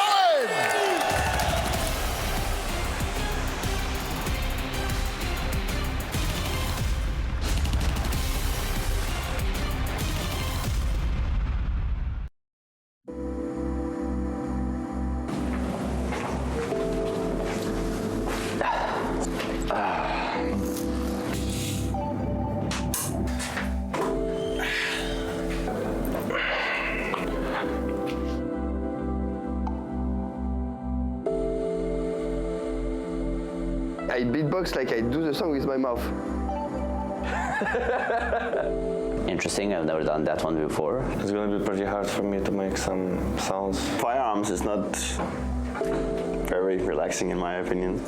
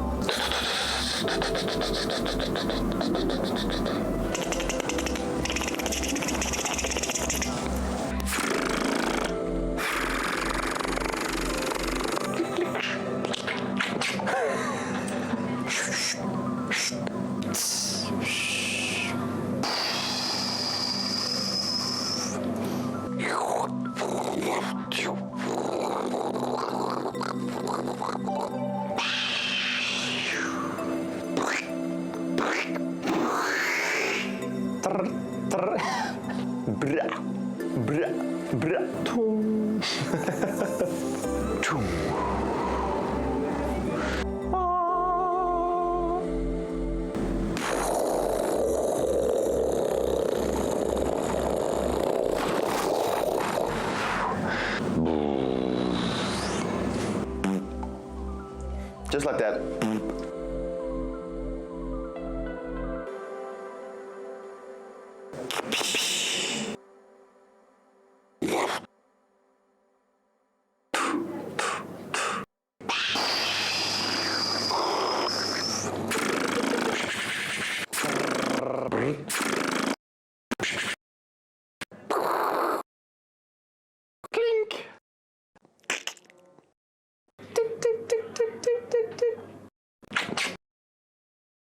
Ta ta ta ta ta ta. That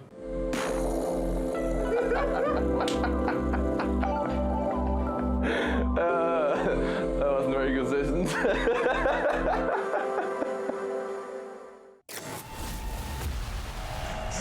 NaVi looking lethal as theirs and their fans battle cry loud and proud on Mirage. And at the tip of that spear, of course, it was simple. Incredible impact early on. I might sound like a broken record maniac, but he was instrumental in terms of that flying start for NaVi on this map. There's no other way to put it. Simple was the hero of that game, and I don't care about the rating. I don't care about the fact that Bit has a 148. I don't care about Perfecto's 135. It was Simple, and his 1.32, but Simple's start is what put NaVi on the map in the grand final. He took the key to the castle and gave them to Electronic, said, listen, dear IGL, hereby I offer you the win of this first map. Please accept my offer as I pledge my life to NaVi. Now Simple did it again. He does it again.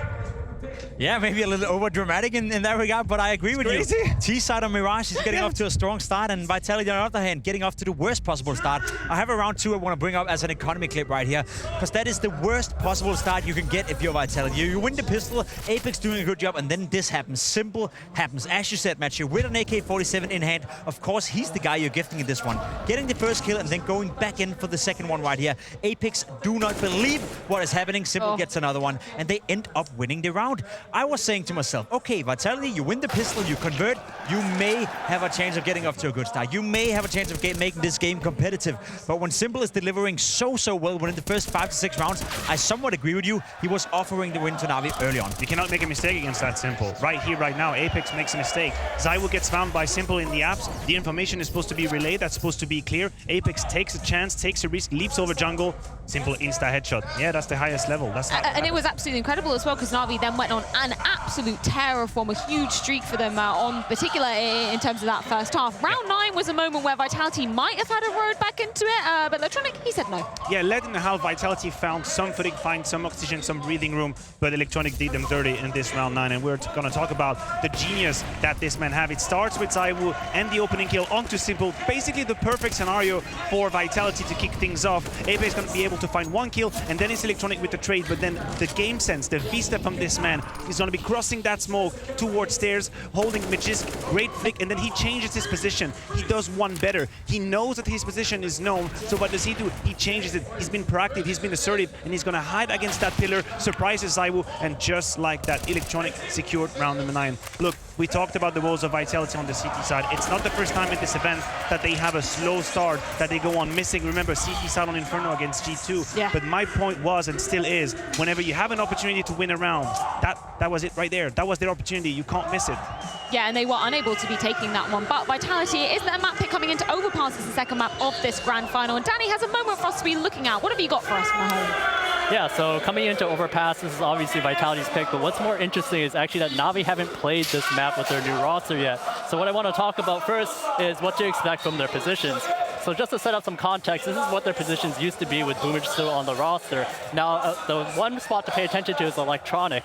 Now, with Electronic, he used to play short, and very often, IGLs typically like to play the spot that Boomage does as basically the B rotator. So we should expect Electronic to kind of slot in as that B rotate position. And what's actually very interesting is that SDY on his old team, he used to play this B short position. So we should see a very direct swap and how their positions are going to work out. Now, the second thing that we want to look out for is Vitality. Something that they've started doing a lot more are these late round hits. Take a look at this round here. We're against Ence. There's about 15 seconds remaining, and they're going to try to hit the A bomb site. And the reason why teams like to do this is because with such low time remaining, the CGs typically don't have much utility left to hold off the push.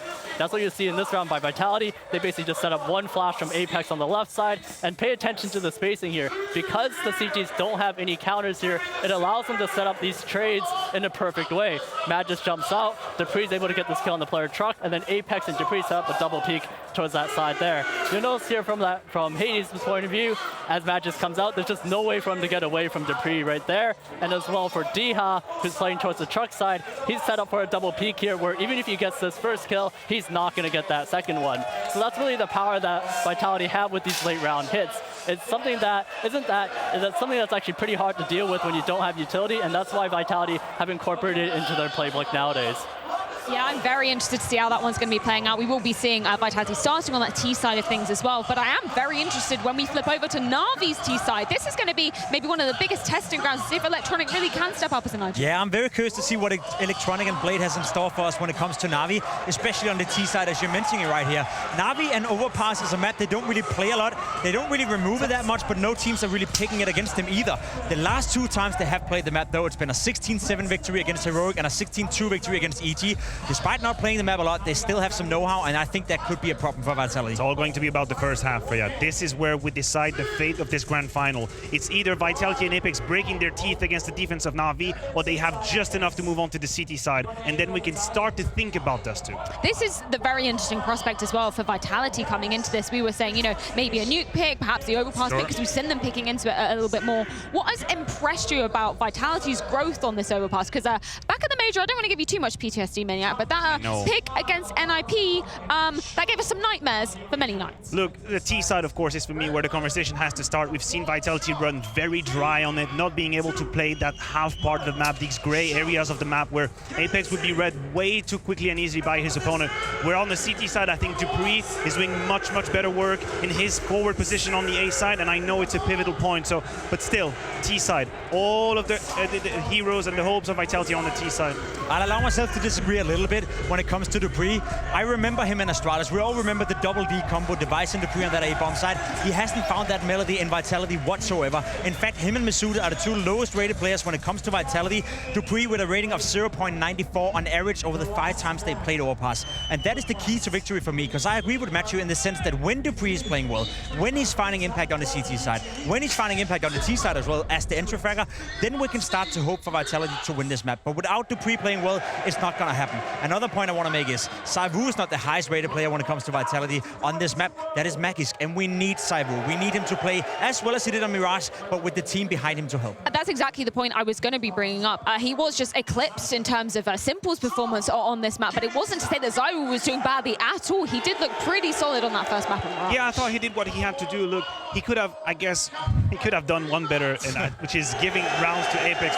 But if you look at the work he was doing, even though, or I guess when Vitality was finding their way back into this game, he was very decisive in kill number 2 and 3, right? He's not going to be the one finding the opening kill, but if you allow him to go behind the entry fragger, he's going to make sure the round is going your way. He did that a couple of times on the A side. He followed Apex closely, and he had that kill 2 and 3. I thought he was on one. I thought he was on point, but still one step behind Simple quite clearly. I think talking to all the best in-game leaders in the world right now, you talk to Kerrigan, you talk to Snappy, you talk to Glaive, they all agree on one thing, and that is the T side of Overpass may be the hardest T side to play out of all the maps right now, which is why I'm super excited that Vitality is starting on the T side. Yeah. They have shown us against Ence that they can play a good T side. They've shown us they should be able to get 4, 5, maybe 6 rounds, and by then, you know, open up the game to make it a competitive one. And then I hope we get to see Electronic play on the T side. I hope we get to see NaVi being pressured, because I want to see what Electronic and Blade has in store for us when the pressure is mounting on a map like Overpass, where it's hard on the T side. Well, we've spoken about win conditions for both sides of the server coming into this. Do you see Vitality having the hopes, having the ability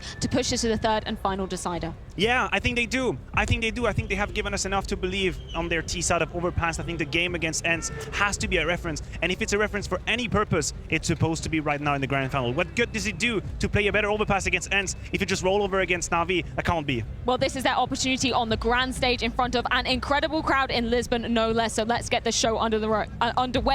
Scrawny and Launders, take this one away. Well, under the road, under the pass, I guess, is where we go into map 2, and we'll see if Vitality's kind of curveball pick can work out for them. They got pieced up on Mirage, man. That was honestly not really that close. That's the kind of NaVi that just turns around in 2-0's grand finals, I think.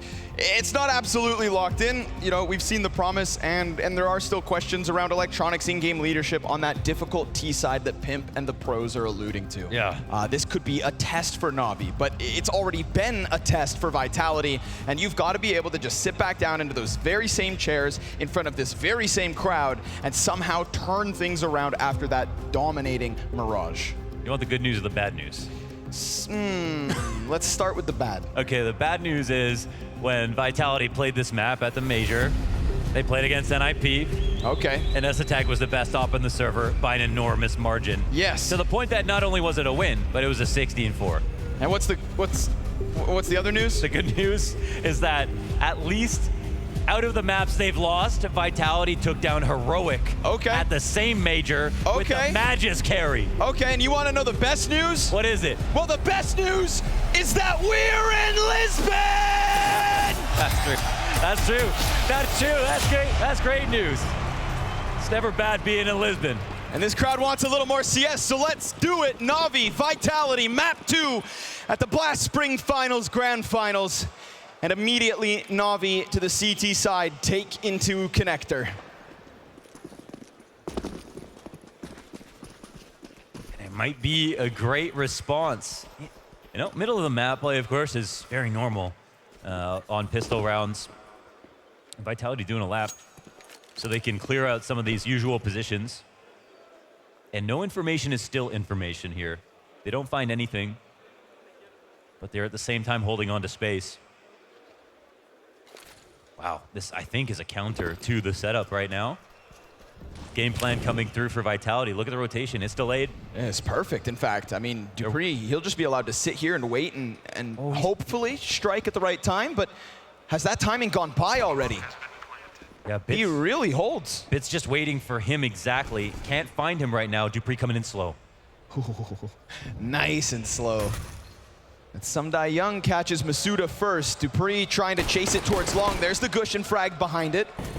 That's going to allow for the long player in ZywOo to just try and lock in. Apex known to be towards bank, double kill. Health down on ZywOo, Apex low. Perfecto pushing in, but ZywOo's got cover from boxes. And now Sumdai Young's got to prove his worth as the stand-in. And down he goes at the hands of dupreeh. That extra late lurk comes through for Vitality's T-side pistol. That was clearly a demo round right there from Vitality. Just off of that. Okay, maybe 40% of the time they go with the stairs stack.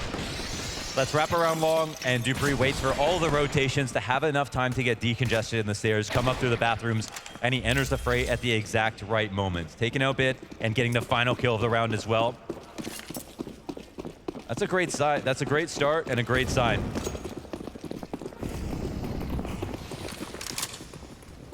Quick impact into the B site. Vitality gonna find this one for free. Okay. About as free as things can get. It's almost nothing these days.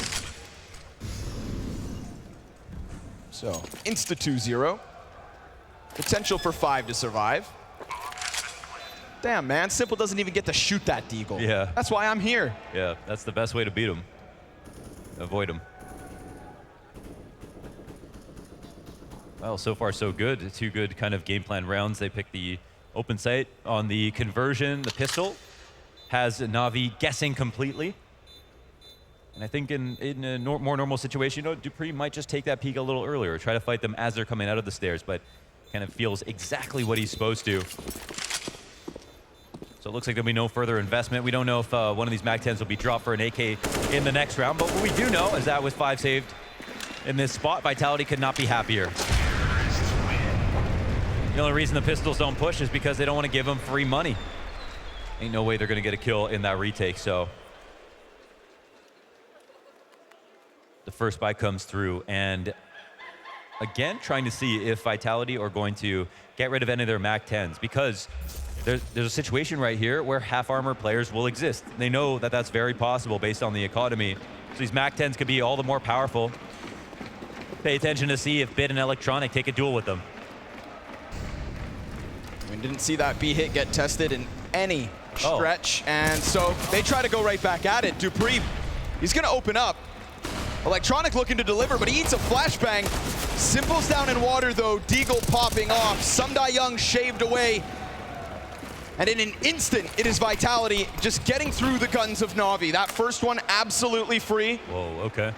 Electronic eating a flashbang. It's not the first time that we've seen, you know, these little issues within Na'Vi and getting team flashed. You know, most notably, I saw Electronic backside Inferno in what could have been, you know, a pinnacle round, just get absolutely team flashed and die for it. And this is a map where we have to question, like, how smooth is the Na'Vi war machine?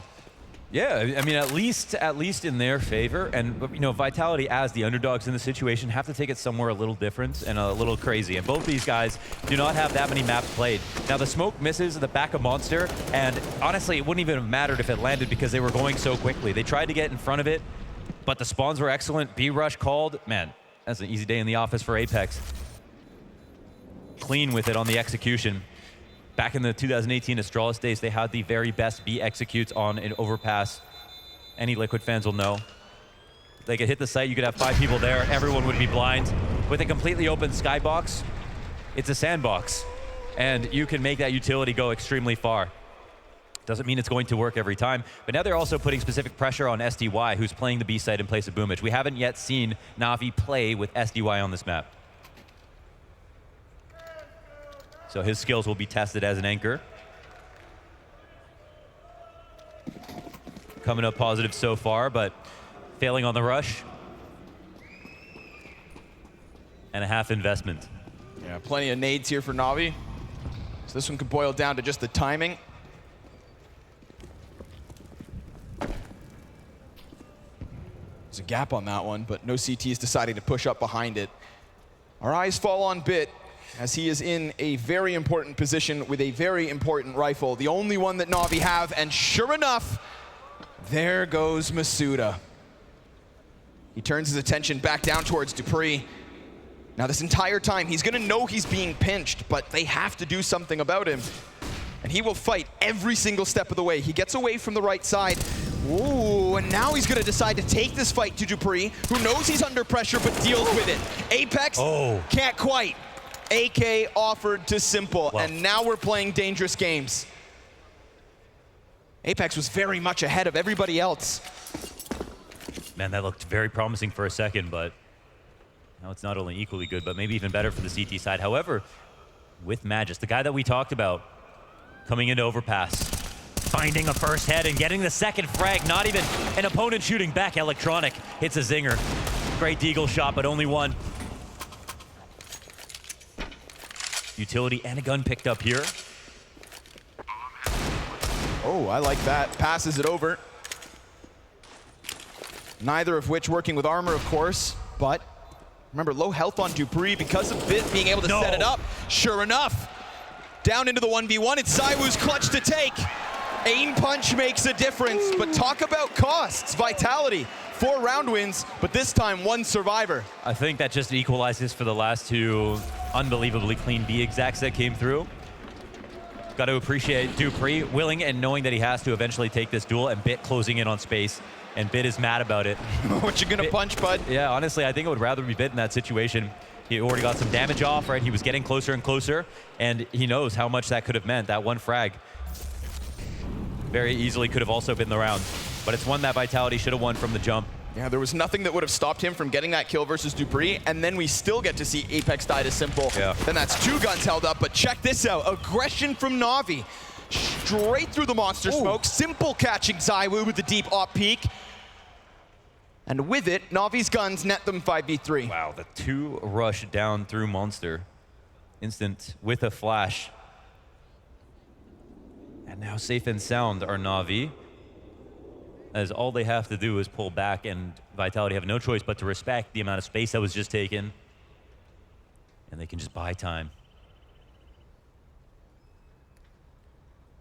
An interesting angle, you know, normally you're holding deep like that pixel on Divider, and Dupree, whoa, hold on. 2 players on the B side die. And then Bomb leaves. Masuda gets a bit faster. Simple still keeping an eye on this. 1 shot here from Simple could suddenly take the life right out of it, but there it is. If only Masuda had come around that corner while Simple checked long, that could have been his golden ticket. Yeah, small moment of time, but he was very responsible there with the way that he fell back. He was constantly keeping most of his attention towards bathrooms. So it falls back into the hands of Apex. If he really wants to keep Vitality's winning ways going, then it's just 3 CTs between him and 5. It's a little unorthodox, right? The spot being played right now to defend against this. There is a world where Apex can find a timing. He's managed to cross around. Bit does a ton of damage, though. Smoke grenade into heaven. No nade here for the CT, so Apex now having to do this with such little health. Gets blinded on the cross, and as he tries to run, he still manages to survive, but too many flashbangs thrown. Sumdai Young just guns him down and gives NaVi their first. Yeah, that was overall a very nice round between Simple and the tactic, right? They go through with this very unexpected monster push, and they have a perfect flash timing from SDY to assist in it. And hard shot here from Simple on ZywOo, who doesn't have an op to respond. It's also, again, very responsible, very careful about watching for any type of lurk that could come through. That was the mid-round moments. That could have changed the complexion of the round, but didn't result in anything. So NaVi back in the game.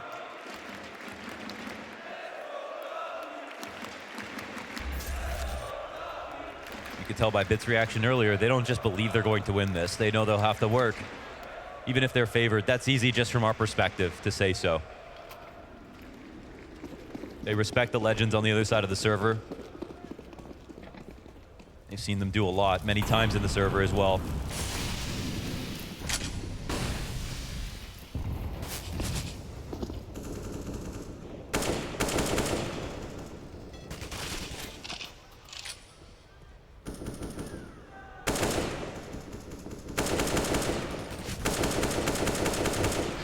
Bullets back and forth. They know about each other. Nothing connects, though. This whole time, of course, ZywOo just patiently expecting somebody to try and maybe take that little gander around the side of Connector. It's not there. Bit far more patient. What a statement this game would be for both teams. The amount of time going into the rosters, NaVi's success and then bounce back to take out FaZe already in this final, to get to this final. And the way they did it, too. Yeah, the fashion in which they did it. Oh, nicely done. Clean. Flash assist comes up from the B site. Bit makes the most. Again, Perfecto. He then throws another. Oh, and Bit turns it down into Connector. Looking to escape with 17 health. He is a one-man army. Yeah, chews him up like a tender steak. You give him the keys when you put him in the stairs and you say, peek whatever the hell you want. He calls for the flashes. He's the man set up to shine. The spotlight was on him. And now he can proceed to the back of the stairs. He knows that it's a very low chance that anybody's going to come for him in this spot. Another trying mid-round situation. It's this one man that has completely controlled the tempo. This is the difference between a 7-second rotation and a 20+ second rotation all the way around through spawn. That's why it's so important to have a stairs player. But you don't just put anybody here. You put your best rifler, bottom line.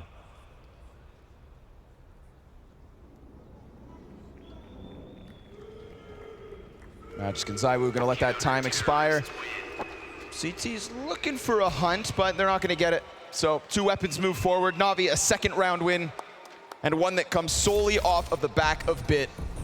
And they waited for him, right? He could have any moment gone for a peek into that fight that he had versus Dupree a round ago, but he waited, and he knew, of course, that SDY and Perfecto were gonna set him up perfectly. And look how clean these kills are, right? He literally has enough bullets left in the A1S to get the 3rd kill spraying through the wall because he did the first 2 with such sharpness. Any bit of nervousness can take you off the headshots. Doesn't affect Bit, he's immune. Mechanical. Here he is, right back at it. Decides to bail, doesn't like that amount of pressure, and I don't blame him. Vitality trying to throw bodies at it, Masuda included. He's the guy with the Tech 9. He is their limitation.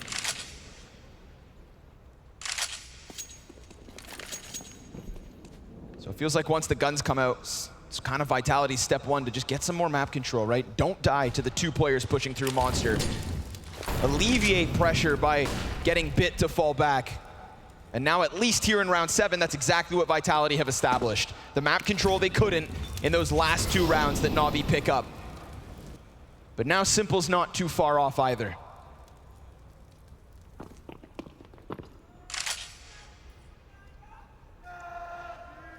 Gotta be careful about how far away they get from the bomb while they make progress, right? If the inability to follow kills as soon as you can sometimes cost Vitality situations. We've seen them be Oh, very structured about the way they leave it in defaults, but okay, there's an opener. Oh, and it looks like ZywOo's peak. Oh my God, he goes high, then he goes low, shows an elbow. Comes back from underneath, the uppercut from ZywOo. Slides underneath him. Young under pressure. Holding it off from Truck though, first one's his. Then Electronic offers us another kill, 15 seconds. Vitality, I mean, they've just got to keep on pressing in, but no bomb plan's gonna be safe. A fight from Electronic and a trade back from dupreeh. It's the two Danes inside the site, and it's good night. NaVi, lock it in. A lot of that comes down to SDY right there, the first one. That allows for the rotate to come in. If he dies, then suddenly you're back in CT spawn. No one on site. They had the help. Nice kill from Masuda at the very least. And this second peek from ZywOo, unreal. I mean, I don't know if he baited that purposefully, but it worked. Good awareness of the fight. You can see he didn't overswing. So that's 3 in a row for NaVi.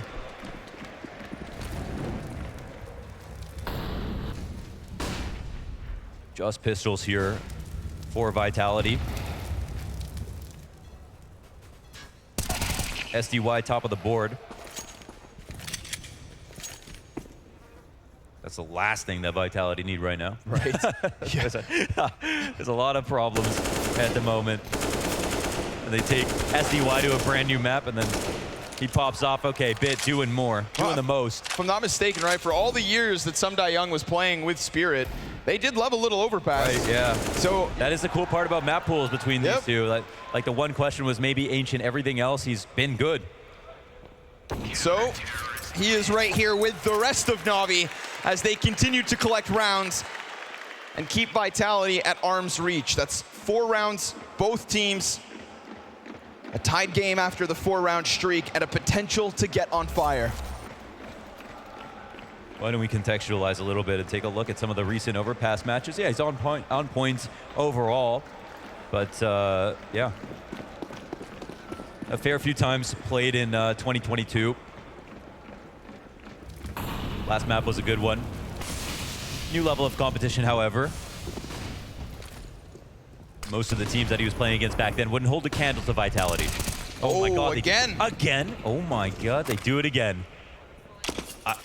You do not push Monster that often, right? It is one of the hardest and most risky pushes that you can try to pull off on any map. It has become more and more popular, sometimes phasing the smoke, sometimes coming out late when you don't think they're there. But to do it when you expect it with the flash is always risky. You're coming into potential anti-flash. But they've done it now at the beginning of the round twice. And I'm not surprised Vitality weren't ready. Flash coming in. Chance for another. Oh, but maybe that jump a bit ambitious. ZywOo, he's going to punish him for it. We get Vitality into the man advantage. SDY, he's been everywhere, and he has been a problem for them. ZywOo is up above, perched, but popped as he tried to drop down into the water. It's bit and simple. But it's a complicated situation because bomb's been dropped in the open. And dupreeh is nowhere to be found. He's got to take his time, and time is of the essence. 30 seconds to the clock. Apex just tucked in, and NaVi trying to piece together the picture.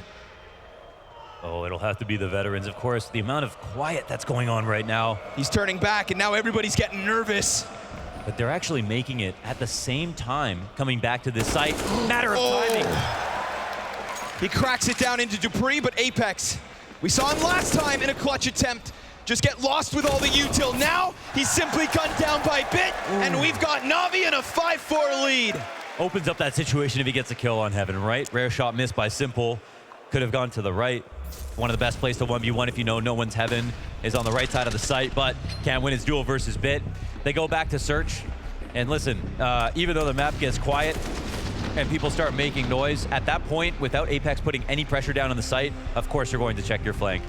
And they actually split up to do it. So if there's a world where dupreeh goes one way or the other, he has to take a fight. And he also can't get away if he tries to disengage. So it's well handled.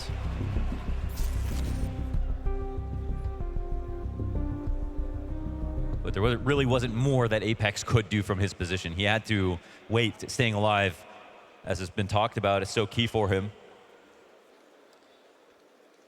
And now there is a lead for NaVi. Always causing trouble. Well, Bit sure as hell is. 10 kills, 4 deaths. Yeah. He's a mercenary, man. He's a renegade. They put him in the stairs. He makes the map feel bigger. It's that Niko effect. Magisk looking to take on a risk. Magisk is a player that the devs were really highlighting, because ZywOo isn't their highest rated player on Overpass. Yes. It is Magisk. It is meant to be him. But Electronic is killing his teammates. And now Perfecto will have a chance to step up. It's a nearly dead Dupree, but they still are able to just evacuate the monster for now. Minute 20, still plenty of time and no control for Navi anywhere towards this A site. So they have no real clue as to what's up. Yeah, they've been really light on the short B pushes, and there's been tons of monster action. And this time it doesn't go so well for Vitality. That was one of their kind of prime locations to attack in early rounds. Resetting is not fun in this spot, right? Dupree has already been tagged low. That communication has been corresponded. Perfecto knows he can just chill. They got to be careful though about this this 40-second timing, right? At the top, the player, if they're pushed up long, they're going to make it their way through bathrooms to make sure it's not A. And Vitality will start to move. Navi on high alert, 2 players inside of the water, Simple holding cross, easy. It's Magisk and ZywOo right there with it. Apex trying to claw it back, jumps into the site, but Simple continuing to cut them down one after another, and Apex is his 4th victim. Oh, he's putting on a show. He's a turret. They built him in there. Didn't have to move from graffiti. Just a quick pivot over and over again.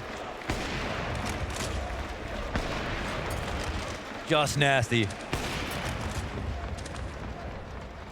Unfortunately, I want to use this moment to say, I mean, we had some nades coming out. No flashes with that attack. No scaling with the mollies in that position. They threw their nades, they waited, then they moved. So Simple, full view the entire time. But let's move forward. 6 in a row, opening kill again for Bit. Fast attack from Vitality through that first molly, but it's smoked out, it's understood. They're trying to take some kind of risk with just the pistols that they have. Bit's got that first one dead. Who follows suit? Oh, the other 2, 4 kills from Bit. And unleash this beast, let him go hunting for his ace. Let him find that final 5th. Bit's got it with the headshot. Navi keep themselves on fire, and Bit continues to power up. The kid is taking names. 15 and 4. And his favorite are French and Danes.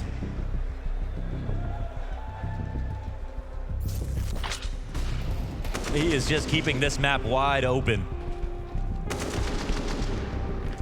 And he's even had riflers right behind him, you know, just in case, backup dancers.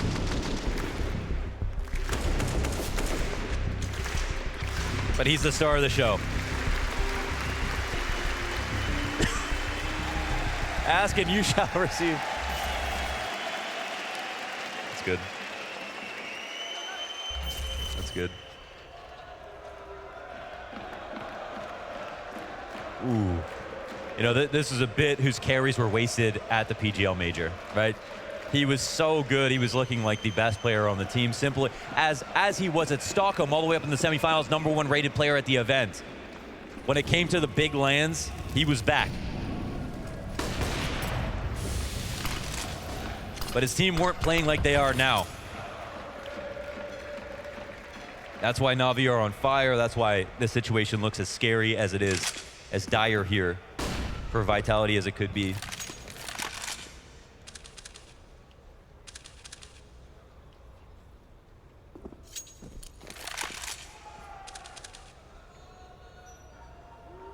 We've seen Vitality try to play through the procedures. Man, look at how dynamic in terms of the different positions being played right now. We have SDY helping out with B. Last round he was helping out with A. Bit is the rifler to support Simple back on the site. Oh, another flick shot hit. He just doesn't miss, does he? And then he kind of sells the fallback by dropping that smoke. Apex, oh, he comes around and clears the corner. Heads up from Apex not to fall for that bait.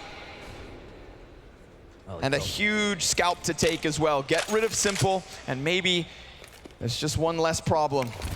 And with that one less problem, maybe you find yourself with one more round win. But he walks in, and Sumdai Young just survives the op shot. Bit, he's behind Truck within the fire. He cranks the heat, and he gives it to Vitality. ZywOo tries his damnedest, but Electronic finds that last kill. NaVi, a comfortable 8-4 score. Can you believe the pristine rifle work coming out of Bit right now? So damn sharp at every single turn. They missed a molly on Optimus. He has a perfect spot to stand in, and he's actually, you know, one-waying this against them, so they have to trust it. This is letting Magisk down when he comes onto the site, knowing that there shouldn't be anybody in this position. And then he just pops off. So even though Simple does give him back a kill where he decided to make the confident move that he didn't absolutely have to, Bit's right there. Bit is right there. SDY, of course, surviving on 1 HP is tragic, but he also finds an opener before that hit comes in.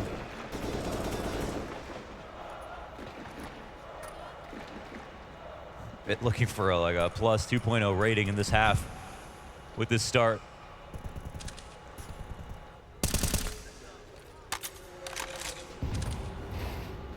No free wins versus NaVi. Hell, no free map control. Every step a new test. And I don't know if Vitality are well enough studied for a solo AK play versus a NaVi that's hitting this hard. Bit 17 frags now, sitting silently inside of bathrooms, and that internal timing ticks. Getting himself somewhat away. The flash is over top. He's primed and ready. Oh, there's Sumdai Young. It's 2 assists from Bit instead. AK hits the ground. Magisk, meanwhile, hoping to recover inside of Connector. Electronic looks the wrong way. Turns the attention back. That Desert Eagle goes down. The bomb right with it. ZywOo hands onto the AK, but a nade with his name on it. Damn. And Electronic just illuminating Connector, giving NaVi 9. The alley-oop with no help required. His own nade, his own spray. SDY right to the jump. Ready to complement all that damage that Bit did with kills.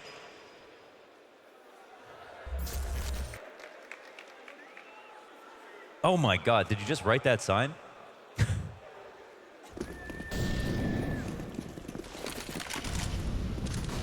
It's something that will only matter, of course, if the loss comes in, right? But it does feel like, you know, we're in that position. We also have Magisk on 3 kills who, yeah, as was already pointed out, in their one big overpass win, he was a hyper carry. 1.30 rating over Heroic, a grueling game. And I think we'll see more from the CT side, but doesn't mean you don't have to play both.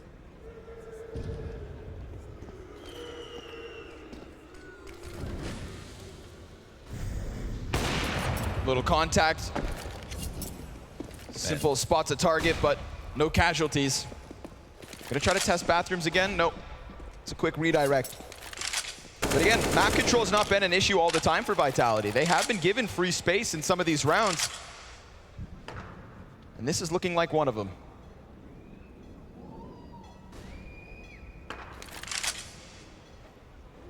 They start to clamber over top of the railings, creeping ever closer to a B site where Perfecto, maybe he won't be able to hold this many players back. He peeks into the fire. That's half his health gone. Now he does a ton of damage, and Electronic actually finds one with the fire. Yeah, he cuts the first head of the Hydro. That's the important one, and the Molly still exists. And Electronic does too, locking in these kills. Low HP for the remaining 3 of Vitality. Do they want to take this chance? Because if they do, it could just get slaughtered. And a potential second ace for the side of NaVi. They're going to try to run, but Apex, you can't hide. 17 kills for Electronic, all 5 in this one. And NaVi are absolutely feasting. Dude, oh man, what can you say? I thought this game was going to be all about Bit, but look at how they play off this Molly. Electronic's second Molly comes in. It finds the refrag for Perfecto. They try to use it to one-way, gets damage off. That assists Electronic. Then the flash timing from his teammates here is perfect. Actually, was that ZywOo's? It might have been. My God, he's picking up those pieces, following them every single way they go. They got stalked that round. Round 15 coming up. We've seen basically 15 different setups. Simple being incredibly proactive all over the map. Bit even more so as a player with just a rifle.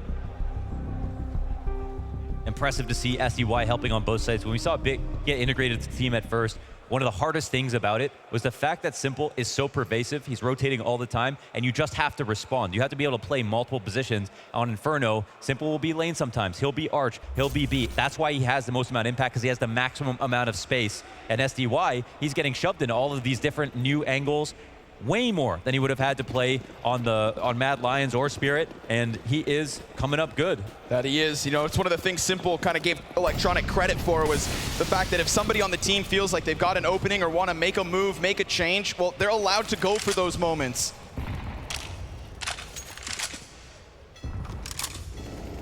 NaVi simply vibing with an 11th CT round queued up. Now there's an auto sniper on the field somewhere. I want everybody to know that. Oh, okay.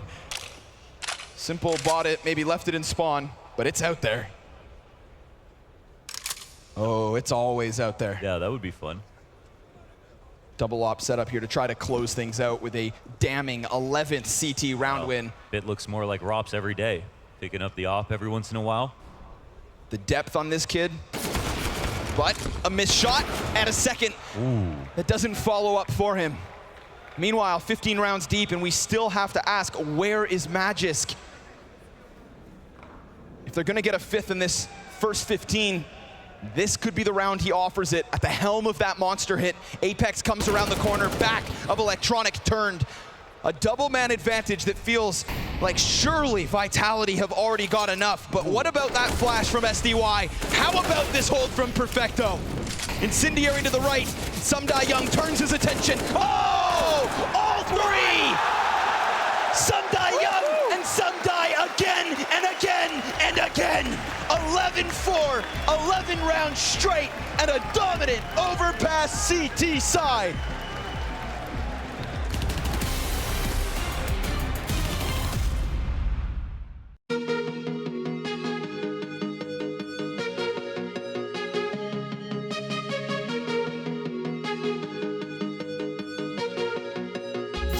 Hafen.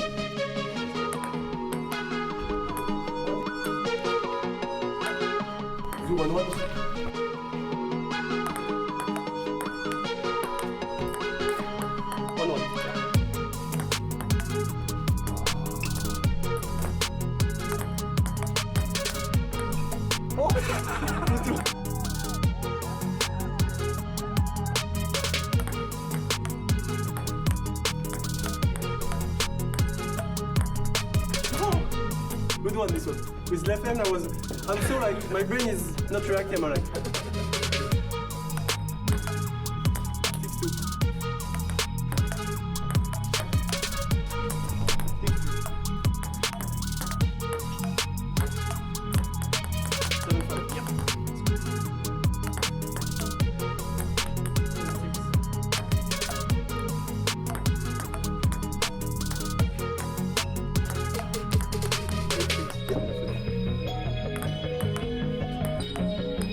No, she did like this. No! 9-8! Remontada! That feels so weird though. GG. GG, man.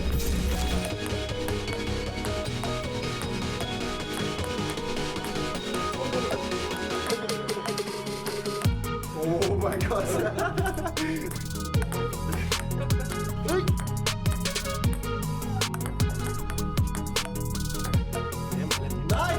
It is good.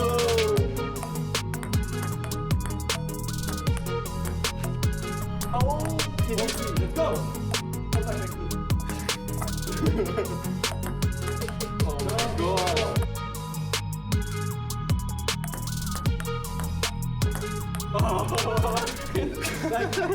Oh, it's so hard, bro.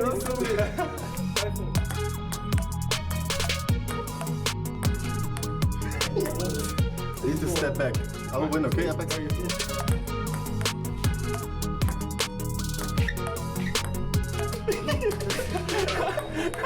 Oh, yes!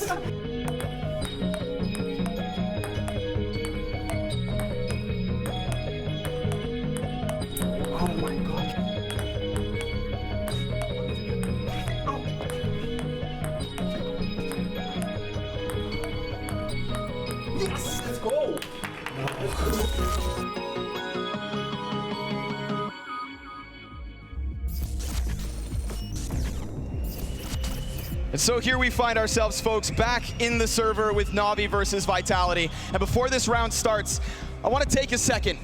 This is a special day, not only because we're here in Lisbon, but because this is Counter-Strike's 23rd birthday. And I want everybody here to give us a Counter-Strike chant. Start with me and keep it going. Counter-Strike! Counter-Strike! Counter-Strike! Counter-Strike!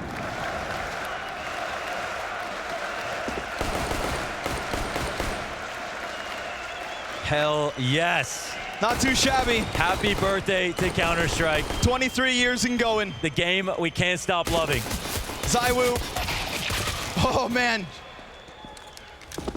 One with the game. Made for it. But currently being made mincemeat by NaVi, him and his teammates. This is a NaVi that you just struggle to keep up with. And ZywOo, well, down he goes. Electronic and Simple, 2 additional kills at a CT side that we may never even get to see. Oh man, don't say that. This pistol. Look who's come up. He's seen the targets, can't hit the shots. Still a chance to get in this. Has to hit a crazy one, but it's perfecto. Mr. Crazy himself. And Magisk, the guy on CT side who needs to deliver, also falls. No kills between the two. 12-4. Dire circumstances. Cavernous depth between the rounds of NaVi and Vitality. An unbelievable mental lead, numerical lead. I mean, if you ask anybody on NaVi right now, do they think they won this game? They do. They already feel like that. You could see by the way that Simple was playing with his op in that first half. Yep. The confidence is there, the belief is there. I mean, Vitality have to prove them wrong. Have to show them why it's not true. Now, I will say, we can still look forward to CT side. We can still look forward to CT side. I think on all maps, Vitality are almost consistently better to the point that it's unbelievable. They put up great halves. Nuke was kind of an anomaly with their 2 recent maps being good on the T side, and that's just a good sign for the health of the team in their map pool. But on Overpass, this is the half that they figured out first. We know how difficult T-side can be sometimes. And it looks like the search on this T-side round from NaVi has paid off. SDY's got all the info that he needs, which is not seeing a single person. Absolutely free for the taking. You know, you said that if you were to ask the players on NaVi whether they've already got this one, they would all say yes. And as much as it hurts, if you were to ask that same question to Vitality as to whether they've already lost, I think maybe at least 1 or 2 may feel that way. Down in the depths, Yasuda, Magisk, rough match. Man, this is SDY as technically a stand-in, looking to pick up his tournament win. Oh, okay. It's Electronic from Top Bathrooms instead, but it's still nice and clean, and it's still netting them what they need, which is more and more round wins. Getting ever closer to that coveted trophy lift. Electronic 21 kills, 9 deaths as he mops up 3 more within round 17. What a beautiful story it would be for Sum Dai Young. You know, he's a guy that, he's a player's player. Everybody knows who has watched CS for a long time that this guy's always been underrated. He was someone who almost joined NaVi at one point in history. And the rumor said that maybe he wanted to play with his friends, maybe it didn't work out because of logistics, and that this opportunity when he came into this event was the biggest of his life. And now he stands here in the grand finals, 3 rounds away from picking up a trophy with a team you dream of playing with, alongside the best players of all time from your region and in the world in some cases. And potentially not even close. Oh, but a little bit here from Vitality. The double peek around long just kind of catches NaVi asleep at the wheel. They weren't ready for that one. You know, and there will still be the question of NaVi's T-side, whether Electronic can go ahead and pick up the mantle and own them all again. Ooh. Man, when you pick off an anchor like that, that can mean a lot. They're not seeing the the info on the setup, it's going to be kind of scary. But with the monster smoke down, I don't think that Vitality are going to be too scared. They don't have to raise a suspicion about whether they've rotated to the right or left. Flash comes in, Simple will scale. Magisk has to get this kill right now. Oh, Simple, he's gonna be blinded. That flash comes through from ZywOo, certainly helps. Some die young. Oh, double kill with the MAC-10. He's looking for the upgrade. He's got the CT separate, but that little moment where he scrambled looking for the upgrade, that is where he's ended. Apex comes in, gives Vitality, at the very, very least, a 5th. Yeah, no, a little scary. Nice couple of kills at the end. Vitality overall picked him off. Great push here on the A side. I think that was the big one. Some money made, actually. 600 bucks per off these 2 frags. In the early portion of this half, that could make a difference. But the tactic comes through, and what did we see from Vitality? And basically every single map was playing way too passive to begin with. They start off with some aggression, they win the round. Playing to win. They have to. They've got to fight. They've got to fight, they've got to keep it up. The flash is so late. Dupree's waiting, it doesn't come through. Oh, but there's a little bit of a recovery boost from Masuda. Doing to NaVi what was done to them. Vitality get back a man advantage. Another 3vx, but this time it's not 2 MAC-10s and only Simple with the AK. Yeah, this is about reading the rotation, right? Oh, they're really close to the smoke, and it's actually not perfect, so Bit gets comfy in front of it. Jump spot coming in from the site. No way to know about this. Vitality will get some space back on the other side of the map, but they are dedicating 2 players to this push.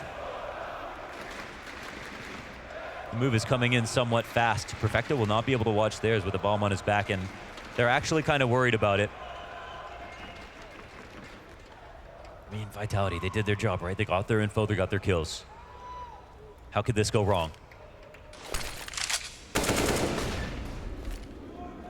Electronic toying with it. Runs away, of course that will be heard. Perfecto passes him another flashbang. Bit at the front of it all. Comes in, clears the corner. ZywOo and Apex! No way he's that fast!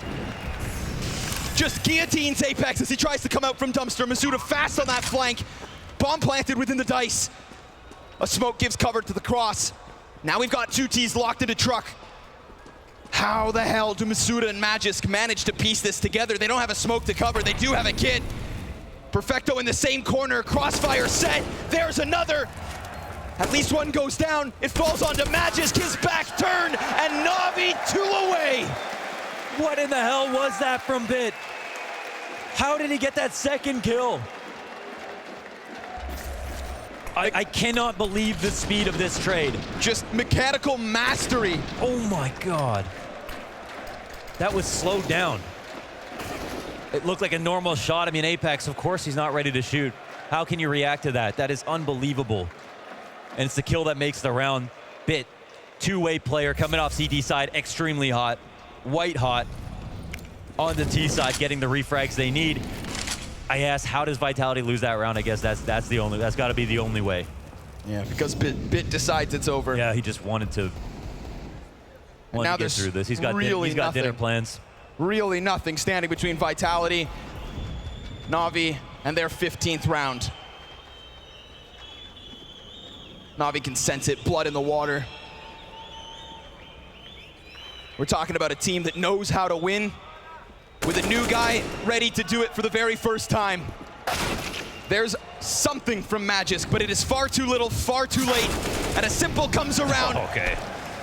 You make sure you take down the king when you come for the crown. Instead, Simple clears out that bomb site, plants right there with it, and a 15th locked in for NaVi. 10 map and match points in Lisbon. Oh my God, yeah, they've nearly completed it.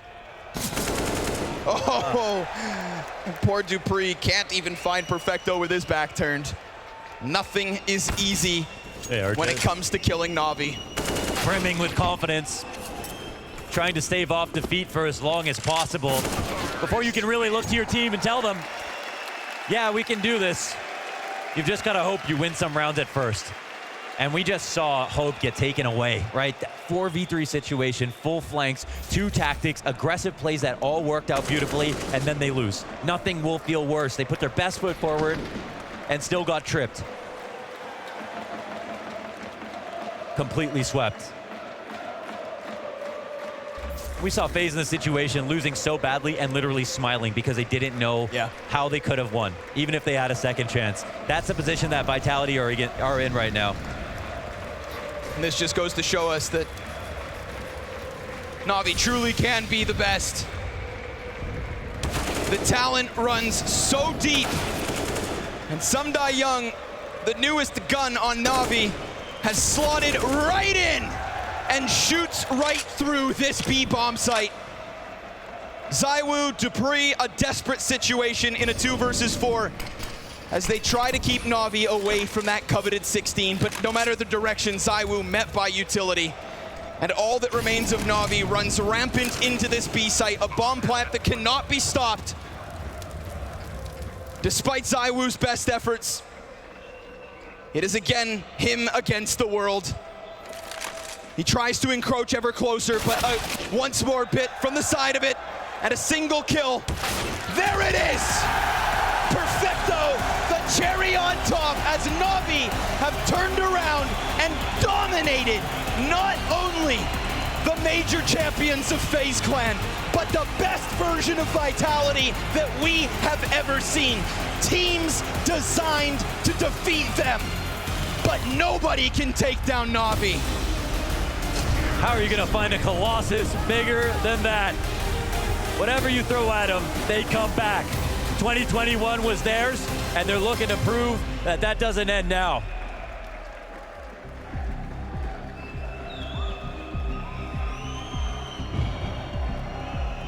To think of Sumdai Young's position coming through short notice as a stand-in to slot in with some of the world's best.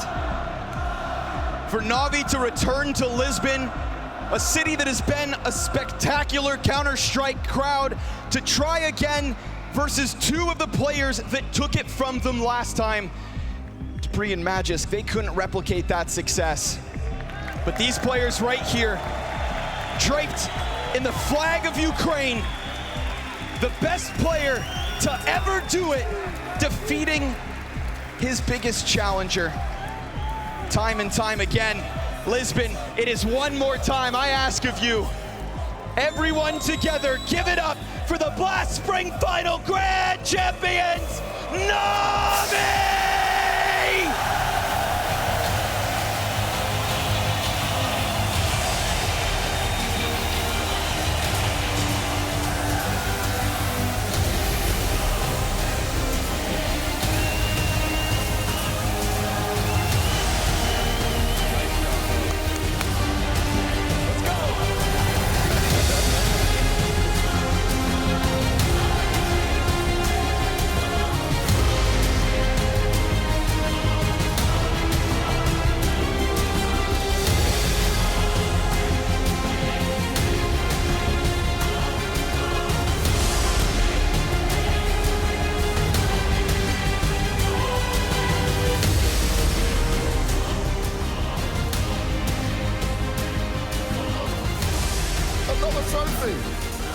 So, Blade, does this mean another Instagram post?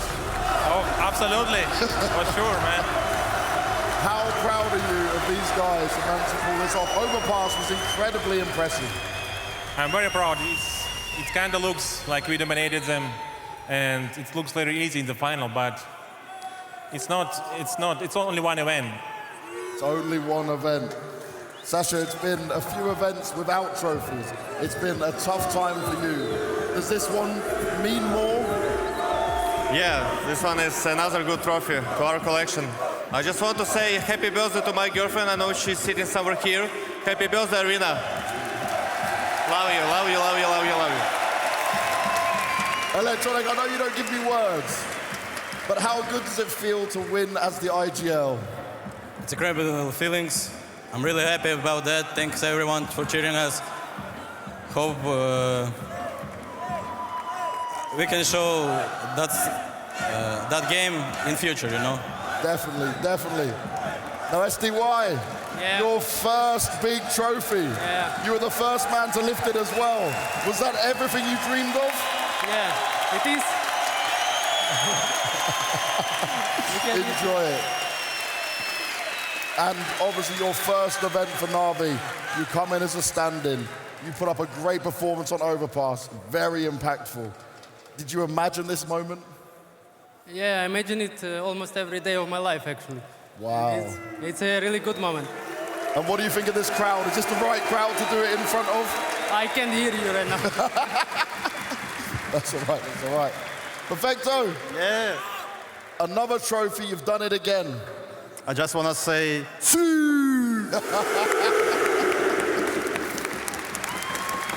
And Bit, Overpass, that was damn good. Yeah. Big smile on your face again. You're young and you're still getting it done. Anything you want to say to all the fans out there? Lisbon, make some noise one last time for your Blast Premier Lisbon champions, NaVi!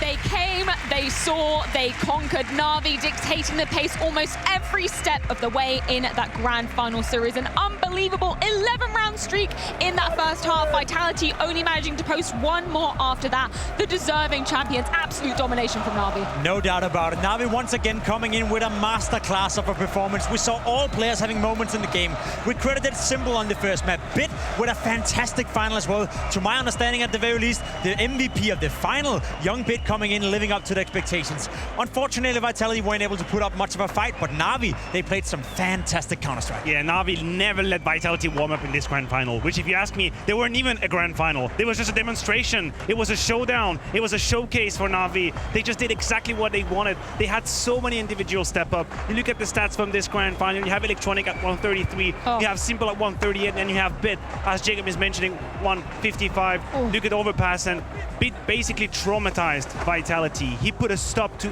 any ID, any momentum, any rhythm Apex wanted to put in. Bit said, no, think again, that won't work. It's absolutely incredible to witness. We just got to give, credit to Bit once again. How young, how new in the grand scheme of things this start is. Every single time he gets on this LAN stage, he delivers. And we were the first to put pressure on him, right? With Electronic moving into an in-game leading role, Bit needs to take more responsibility in the future for NaVi, and he showed us right here in the final that he's ready for it, Freya. Yeah, absolutely incredible. Electronic once again as well. We do have to give some credit to him, stepping up to the mantle, taking that in-game leader position. His individual form not dropping either. Yeah, not dropping one single bit, but you know also who didn't drop? The man that's joining us right here. We got to get him up here on the desk. Simple, of course, going to be our Mersk MVP coming into this tournament. Might need your muscles here to help me, Jacob. Yeah. We've got quite a big box. Simple. We've got a trophy for you. Do you want to help me do the honors? Actually, yes. you can do the honors, Jacob. There we go. Well, you want to open it? Yeah, you can open it, man. It's all yours. Oh. Take it, all yours, buddy. Beautiful stuff. Nice. I mean, I'm so just heavy. I'm getting repeats of what was going down at the full finals as well. You are a Mersk MVP there. Mersk MVP once again here, Simple. I mean, what does it mean to you picking up another trophy here?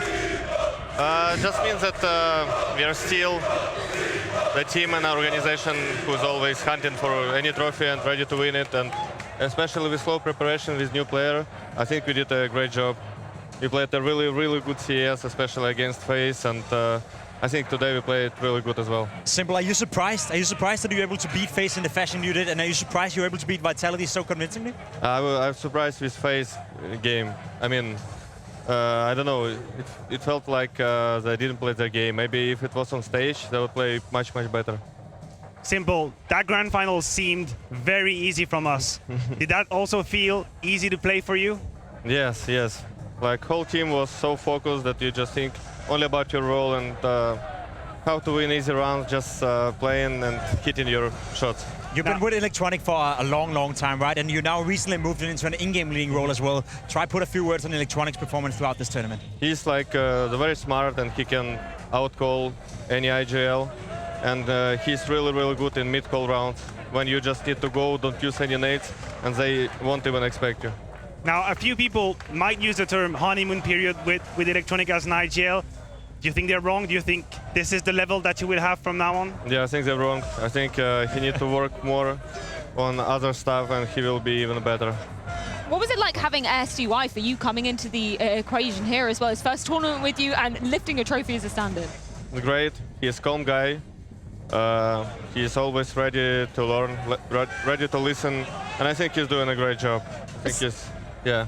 I just want to give you a moment to say anything to the fans all cheering for you. I mean, there are so many of them here in the arena as well. They were chanting your name when you were coming up here. Thank you everyone who came. Thank you, and I hope you enjoyed these holidays. I hope you enjoyed this Blast event, and hopefully to see you next time in Lisbon. Thank you guys. Oh, it's been absolutely spectacular witnessing you up on stage, Simple. Absolutely spectacular having you up here. Congratulations on the win and the Mersk MVP title. Huge stuff. Once again from Simple, just getting repeats from that full final too. Yeah. He's just sweeping up all the trophies. We just gave him an MVP, and that one is obviously very much deserved. But yeah. I think it's safe to say Simple is about to be the first player in the history of Counter-Strike with 20 HLTV MVPs. 20 MVPs. I think he's going to be creating his own category. Device was at 19. What he's showcased once again here in Lisbon is worthy of 20. This man is about setting limits, about setting records. It's not about catching up with anybody. He is writing his own category. And don't forget, he started out against OG by playing a poor game of Counter-Strike. Yeah. By all means, according to Simple standard. I thought to myself, uh-oh, Navi in this tournament, if Simple is delivering at this level, there's no way you're going to win. From that point and onward, Simple was without a doubt the best player in the entire tournament. And that speaks into what we talk about all the time with Simple. You can never count him out. Yeah, just absolutely huge from him once again coming up on the stage. It's kind of crazy. We sound like a broken record when we're always talking about the Simple showing up when he's needed to most. But it's the fashion for me that he does it in. As you were saying, you know, poor performance to start off the tournament. He looks angry just coming back into things. Yeah, they looked angry, but a good anger, a positive anger, the one that you need to be fierce on the server, the one that you need to make the difference. Look, this is always the same with Navi. We can stand here and praise Simple as much as he deserves, and we could do a whole podcast of 10 hours. We would run out of superlatives. But the matter of fact is he had a lot of people next to him in this grand final to overclass Vitality. Bit was a one-man show on Overpass. Electronic was very safe. Perfecto closed a few rounds.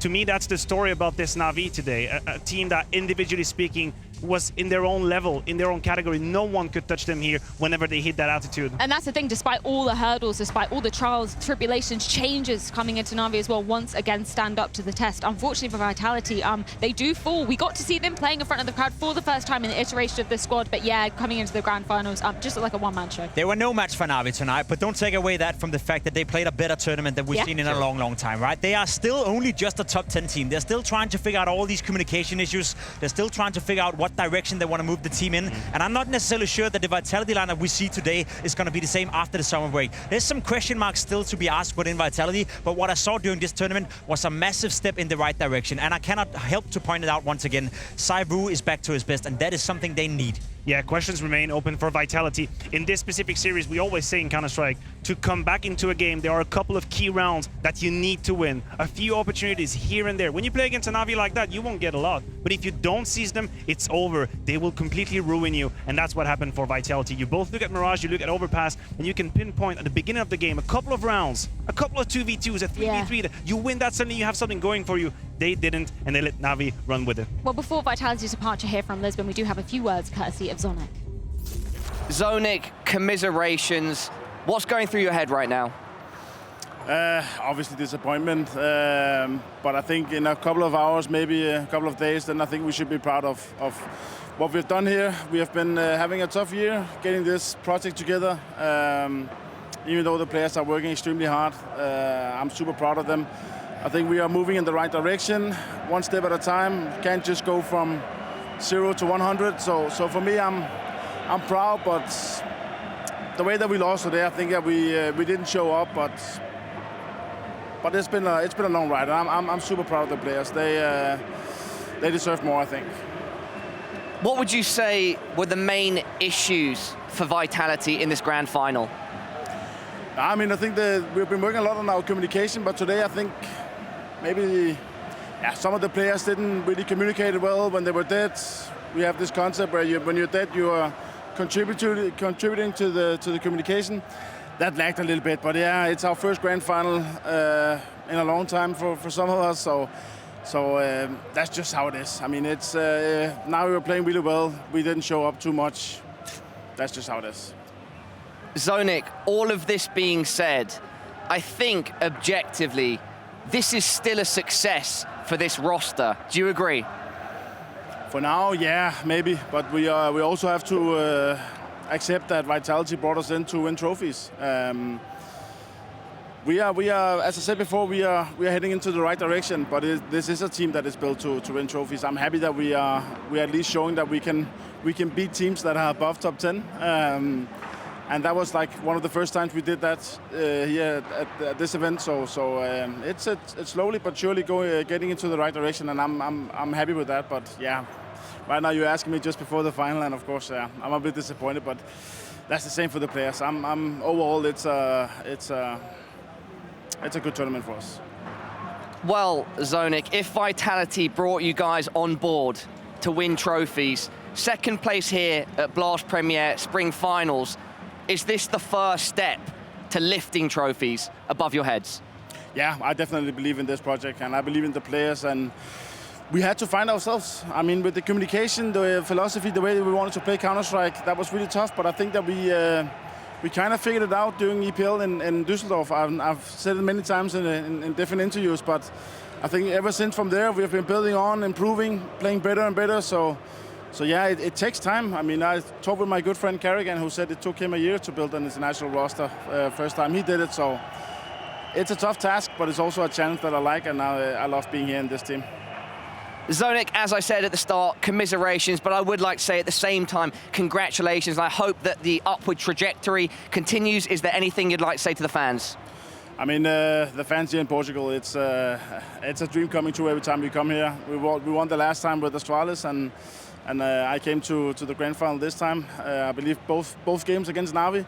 So they also know the crowd is here. It's insane. It gives these like football, soccer vibes. So they are the best, and that's why we play. And what a way to come back to a crowd after not seeing them since for 2.5 years. That's amazing. Zonic, best of luck, and on to the next one, mate. Yes, cheers. Props to Zonic for giving us a few words after that grand final. As he was saying, you know, a step in the right direction, rather, for Vitality going forward, getting closer to lifting those trophies, but not one just yet for them. No, I love the honesty coming out of Zonic. You can always count on him for telling people and telling us how it really feels for him and his perspective. Of course, they're being brought into Vitality to win trophies. And right now, let's be completely honest, even though they were in the final, they were nowhere near lifting a trophy tonight. So I love the fact that he still has eyes on the prize. He still want to get better with the team, but well aware that right now they're nowhere near close lifting that trophy. And that has to change within, I'd say, a soon future. He said a year here for Kerrigan. Sure thing, but we need to see those improvements, gradually speaking, every single time. Right now, very hard for Zonic, I think, to have clear conclusions. They've been concussed by this grand final, not even really showing up. So a few days, cool head, level head, and then look into the future. Well, we had a few words from Coach Zonic, but now we've got a couple of words from the man on your screen. It's Apex. Apex, commiserations. Can I ask, off the bat, what's going through your head right now? Well, we got stomped by this NaVi once again. I think that's way too many matches for me in a row. Nothing to say. They were just the better team overall. They just play much better than us, so nothing to say. I'm just happy we made this progress. I didn't expect us to go to the final before the tournament. So the most important for me is just making the progress in this tournament, and I think we did a lot of progress. We have a lot of things to work on, obviously. But yeah, that's it. It might be difficult to remember everything right now and be processing what took place in the match. But that being said, is there anything that stands out in your mind is what went wrong for Vitality? I think that the beginning of the game was really tough for us. We just didn't wake up, at least. And that was pretty tough. We were really off communication-wise. We were a bit scared to play, so they just had like 9-1 leads. So yeah, when you wake up after 9-1 lead, it's pretty tough. We lost all clutch rounds as well, I felt like. So yeah, pretty tough on our side, but I mean, I have no regrets. Nothing like big. I mean, we didn't do like crazy mistake. We were just not there. So yeah, it just happens. We don't have much more time in this interview, but I did want to ask one more thing. You mentioned progress. Second place here in Lisbon at Blast Premier Spring Finals. Is that progress for Vitality? Of course, that's the first playoff in the year for us. So obviously it's progress, and I'm just proud of the boys for what we did. I think we can do much better, that's a sure thing, but yeah, individually we were really off today, and we really need to show up, otherwise that's gonna be not easy for us to win tournaments. Apex, anything for the fans? Thank you very much for cheering for us once again, and see you in Cologne. Apex, thank you, and best of luck moving forward. Thank you, bro.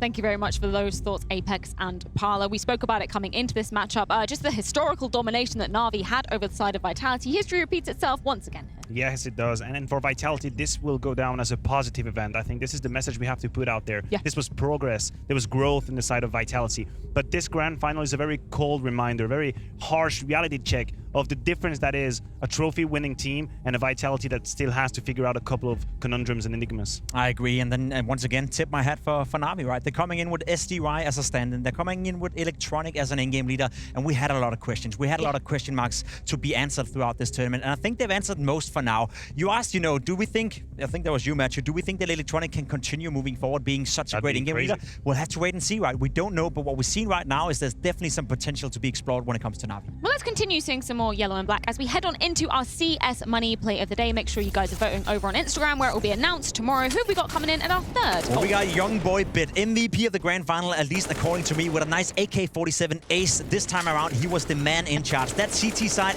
he locked them down completely, and Bit, once again, stepping up to the occasion. He's young, he's inexperienced, some may say, but he's goddamn good. And it's so gross when he plays like that. Second place, or second choice, we have Electronic, the nowadays IGL of NaVi, doing the plays on his CT side. His positioning was once again stellar. Here we can see how he navigates around that smoke with the AK-47, grabbing the first, and good timing to put down Misuta and ZywOo. A very well-rounded performance from Electronic. SDY may not have been the carry for NaVi, but he played a big part in as to why they lifted this trophy. So I'm happy he got to lift the trophy, and I'm happy he got to get this triple kill right here, shutting off the first half. Look at that from SDY. Found an awful lot of impact for NaVi, and a great debut for him as well. Absolutely huge stuff. Make sure you're getting those votes on over on the Blast Instagram, and we'll of course be announcing the winner of that tomorrow.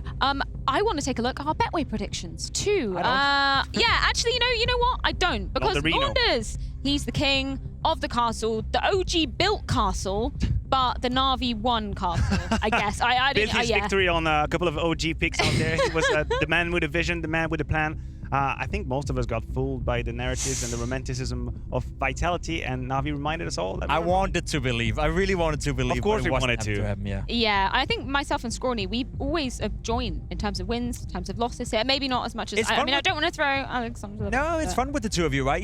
Either you win, I guess, and get the crown, or you suck massively. Yeah. That's just the way it is with you, Freya. There's no in between. Absolutely some collusion going on. I should check the messages in the group chat. You guys are making some kind of plans or something? Maybe. Why do you end up with the same result? At least we've stopped sneakily sending the messages to the social. That was the worst of the worst. Well, that really was. That was you. That was you. That was a low point in my life. Let's not repeat that one. But this has been a high, gentlemen. Thank you so much for joining me up here on the desk. Pleasure. First Blast event outside of Copenhagen as well. It's kind of weird seeing all the Danes walking around, still speaking a lot of Danish. Yeah, but I know. Kind of getting used to it again. But thank you so much to Wonderful Production as well for putting on a fantastic show as always. Thank you so much for joining us. Thank you for all the teams in attendance as well. It's been an absolutely spectacular show here. Congratulations to NaVi once again for being the Blast Premier Spring Finals champions.